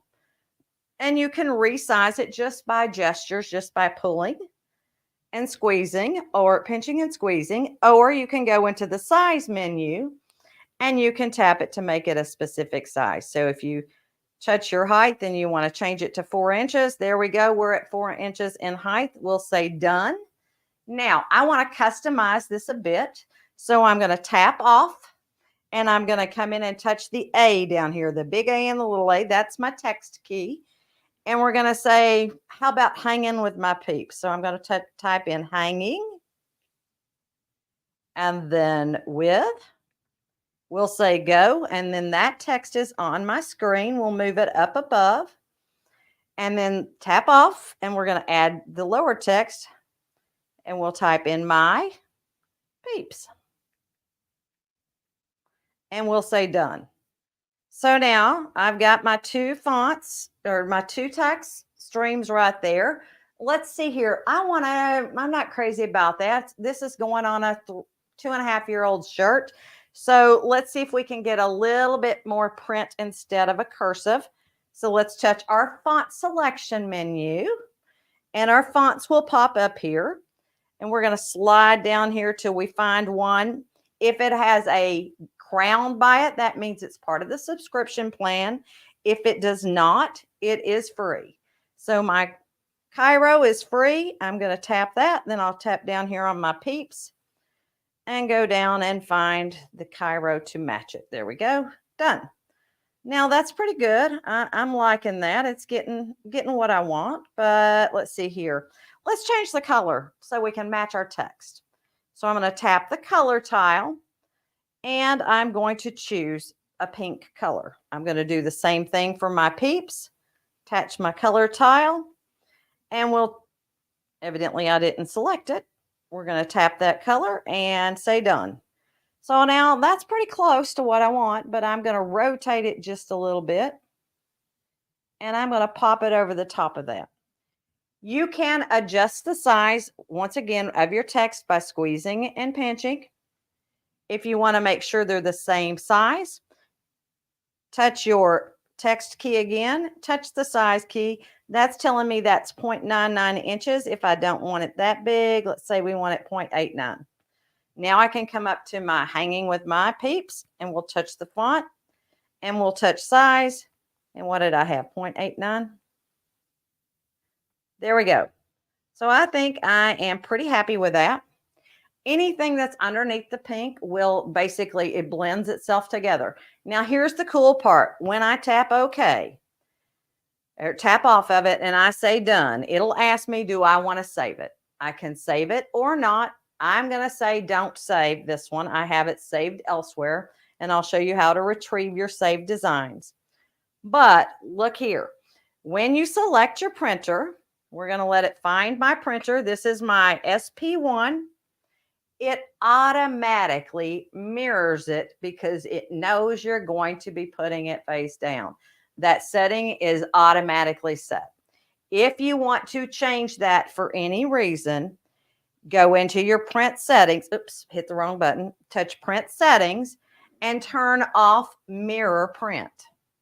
So if you turn off your mirror print, it lets you, it will not be mirrored. Now I definitely need this one mirrored. So I'm going to go back in and turn my mirror print back on. You can tell it how many copies you want it to have, and you can choose whether you want quality or speed. I usually leave quality on, and we're going to touch preview. There we go. Now we're ready to print. Before I print, I want to show you another little trick here. If you touch Heat Guide, it will take you to the support, and you can choose what you're planning on printing on. I'm going with polyester fabric. I have a t-shirt. These are recommendations. They are based off of what they, the garments that they pressed.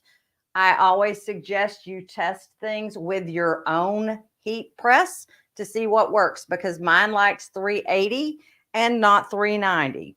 That's just that. I mean, mine may run a little hotter than theirs did. All right, so we are ready to transfer that. So let me close that out, and we will say print. And it's sending that to my printer, and it's going to pop out so you guys can, oops.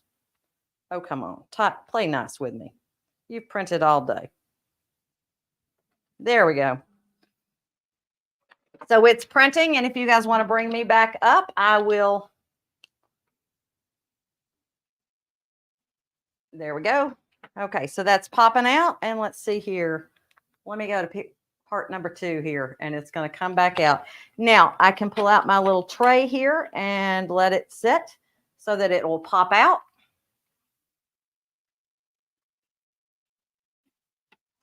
And while that's printing, let's go over here to the heat press, because we are a little shy on, oops, that's not where I meant to go, over here.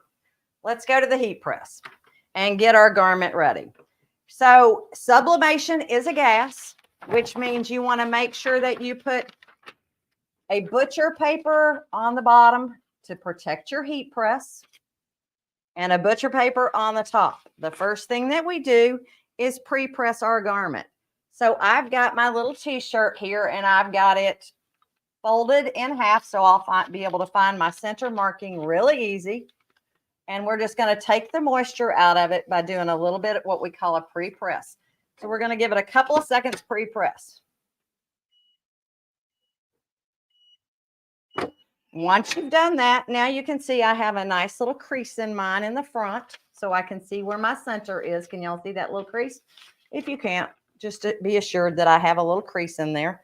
Now I'm going to grab another piece of butcher paper because I don't want it to transfer through. So we're going to stuff this inside the t-shirt,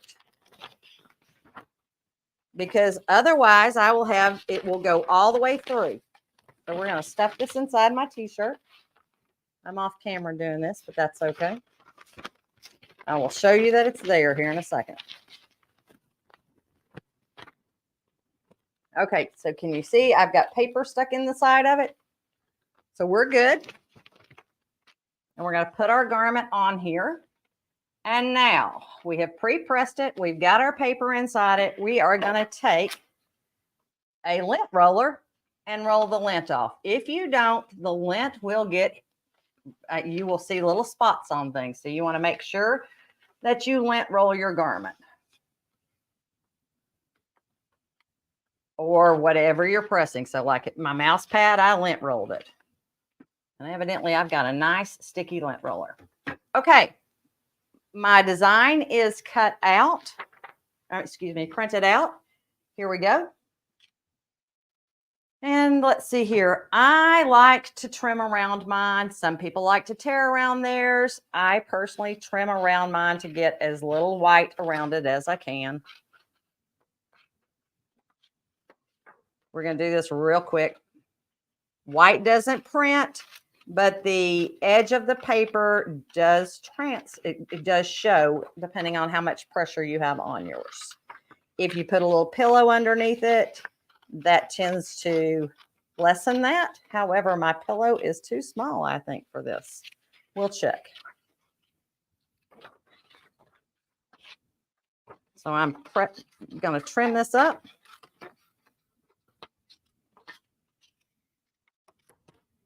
Okay, so there we go. I'm all trimmed up. Let's just throw that in the floor. And I am going to fold it in half. This is a cheater's trick that I do. I kind of fold it so I can find the center of the top and the bottom. I'm going to put 3 fingers down here because that's about how far I need from the top for a child's shirt. It's about 2 3/4 inches. And then we're going to tape it down.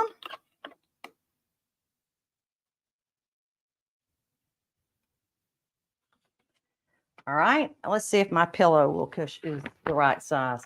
Oh, sweet. We can put a pillow underneath it.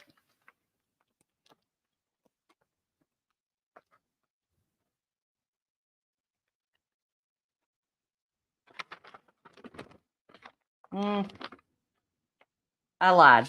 It'll give it uneven pressure. It's more important to have the even pressure than it is to have a pillow. Okay, so we're good. I'm going to rotate this.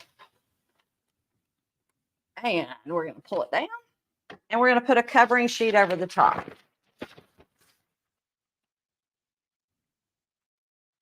Then we'll take our press and pull it down. And mine is set at 45 seconds. At the end of 45 seconds, mine will beep. So it depends on your heat press. You may have to watch it. You may have to press a timer on it. That is up to the individual heat press. What did I do with the, oh, there we go. Okay, guys. So I'm going to come back over here a little bit and bring you back down to the printer so you can see what happens when you print things after you've heat pressed it.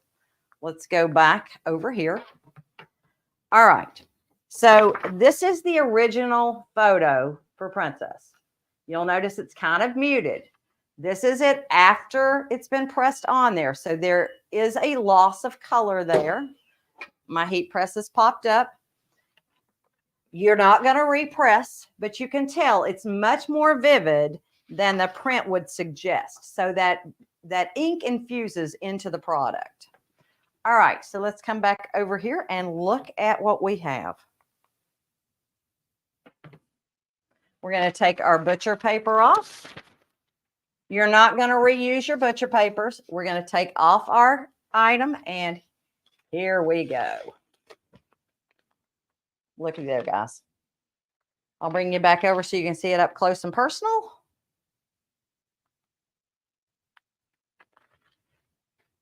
That's what we've got. So now I've got myself a cute little t-shirt. And it's ready for my nephew. All right, Angela. I think I have covered it. Okay, that is the cutest little shirt. I need that for my nephew Jackson immediately. Didn't you say you're giving everything away? I said I usually end up giving everything away. So yeah, this is going to go for Banjo. Oh my gosh, I love it. So hey, Cindy, there were a couple questions. I think you pretty much answered them all, and I tried to answer some in the chat. But someone said, if they don't have a heat press, can they use an iron? I said it was recommended to use a heat press, but any recommendations from you? I would not use an iron simply because when you iron, you have to shift, and you will shift that image. The gas is embedding in there, and you don't want it to shift. If you get movement in there, you get a blurry image. So a heat press is recommended. I mean, there are the ones that you can hand hold. I would suggest finding one that's in your budget that you can handle. There are swingaways, there are clamshells. It all depends on what you want to do. It really depends on what you want to do. If you're planning on doing cups and stuff like that, you may want to do a convection oven, not your oven that you cook in. It has to be designated for sublimation, and they do make small ones for that. You may want to do that. I actually have a mug press. I personally wish I had gone the convection oven way, but I did not do enough research before I purchased the mug press. That's why we're such good friends, because now I'm going to buy the other. Yeah, there you go. You need to move closer to me, though. And I'm not going back to Michigan, just so we're clear on that. So someone said, thank you very much on that. And, it really, there's a few other things, but I'll get these last couple questions real quick. Someone asked about what kind of ink it takes. And they also said, about how long does the ink last? It takes the Brother Sublimation ink. Let me look and see how much I've got in mine. I mean, I've printed a ton of stuff. My black would be the most likely to run out the quickest, and it still is mostly full. Yeah, that's great. And no, Brother does not carry a heat press, guys. So you'll have to just do some. They might have one here on Sewing Machines Plus. I'll have to ask Kennedy. They might. I mean, it is a heat press item. You will have the best results with a heat press, with an actual heat press.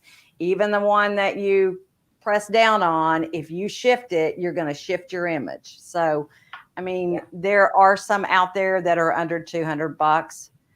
That would be something that I would say. But this is a sublimation ready printer. One of the things I do want to point out that I did not is that it is an 8 by 12 inch by default. However, if you want to, let me bring you up a little closer here. If you want to go larger, you can go up to a legal size by pressing this little key and popping it out. The Brother Sublimation paper gives very bright and vivid results. Let's go in a little bit even closer. And you'll notice on the corner, it shows, let me see if I can get this to focus here.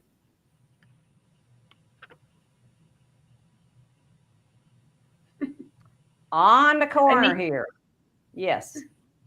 I got to go. Yeah, but on the corner, it's trimmed off. Okay. And so that tells you which one you need to cut into. So there we go. When you want to fold it back up, just press that little button right there, slam it back together, and we are good to go. And but that keeps you from making a mistake. Cindy, somebody asked a question. I think they got confused a little bit. Brother has two fabric printers, or two printers that we're using in the crafting side. Someone said they wish they didn't have to have a fabric roll. That is not this machine. This is a different, that's the Print Moda, which is behind me in the corner back there, that prints. This is totally different. So two totally different machines. And someone said, I wish you didn't have to use Artspira. And you made it very clear that if you download, just like any printer, download the driver to your computer, you can print anything you want. It doesn't, you do not have to use Artspira. And I think that's been a misunderstanding for a while in little chats and stuff. Now, there is a free version of Artspira, so have fun with it. But also, you can print right here from my computer. I could take a picture. You said you can print right from your phone. It's wireless. Yeah. It's wireless. I can bring up a picture on my phone and print directly to the printer. So it shows up as a wireless printer, but it is a sublimation. So when you've got that, you want to make sure you're not choosing your SP1 unless you want it to be sublimation. Okay. I accidentally did that on the Print Moda and printed my electric bill onto fabric. I'm not sure what I'm going to do with it. All of a sudden, like, no. But that's not this printer, guys. There's two different printers. So if you're looking at both, go on SMP Nation. You can call them. There's the Sublimation printer, which Cindy's showing right now. And then there's the Print Moda, which is one that we've shown a lot on the live shows that prints onto fabric. So hopefully that made it clear. Cindy, great demo. You still have your show on Tuesdays? Yes, I do. Except for not this coming Tuesday. I am taking it off. It's the anniversary. Oh, all right. Nice job. So you can catch her if you want to do any software. She's also doing tutorials on this all the time. Cindy, great demo. Great demo. And if you would like this printer, you need to call in to SMP Nation. You can see the phone number down below. There's the price up there. Someone just asked, how much is it? $399.99. I always say $399.99. Save the penny. Anyways, this printer is amazing. There's a ton of tutorials that you can find that we've done on Brother Sew's YouTube channel. You can call in 1-800-401-8151. And again, this is the Brother Sublimation printer. Someone was asking about the Brother Print Moda, which is a totally different printer, but they also have it there. So call in if you want to get information on either of those. I actually have my little corner of my studio now underneath my thread back there. Well, you can't really see with Shirley in your way. I'll have to move Shirley for the next time. But I've got you can kind of see it. Print Moda in the back. I got the scan and cut, and now the printer. It's going to be my little crafting area. So after I organize this thread, Kennedy, I'm going to have to go through and organize my crafting supplies. So again, if you guys have questions, call into SMP Nation. You can call in. And don't forget, We have somebody else coming up here, but don't forget to go on Instagram and Facebook. If you're on those social sites, if you're not, you're already included in the giveaway, but we're doing an extra one. You take a photo, a selfie of yourself of how you're watching today's show. And this is something new, Kennedy. We're trying to, well, we're just giving more stuff away. Blaine said it's okay, right? All right, so next up, guys, we have another good friend of mine. I can't believe I got two best friends in the whole hour. This is like hanging out with the friends, right? And all of you. So we have Joanne Banco with an educational session. Joanne is a brand ambassador. She has Let's Go Sew. She has a YouTube channel. She does a newsletter every Sunday. Joanne, don't you ever miss a Sunday because everyone notices. She has so many different tutorials out there and a lot of things on the Brother blog as far as different projects and things like that. So Joanne, I'm really excited to see you. I didn't even check to see what you're doing today, but I can't wait to see it because you do such great embroidery, garment sewing, all of these things. Joanne Banco, join us. How are you? You don't have sound. You're muted. All right. Should be okay now, right? Yes, you're good. How are you, Joanne? Nice to see you. So good to see you. It's wonderful to be here with you, Angela, and all our SMP friends. Wow, what a great week. What a great day. I'm so excited. It's a great way to end your birthday week. So happy belated birthday. Thank I'll you. let you take it away and I'll catch you when you're finished. Okay, I will need to show some slides here in just a minute, so hopefully they can get those ready to go. Today's topic is applique essentials, and I think I could have called it the nitty-gritty of machine embroidered applique. It's a big topic, and to be honest with you, I think I could spend a whole day teaching on this topic, but it's a really fun one. So I will definitely check up on the chat later. If you have done machine embroidered applique so far in your life, in your sewing life, let me know. If you haven't, I'd love to know that as well. Today we are going to be focusing, Sewing Machines Plus is featuring my Just Jackets embroidery collection. So this collection is all about applique. However, it does include lots and lots and lots of embroidery designs as well. So maybe we can get those slides up there. Okay, terrific. So just want to tell you just briefly about it. This was a collection that I did in collaboration with Designs in Machine Embroidery. Had a dream of creating a collection that would look beautiful on jean jackets and fill all the places and all the spaces that we have on jean jackets with coordinating designs. Now, in my mind, it could have been called Just Jackets and More, because these designs certainly can be used on many, many other projects. Home decor, quilts, table toppers, just the sky is the limit, and just follow your imagination for the lead. But you can download or purchase this design collection directly from SewingMachinesPlus.com, and you can either get it delivered digitally immediately, or you can purchase a color card which has the registration information and download information in it. So lots of good stuff. Now, included in the collection is a full PDF tutorial. So I don't know about you, but how many times have you purchased something and it either didn't come with instructions at all, or the instructions were so loosey-goosey, you just didn't know what to do first, second, or third? Well, I wanted you to have full education with this collection, so I created a PDF tutorial. I'm just going to breeze through it right now. Shows you the supplies you need, shows you various methods for placement, shows you various hoop options. You can use a standard hoop to do this. Yes, jean jackets can be a little bit on the fussy side to hoop, but I give you all the information you need to be able to conquer that challenge and create beautiful, beautiful embroidery work. You could see a few steps of the applique, which I'm going to be showing you in more detail today, and then you can see the finished product. So let me just breeze through the designs as well, because on the collection advertisement, it tells you you get 50 designs. Well, in actuality, you get dozens and dozens and dozens more designs. There are 50 designs that are already created as either an applique or embroidery, and many of them match, so you can mix and match them.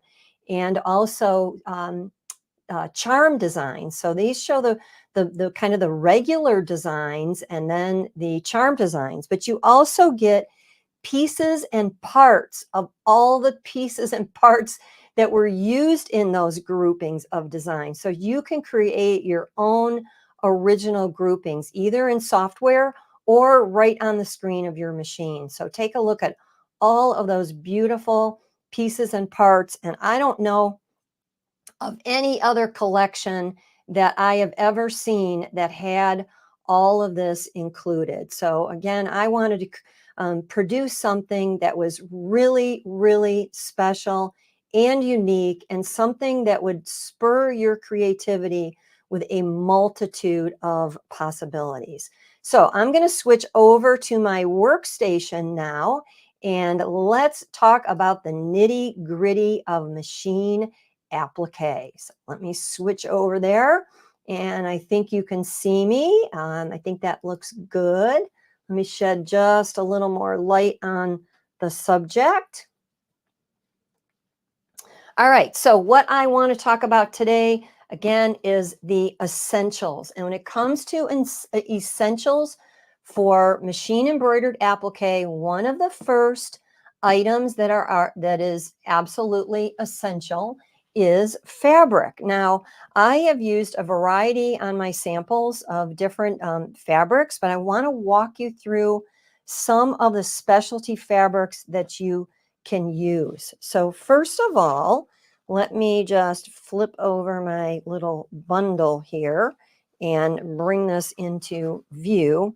Batiks. Batiks are one of my all-time favorites. Let me get that into view for you. For doing applique, batiks are more sturdy than your standard cottons. So they tend to fray less, and they tend to hold up really, really well in washing and drying and all the different laundering that you're going to do. So on my rose collection, I used both red and green batiks, and it's a nice look because when you have batiks of this type, this is kind of like what I would call a tone-on-tone batik. You have a mixture of the same color kind of modeled through all of the fabric print. So you can fussy cut different pieces and parts if you want to, but you'll get a really rich look with this type of fabric. I'm going to talk a little bit more about prepping it in a couple minutes. But so batiks could come in different types of prints, variety of different things. You use what you like, and you may want to do a little bit of testing to see what works for you.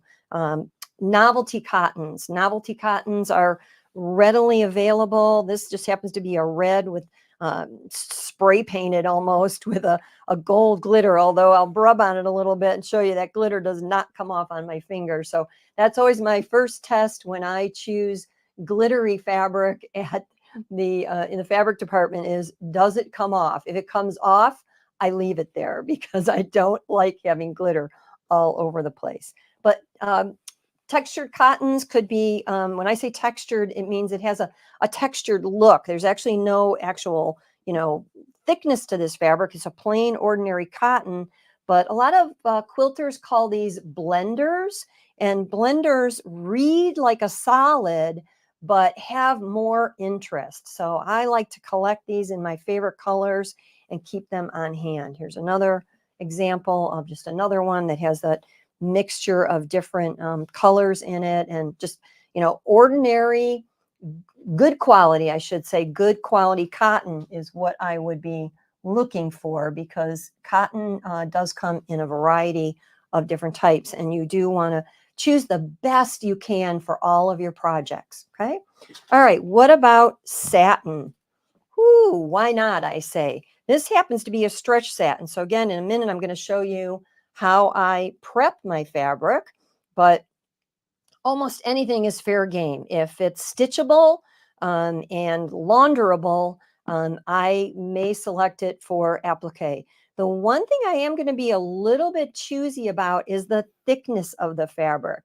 You need to test out with your design. Some designs are made for plush fabrics, and the outline stitching of your final applique accent would be made to accommodate that. So sometimes, different designers have different ideas. My collection here that we're featuring today was designed for what I would consider, average weight of fabric. So that's satin. How about faux suede? Faux suede, when I say faux suede, I mean dress suede. And dress suede in my world is a suede look fabric that could be made up into a skirt or a dress and would still have drape and is totally washable. Most of the time when I find this fabric, it has a shiny side on the back and then the suede side on the front. And you certainly could use the wrong side if you wanted to. Another one of my absolute all-time favorite fabrics for applique is stretch Panne velvet. P-A-N-N-E, I believe, is how it's spelled. And this is, again, readily available, comes in lots of colors, washes really well, but it does need some special prep. So let me talk about prep here in just a minute. I'm just going to pull another couple samples into view here. This was actually stitched with the satin for my flowers and then the Panne velvet for my leaves. So look at what a rich look that gives you. I mean, this, synthetic fabric mimics velvet so well. And why spend the money for velvet and why worry about, having to dry clean when this is easily launderable. So that is not the be all and end all. I've got another one for you, and that is lace. So I like to use lace. Now, unfortunately, this is probably going to be a little bit difficult for you to see. I used ordinary cotton for the leaves, and I used a layer of lace and satin for my applique. And when you look at this closely, you definitely see the lace there. But here's the piece that I prepared. So you see the satin side, you see the lace, and I simply fused it together with a lightweight, let me see if I can get that one spit out. Lightweight fusible webbing.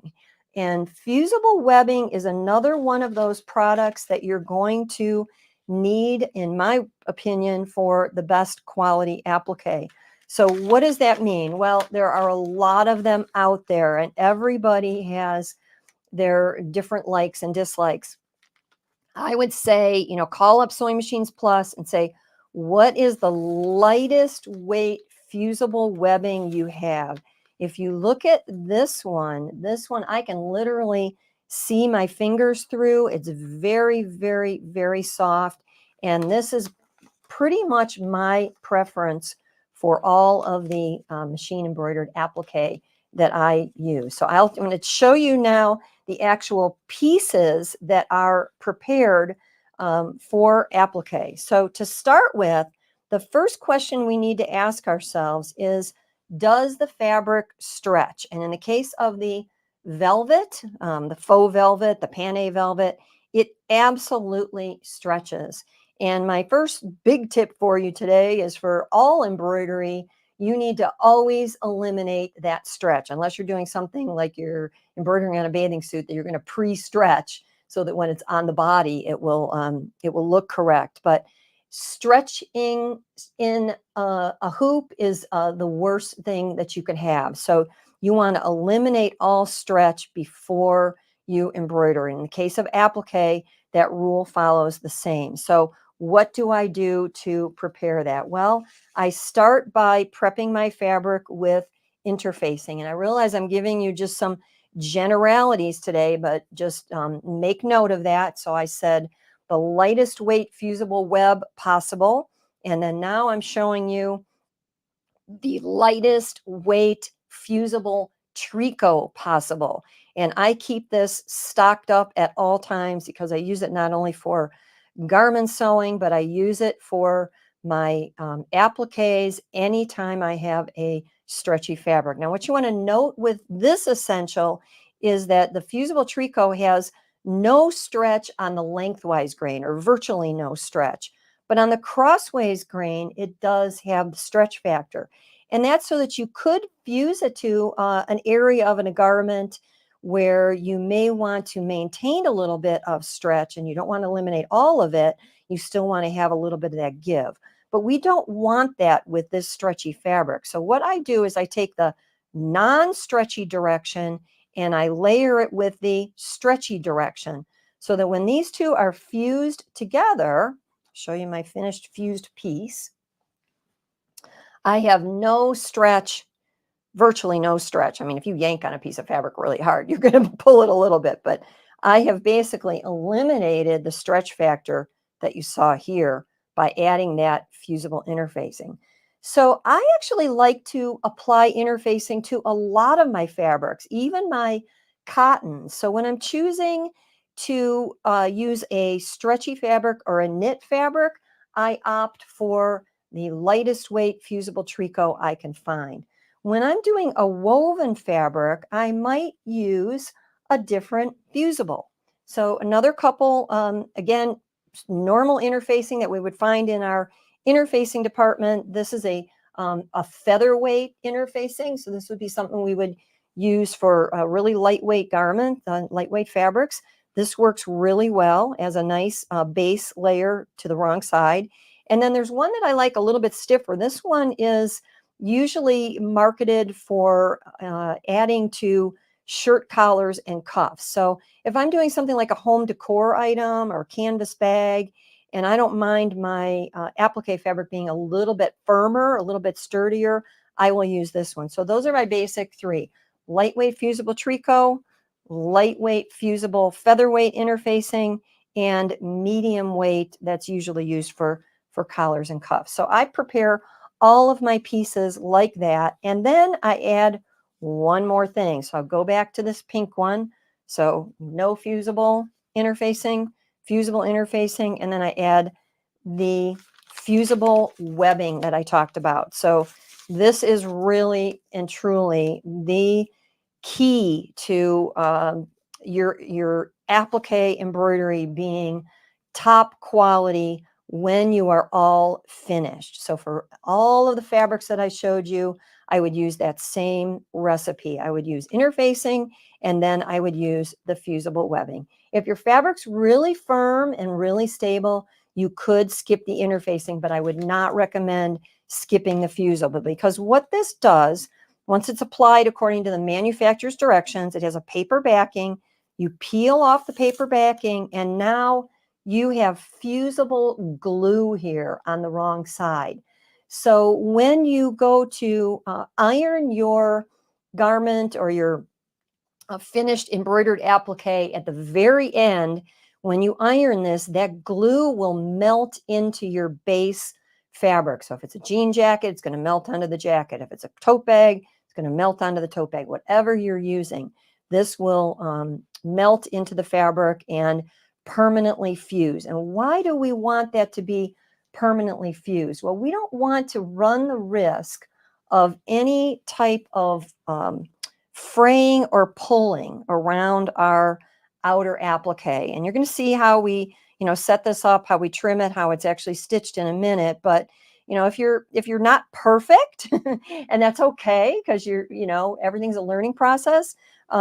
You may not catch your fabric as well as you want to when you're first getting used to this. And by having fusible on the wrong side of every piece of applique fabric, once this is ironed in place, it will be bonded. And like I said, this is not going to move. There's no movement there because it's essentially glued to the fabric permanently now. All right, so there is one more very unique fabric that I have to show you, and that is heat transfer vinyl. And I've got a separate sample I'll be showing you here in a minute of heat transfer vinyl. But what is heat transfer vinyl? It's designed mostly for cutting on a cutting machine. And in this situation, you are going to just use it like a piece of fabric, and you're going to peel off that outer plastic, and you're going to expose just the fusible product. It actually has fusible on the back, and here's what it looks like when it's actually fused onto fabric. So there's it's basically, again, just has that fusible there, and this has already been ironed down, and it's permanent. So I'll show you that in just a minute. And yes, I do use old raggedy jean pieces. My husband tends to wear his jeans out working outside.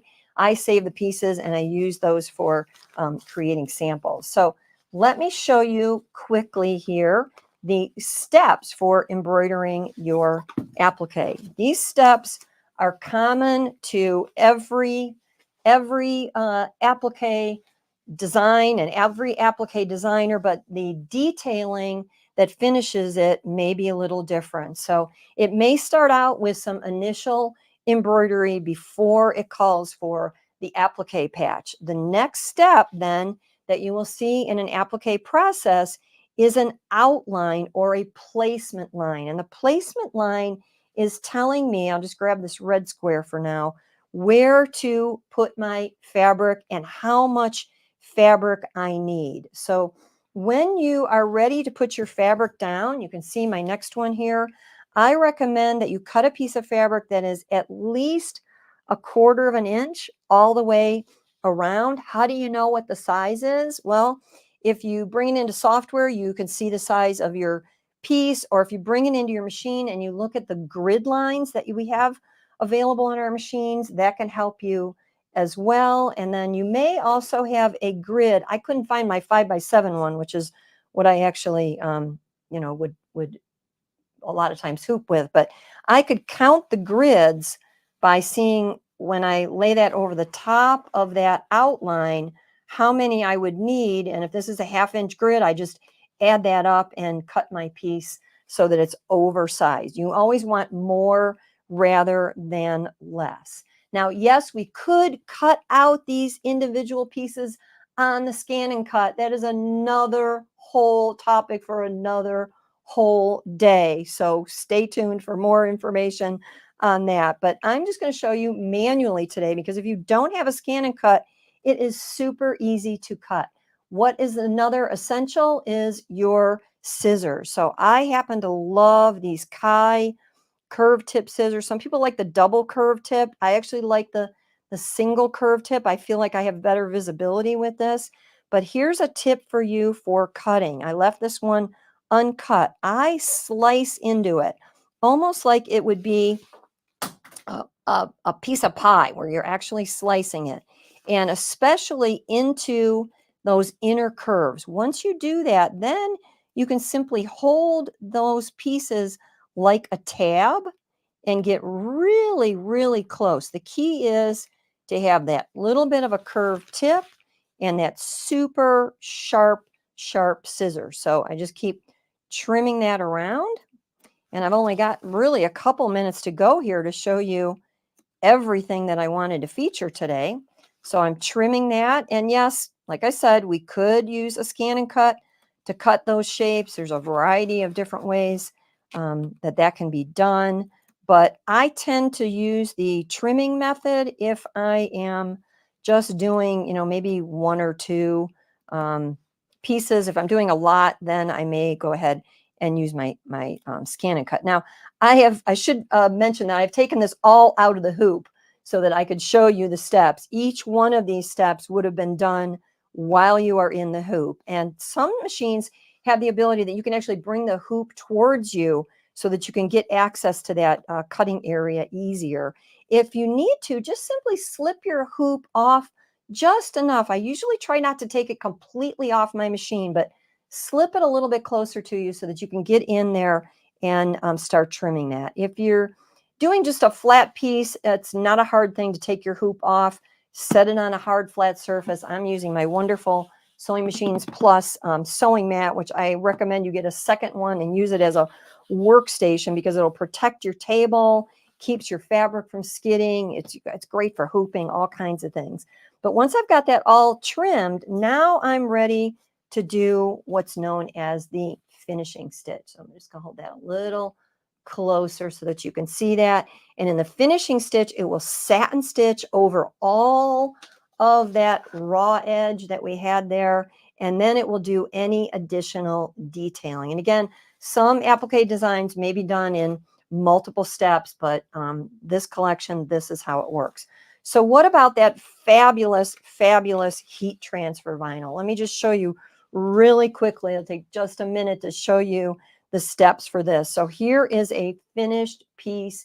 Is that not gorgeous? I have a jacket that I have been working on that I keep adding to that has this. So Sewing Machines Plus does have this available. It is a dime product. It actually comes with coordinating threads that you can use. So that makes it really, really nice if you want to coordinate that. Again, it's fusible. How do you use it? You use it as if it was a piece of fabric. So you simply take the outer cover off. This would be used if you were heat transferring, you know, with a heat transfer vinyl type project, but we are going to just peel that off and use that exactly like fabric to get that look. So here's the steps for this particular design.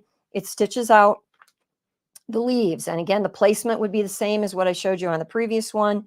The key with this product is you don't cut it, you rip it, and you don't rip it until you get to the end of the satin stitching. So my design here stitches the leaves first. When it's at the end of the satin stitching, I rip this away. Look how fun this is.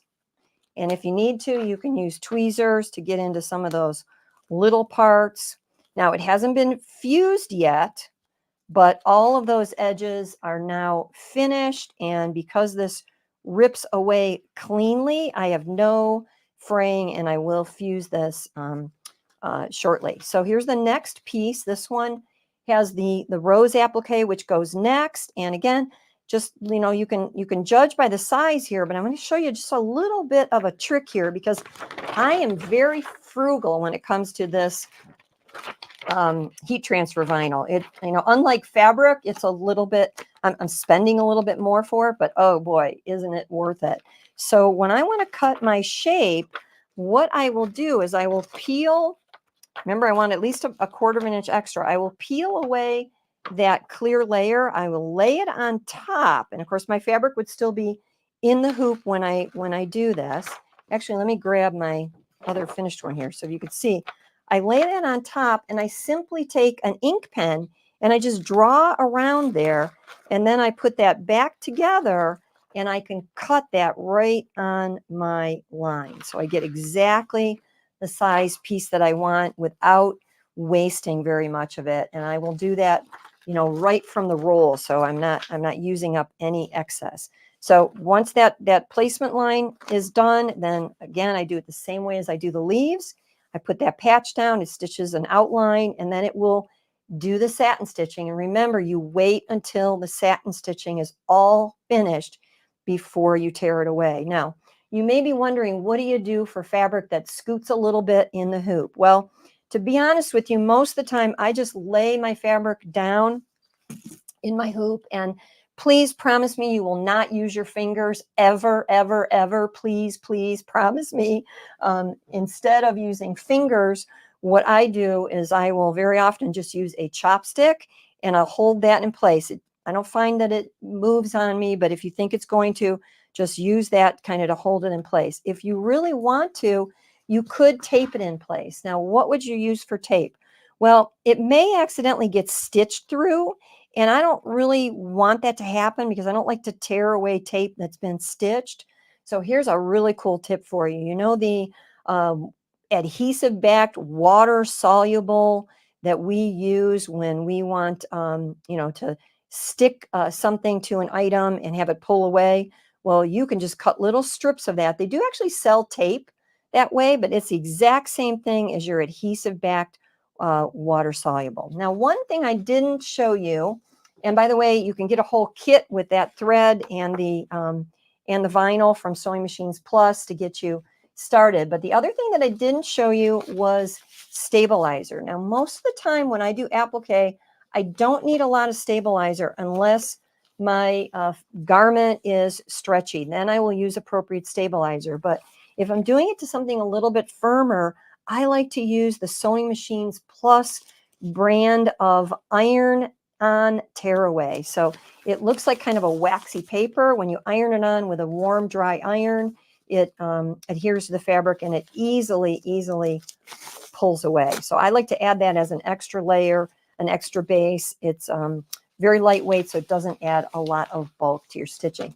Let me show you one more tiny little thing before I finish. Let's talk about threads and thread colors. Usually I try to pick threads that are going to have a little bit of depth and contrast with my fabric. So I like to pick something that's a few shades darker for, you know, any area of contrast, and then a few shades lighter than my actual fabric. That's just me. You know, you use your own personal taste. But let's talk about pressing last but not least.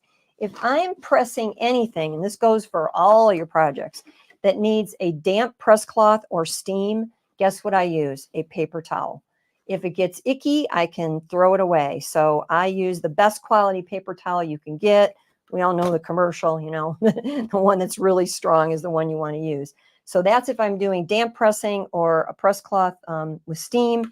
If I am doing any ironing, because you do not want to iron over this heat transfer fabric directly. They actually tell you and recommend to iron it from the wrong side. But if you do need any ironing, you need a press cloth. And when I use dry ironing, I use ordinary, good old-fashioned parchment paper. And again, if it gets icky, I just throw it away. So the final reveal, I added a few little rosebuds to this, and I just want you to see how fun this is and easy it is to tear this away. So all of the designs in that collection can be done with regular fabric or with this heat transfer vinyl for a really special look. I think I'm done. I'm coming back over to see if you have any questions for me. Joanne, that was a great presentation. I can tell a lot of people said they're going to go back and watch the replay, which you can go back to Sewing Machines Plus to watch the replay of that great tutorial, Joanne. One quick question. Can you wash that vinyl once you've embroidered that? Absolutely. Yes, absolutely. Absolutely. I usually like to turn something like that inside out, just so that it's not, you know, coming in contact with a hot dryer inside the dryer. But absolutely, it's totally, completely washable. That's so that was awesome. really fun. Zip, zip, zip. Applique essentials, nitty gritty. If you have any more questions for me that we didn't get to today, please visit me at letsgosew.com. I'd love to have you sign up for email to get more tips, tricks, techniques, videos, tutorials, all the different things that I'm doing. I will tell you everything that's going on, whether I'm doing it on my channel or on someone else's, like Sewing Machines Plus. Love being here. Sounds good, Joanne. Thank you so much. Thank you so much. Great tutorial. You can find her. She has videos. I know Kennedy's coming back. So, by the way, don't forget, she mentioned a lot of dime products. And what did we say? Dime products are on sale. So just call in. And yes, everything Joanne showed pretty much. Yes. And her Just Jackets collection is on our website, and I love every single design that's in that collection. So give us a call if you want to order that, or you can go on and write it and order it right on our website for the Just Jackets. But if you have any questions about any dime stuff, just give us a call and we'll be happy to help you. Yes, and her collection is gorgeous. I see her wearing it. I see it all over. Yes. Joanne, kudos to you on that one. Dime just does it right. They've got you with your lace tattoos and your lace designs, and then your Just Jack and Angela's Just Jackets. I'm like, they just know what to do. They know who to call.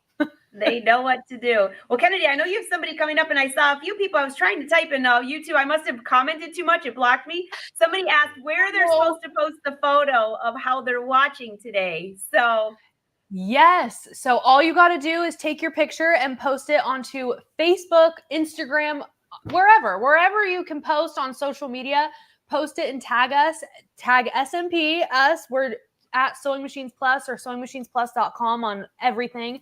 And then tag Angela Wolf. And on Instagram, you are Angela Wolf Fashion, right? Yep. And on Facebook, Angela Wolf Couture. They didn't have both when I started forever ago. So you'll They find always me. do that. They always do that. Ugh. Yeah. But yes, tag us and Angela, and then we are going to pick some random winners from those posts and give you guys some fun stuff. And you don't have to have a pet, but it's awfully cute when you show your pet, but you don't have to. Yes, but it is bonus points because SMP, everyone here at SMP loves animals. We are huge animal people. If I could bring my dog here and have him here, I absolutely would. But yes, put the pets in there. Sounds good. Well, Kenriella, you take it over, and then I'll meet you for some giveaways later, right? Yes, absolutely. Awesome. All right. Well, okay. Well, our guest has not arrived, but that's okay because we'll just start with some giveaways. We'll just do that. I love that. I love that. I was like, am I frozen? Oh, I did not check the comments, but I'm on to rolling bin number 2 for the embroidery thread. So I have to go back and find out what you all said of how you store. Yes. Do you go by brand? Do you go by color? I'm going by brand right now, but I think, I don't know, color might be a better idea. Yeah, I definitely, going by brand sounds like the most logical way to go to keep it all together. But then I'm the type of person that loves the colors meshing and flowing together and like an ombre. So I get really indecisive, and then that's where I can't decide, and then I forget it, and then no thread gets organized. So, well, that's kind of what's happening over here. Yes, it is no fun. Well, since we are going to start with some giveaways, let's start off with some gift cards, because I know SMP Nation loves to shop, because Angela, we know we love to shop too. It's just I watched I think it was Anna earlier said she watches this all day, and now the ideas are just growing. She's going to need a shed to keep all of the new things she wants to buy. Yep, exactly. Like I'm telling you, I have a notepad, and then I'm like, Kyle, we need to make an order here for me. We got to get this going. So why not pass that on to some of SMP Nation? Let's get you guys some gift cards. But Blaine always says, comment gift card, comment mats. We're always commenting what the gift is. My keywords are going to be more fun today. So for today's keyword, we're going to start off with Angela. We're going to go Angela. Everybody comment Angela down below, because that's the funnest one of all. Comment Angela down below. Now I know I won't be able to comment. Why is everyone commenting my name? I don't know what's going on. All right, and I see the comments going. All righty. So Kyle, it's not me spinning the wheel. This is weird. Where's the mouse? Whoa. Where's the mouse? All right, Kyle. I'm putting all my trust in you. Should I just keep spinning it over and over and over? Let me know. Spin that wheel, No. Kyle. Oh, okay. No. But let's spin Going. that wheel. There's a $25 gift card. $25 gift card. And then if you win, you have to tell us what you're going to spend on it. Yeah. Jana Elliott. Woohoo! Jana, you got to let us know what you're going to use it on. Are you going to buy embroidery thread? You're going to buy stabilizer, one of these fabulous machines today? Yes. So Jana, watching from Facebook, thank you for tuning in today. If you would like to claim that $25 gift card, head to smplive.tv. It's scrolling right down on the bottom of the page. Head over there, fill out the information. It's just a quick little form to fill out. Let us know what you want and what day of Hoopfest you're watching, and we will get that emailed to you. There you go. Via email. Duh. No, we're going to get you a gift card code that will be sent to you via email, so that way you can just pop that in when you go to checkout, and you'll get $25 off your order. So exciting. Yes, this topic of thread, that's perfect to get some thread, pick it up. Or bobbin thread. I'm always needing Bobbin that. thread, yeah. So Kennedy, have you heard from Blaine? Has he seen your masquerade face yet? I don't know. I haven't. We haven't heard from him. I know he was very, very, very excited to wake up at 3 a.m. to go to the airport this morning. So I'm assuming he probably went home and napped, or got to his hotel and napped. So We'll have to check in. Maybe we'll have him pop on the show tomorrow if he's not doing anything. Oh yeah. I hope Jane's watching though. I know she said she was going to watch. I don't know if she popped in. But She was headed to Canada. yes, everybody's going everywhere. I'm like, it's fine. It's fine. Kyle's going on vacation too. It's summer. It's summertime. There you go. Well, this is my vacation, hanging out with you, Kennedy. Exactly. This is my staycation. I just stay right here. I just moved chairs. That's what happened. Alrighty. Next up, we are gonna give away. Looking at my prize closet. Let's give away some sew mats because Joanne was just talking about our amazing sew mats and how she uses them as her workstation. So like she actually has it down when she's doing her hooping and all that stuff. And I think that's an amazing idea because yes, we have sew mats under. That's a great idea, Kennedy. Do you know what my husband actually took one of my mats. I think it's actually the Sewing Machines Plus one too. And he has it downstairs. I gave him just a small part of my office as a man cave, and he uses it to tie all of his fishing lures or his flies, because the hook will just hang just perfectly on that. And I came down one day and I was like, oh my gosh, my mat, between that and my Kai scissors. Oh my goodness. Yeah. Yes, no, Kyle and Roger are big fishers over here, so they might have to go pick up some mats. They might need the American flag one. Now you know, a whole nother avenue. Yes. Well, to everyone watching, if you've got some fishermen in the family or some, I don't know, is that fishermen? Fisherwomen. Yeah. Fishermen. This sew mat might be for them too. You never know. All right. Well, what is our keyword? You know what? We're going to do fisherman. Let's do fisherman. All right. Fisherman it is. But one word. One word. All right. All right. Come on in, comments. I see y'all coming in. So, Angela, I have to ask, with all of this going on with Hoopfest, what has been your favorite demo so far? I don't know if you've been watching the past couple of days, but at least for today, what has been just your favorite thing that you've seen or watched or just learned? I don't know, because I've got a bunch. Up here. You know, I watched all day today, and I love Carly Bell's bag tag, because it's such an easy thing to do. I was actually on my way to the machine to do that, and then I got sidetracked with what thread to pick, which caused this whole organization thing. But I love that. If that is not a day in the life of a crafter, I don't know what is. It's organizing today, organized chaos. But you know, I have to say, my two good friends, Joanne and Cindy, they always give so much information in their tutorials that you actually have to go back and watch. I mean, Joanne packed everything in that 30 minutes of stuff that, you know, is a wealth of information for embroidery success. And I have the new printer right here, and I'm dying to unbox it. And with Cindy's help, now I kind of got a little foot in the door of getting that taken care of. Exactly.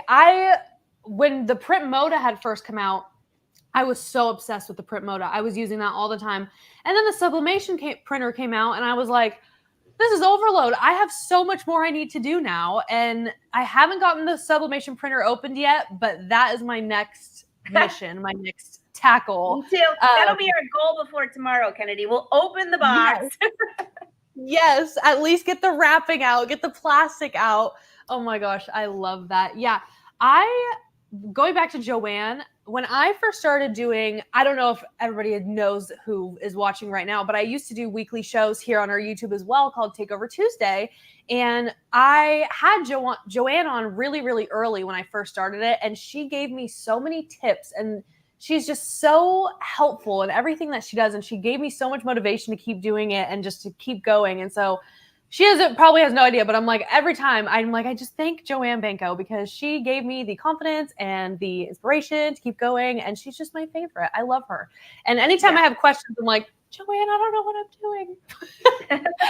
Like, I got you. So we love Joanne and Cindy. And it was so funny. Our bios that we had for her, it was still that she was living in Georgia. And she's like, I'm not in Georgia anymore. I'm in Tennessee. So We're fixing that. I promise. We're fixing that.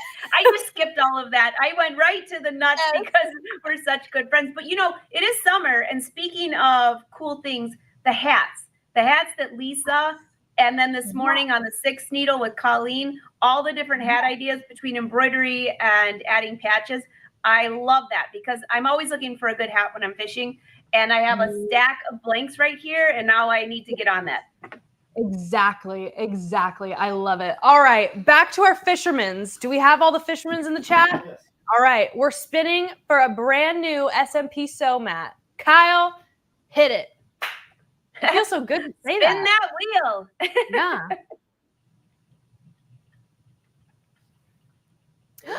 Belinda Brine. Watching from Facebook today. I know Belinda. Congratulations, Belinda. All right. Now, what I need you to do is head to smplive.tv, okay? Now go find the form that's on that page, fill out the information in there, and then let us know what size and what color you would like. And we also, shameless plug to Angela, we've got Angela Wolf sew mats, and they are the cutest, like hot pink with her little logo on it. They're so stinking cute. Go check those out. But we've got 4 different sizes to match all the different sizes of machines that are out there. So go check them out. Let us know what color and what size you want, and we will ship that mat right out to you. Love it. I love it. I love it. All Well, right. I think I just realized why my husband took your blue brother Sewing Machines Plus mat downstairs versus my pink ones. But it's got your name on it. It's got your name. I know. I love it. I think we need to make like Kyle needs his own sew mat. It's like a fishing one. Oh, I like that. We need to make them all forever. Blaine needs one with a plane on it. Like I can envision it. I can see it. Absolutely. Oh, you know, I was thinking, did your guest show up yet? No.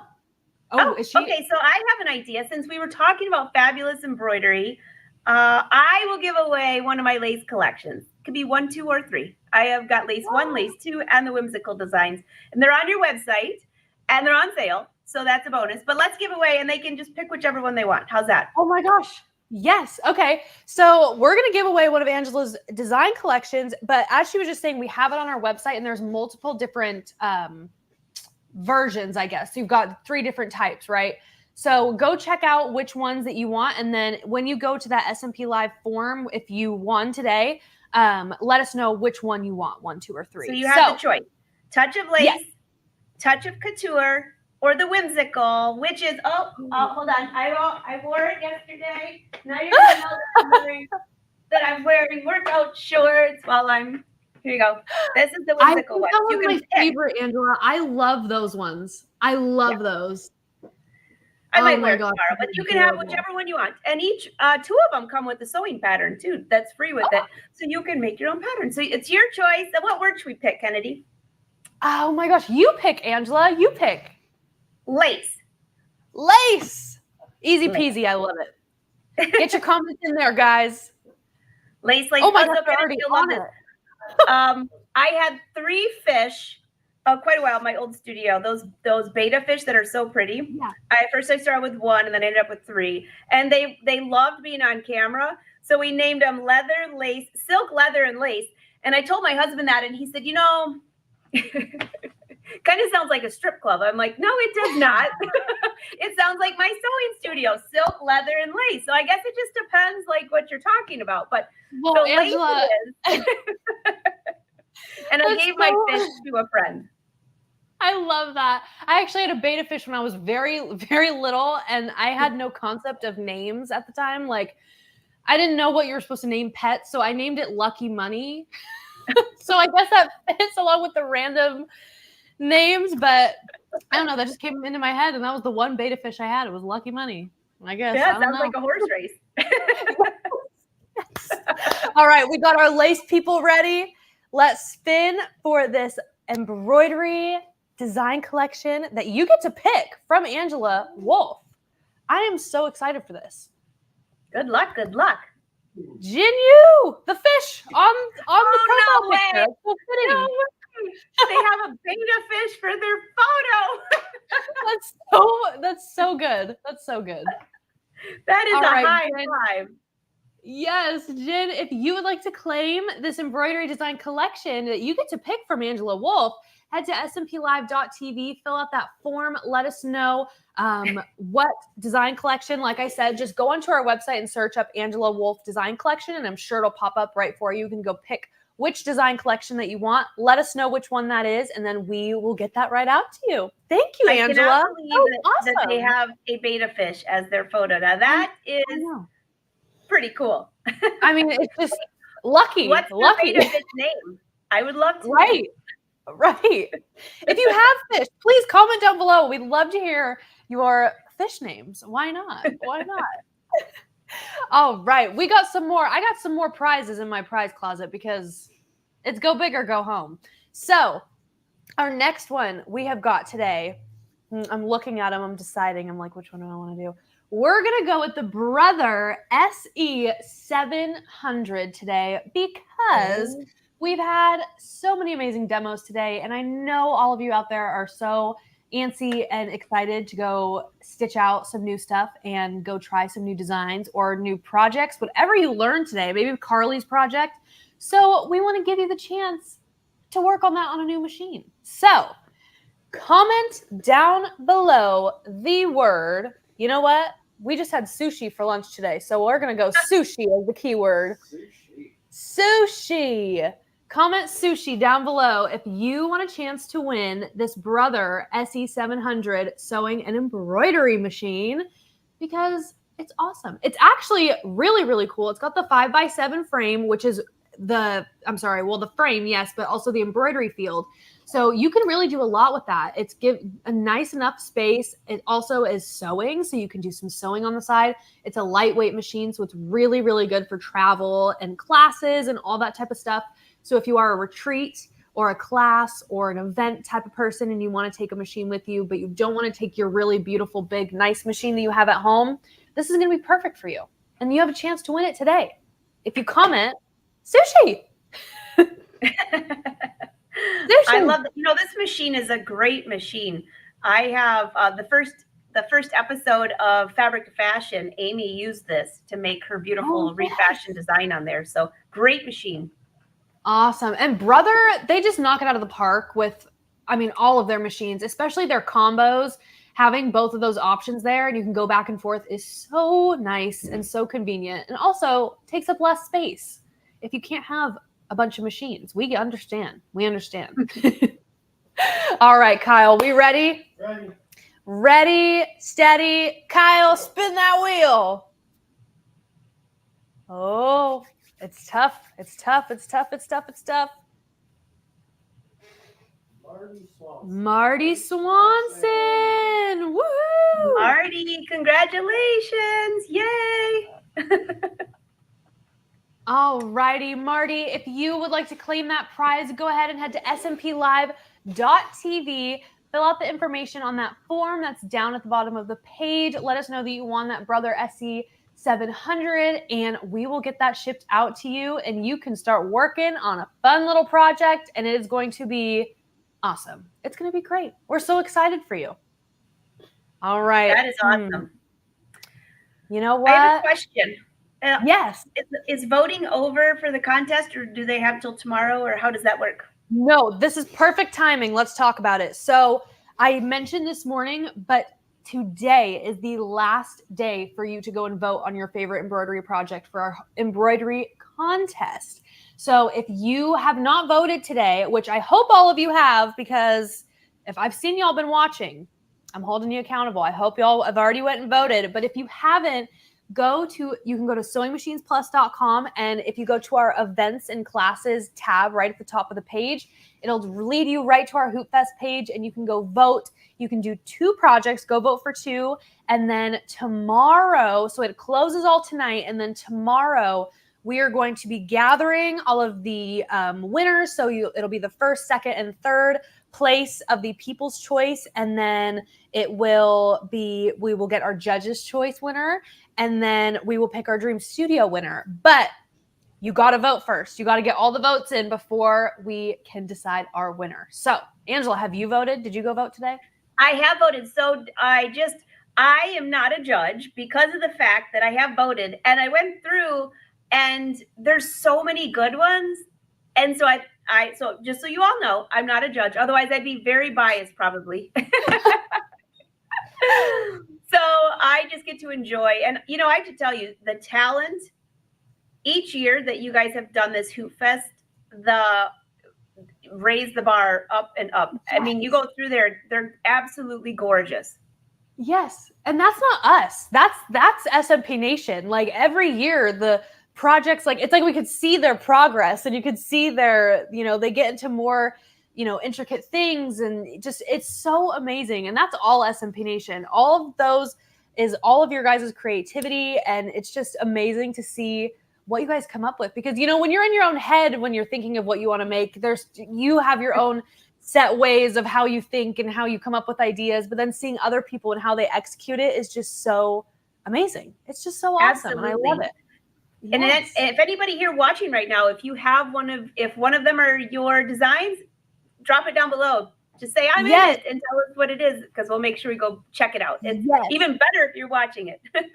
Yes, put the name of your project down below, because you can go search projects. Like if you have the name of it, you can search up the name and put the title of your project down below, and we will go check them out. And everybody else that's watching will go check them out. Oh, I love it.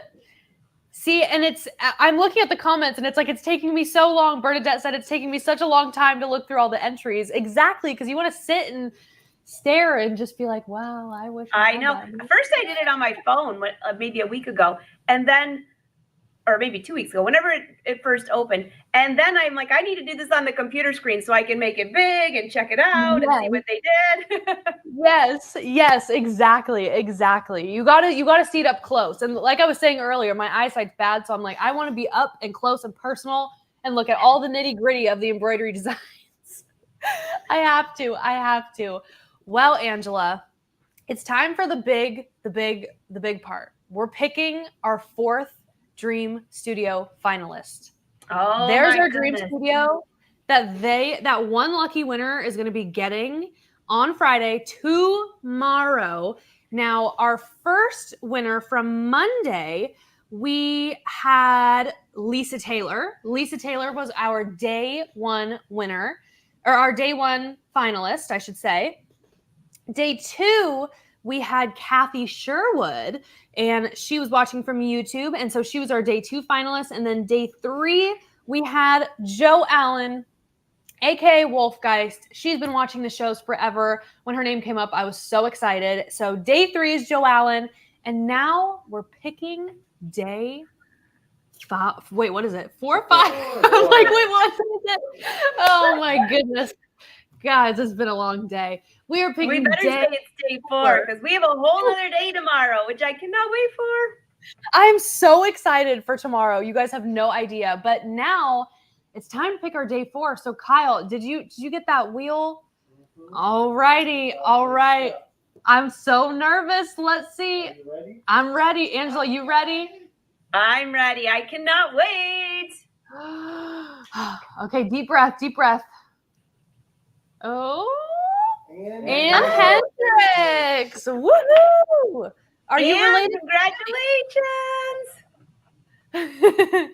Congratulations. And what we need you to do is go to smplive.tv, and on the forms where it says, where we've got the form, let us know that you are the day 4 Dream Studio finalist. So just fill out all the information, because we will be sending you prizes. We will be announcing what your prizes are tomorrow, but we will be sending you gifts. And so we want you to get that. So fill out all that information and we will get that all out to you. But you might be the Dream Studio winner. So you'll have to find out tomorrow. So Anne, come back tomorrow and tune in, and you'll find out if you're taking home the Dream Studio. So excited. That studio, those giveaways are a Dream Studio giveaway. I mean, that is amazing. Yeah. The 7 needle, the SWF 7 needle is brand new. Like, this is a brand new machine. So the fact that you're getting just the brand new machine, you're getting the Brother Print Moda, the Airflow 3000, just there's so many different things. You're getting a giant thing, basically this entire thing of Floriani thread. I mean, come on, what more what more? And then Floriani TCU, I had to throw that in there because I am such a big fan of Floriani TCU, and I had to throw it in there for you guys because you need it. You need it. All my embroidery people need it. And so much more. Stay Perfect table. There's so much. And I'm so excited. I saw those on there. I have my Stay Perfect table right here. I have one here and one here on each side. Yes. One with my computer right now because I was working on a different computer, and one over here with all that crazy thread that I'm trying to organize. Yes. Me and you both. We both have the Stay Perfect 2-tier table, and I love it. My sewing area at our office looks different like every other week because I just move it around. I'm like, I feel like putting this over here today. I don't really want this over here. And I just love that. With the casters, it just makes it so easy to just throw everything around. And I know, and you can stack them all. So they just go really nicely, all stacked. And then I think you can see behind me right there is the airflow serger on top of the smaller table that they have that's specifically for the serger, which is so nice because you can move it around. It's very versatile. Yes. And if the real SMP Nation, the OGs are here, they know when I did a demo on the Stay Perfect tables, I sat on it and I was like, I'm going to lift it up and go all the way down. And I went up and I went all the way down. I said, that's Did you proof really? that it carries. Yes. I said, this is proof it carries precious cargo, guys. Like, what more? Well, What more do I Kennedy, need to say? I love you dearly. I'm not doing that. Oh, stop. Oh, stop. No, I am so excited for this Dream Studio tomorrow. When I was putting it together, I'm like, the pressure is on. I got to make sure SMP Nation knows I'm taking good care of them. The prize closet, or I'm sorry, the prize cubicle is getting overflowed. So we had to really make some things work. So I'm so excited. But we have finished day 4 of Hoopfest, and today went by so fast, and I'm kind of sad about it. I don't know what I'm going to do now the rest of the day. I am too. Today flew by, and I'm looking at tomorrow's lineup. Whoa. Tomorrow is an awesome day as well. I'm looking at everyone coming. We have got starting in the morning with Sarah again, which is great. I love her tutorials. We have so many different things. Carly Bell's coming back tomorrow as well. She had to. I mean, she had to. There's no Hoopfest without Carly Bell. There just isn't. That is true. That is true. This time, maybe her girls will come out. Yes. I love that. No, it's going to be a jam-packed day tomorrow, and we had to just go big or go home. And it's just you and I tomorrow, so we could really just go crazy. I still have this, but we're going to put that down here. We're going to keep it down here. We need to put it in a flower pot. So I don't know about you, Kennedy, but I'm on the East Coast. On the corner. So He's just peeping like, ooh, there we go. Okay. Oh, wait, wasn't it Mystery Science Theater where they had the 3 little heads at the bottom like years ago, way before your time? But that was like the best show ever. So, but since I'm Eastern, 3 hours different than you, in the morning, I'm going to get up and I'm going to scroll and use hashtag SMP Nation to see what everybody posted today from watching the show. Because so far, I loved every single one of them. I'm still wowzered by the live snake that's watching on camera. Yeah. I think that's the coolest thing ever. Yes. It's crazy. And knowing if it's Wolfgeist, she's got more than one. So there's more than one snake watching. That's what they said. Yes, exactly. Well, Angela, thank you so much for coming on and hosting with me today. I had so much fun with you, and I can't wait to do it all again tomorrow. And to SMP Nation, thank you all for joining us for day 4. What a fun time and just what a blast this was. I cannot wait for tomorrow. I hope you guys all have a wonderful, wonderful rest of your day. And is there anything I'm missing, Kyle, before I go?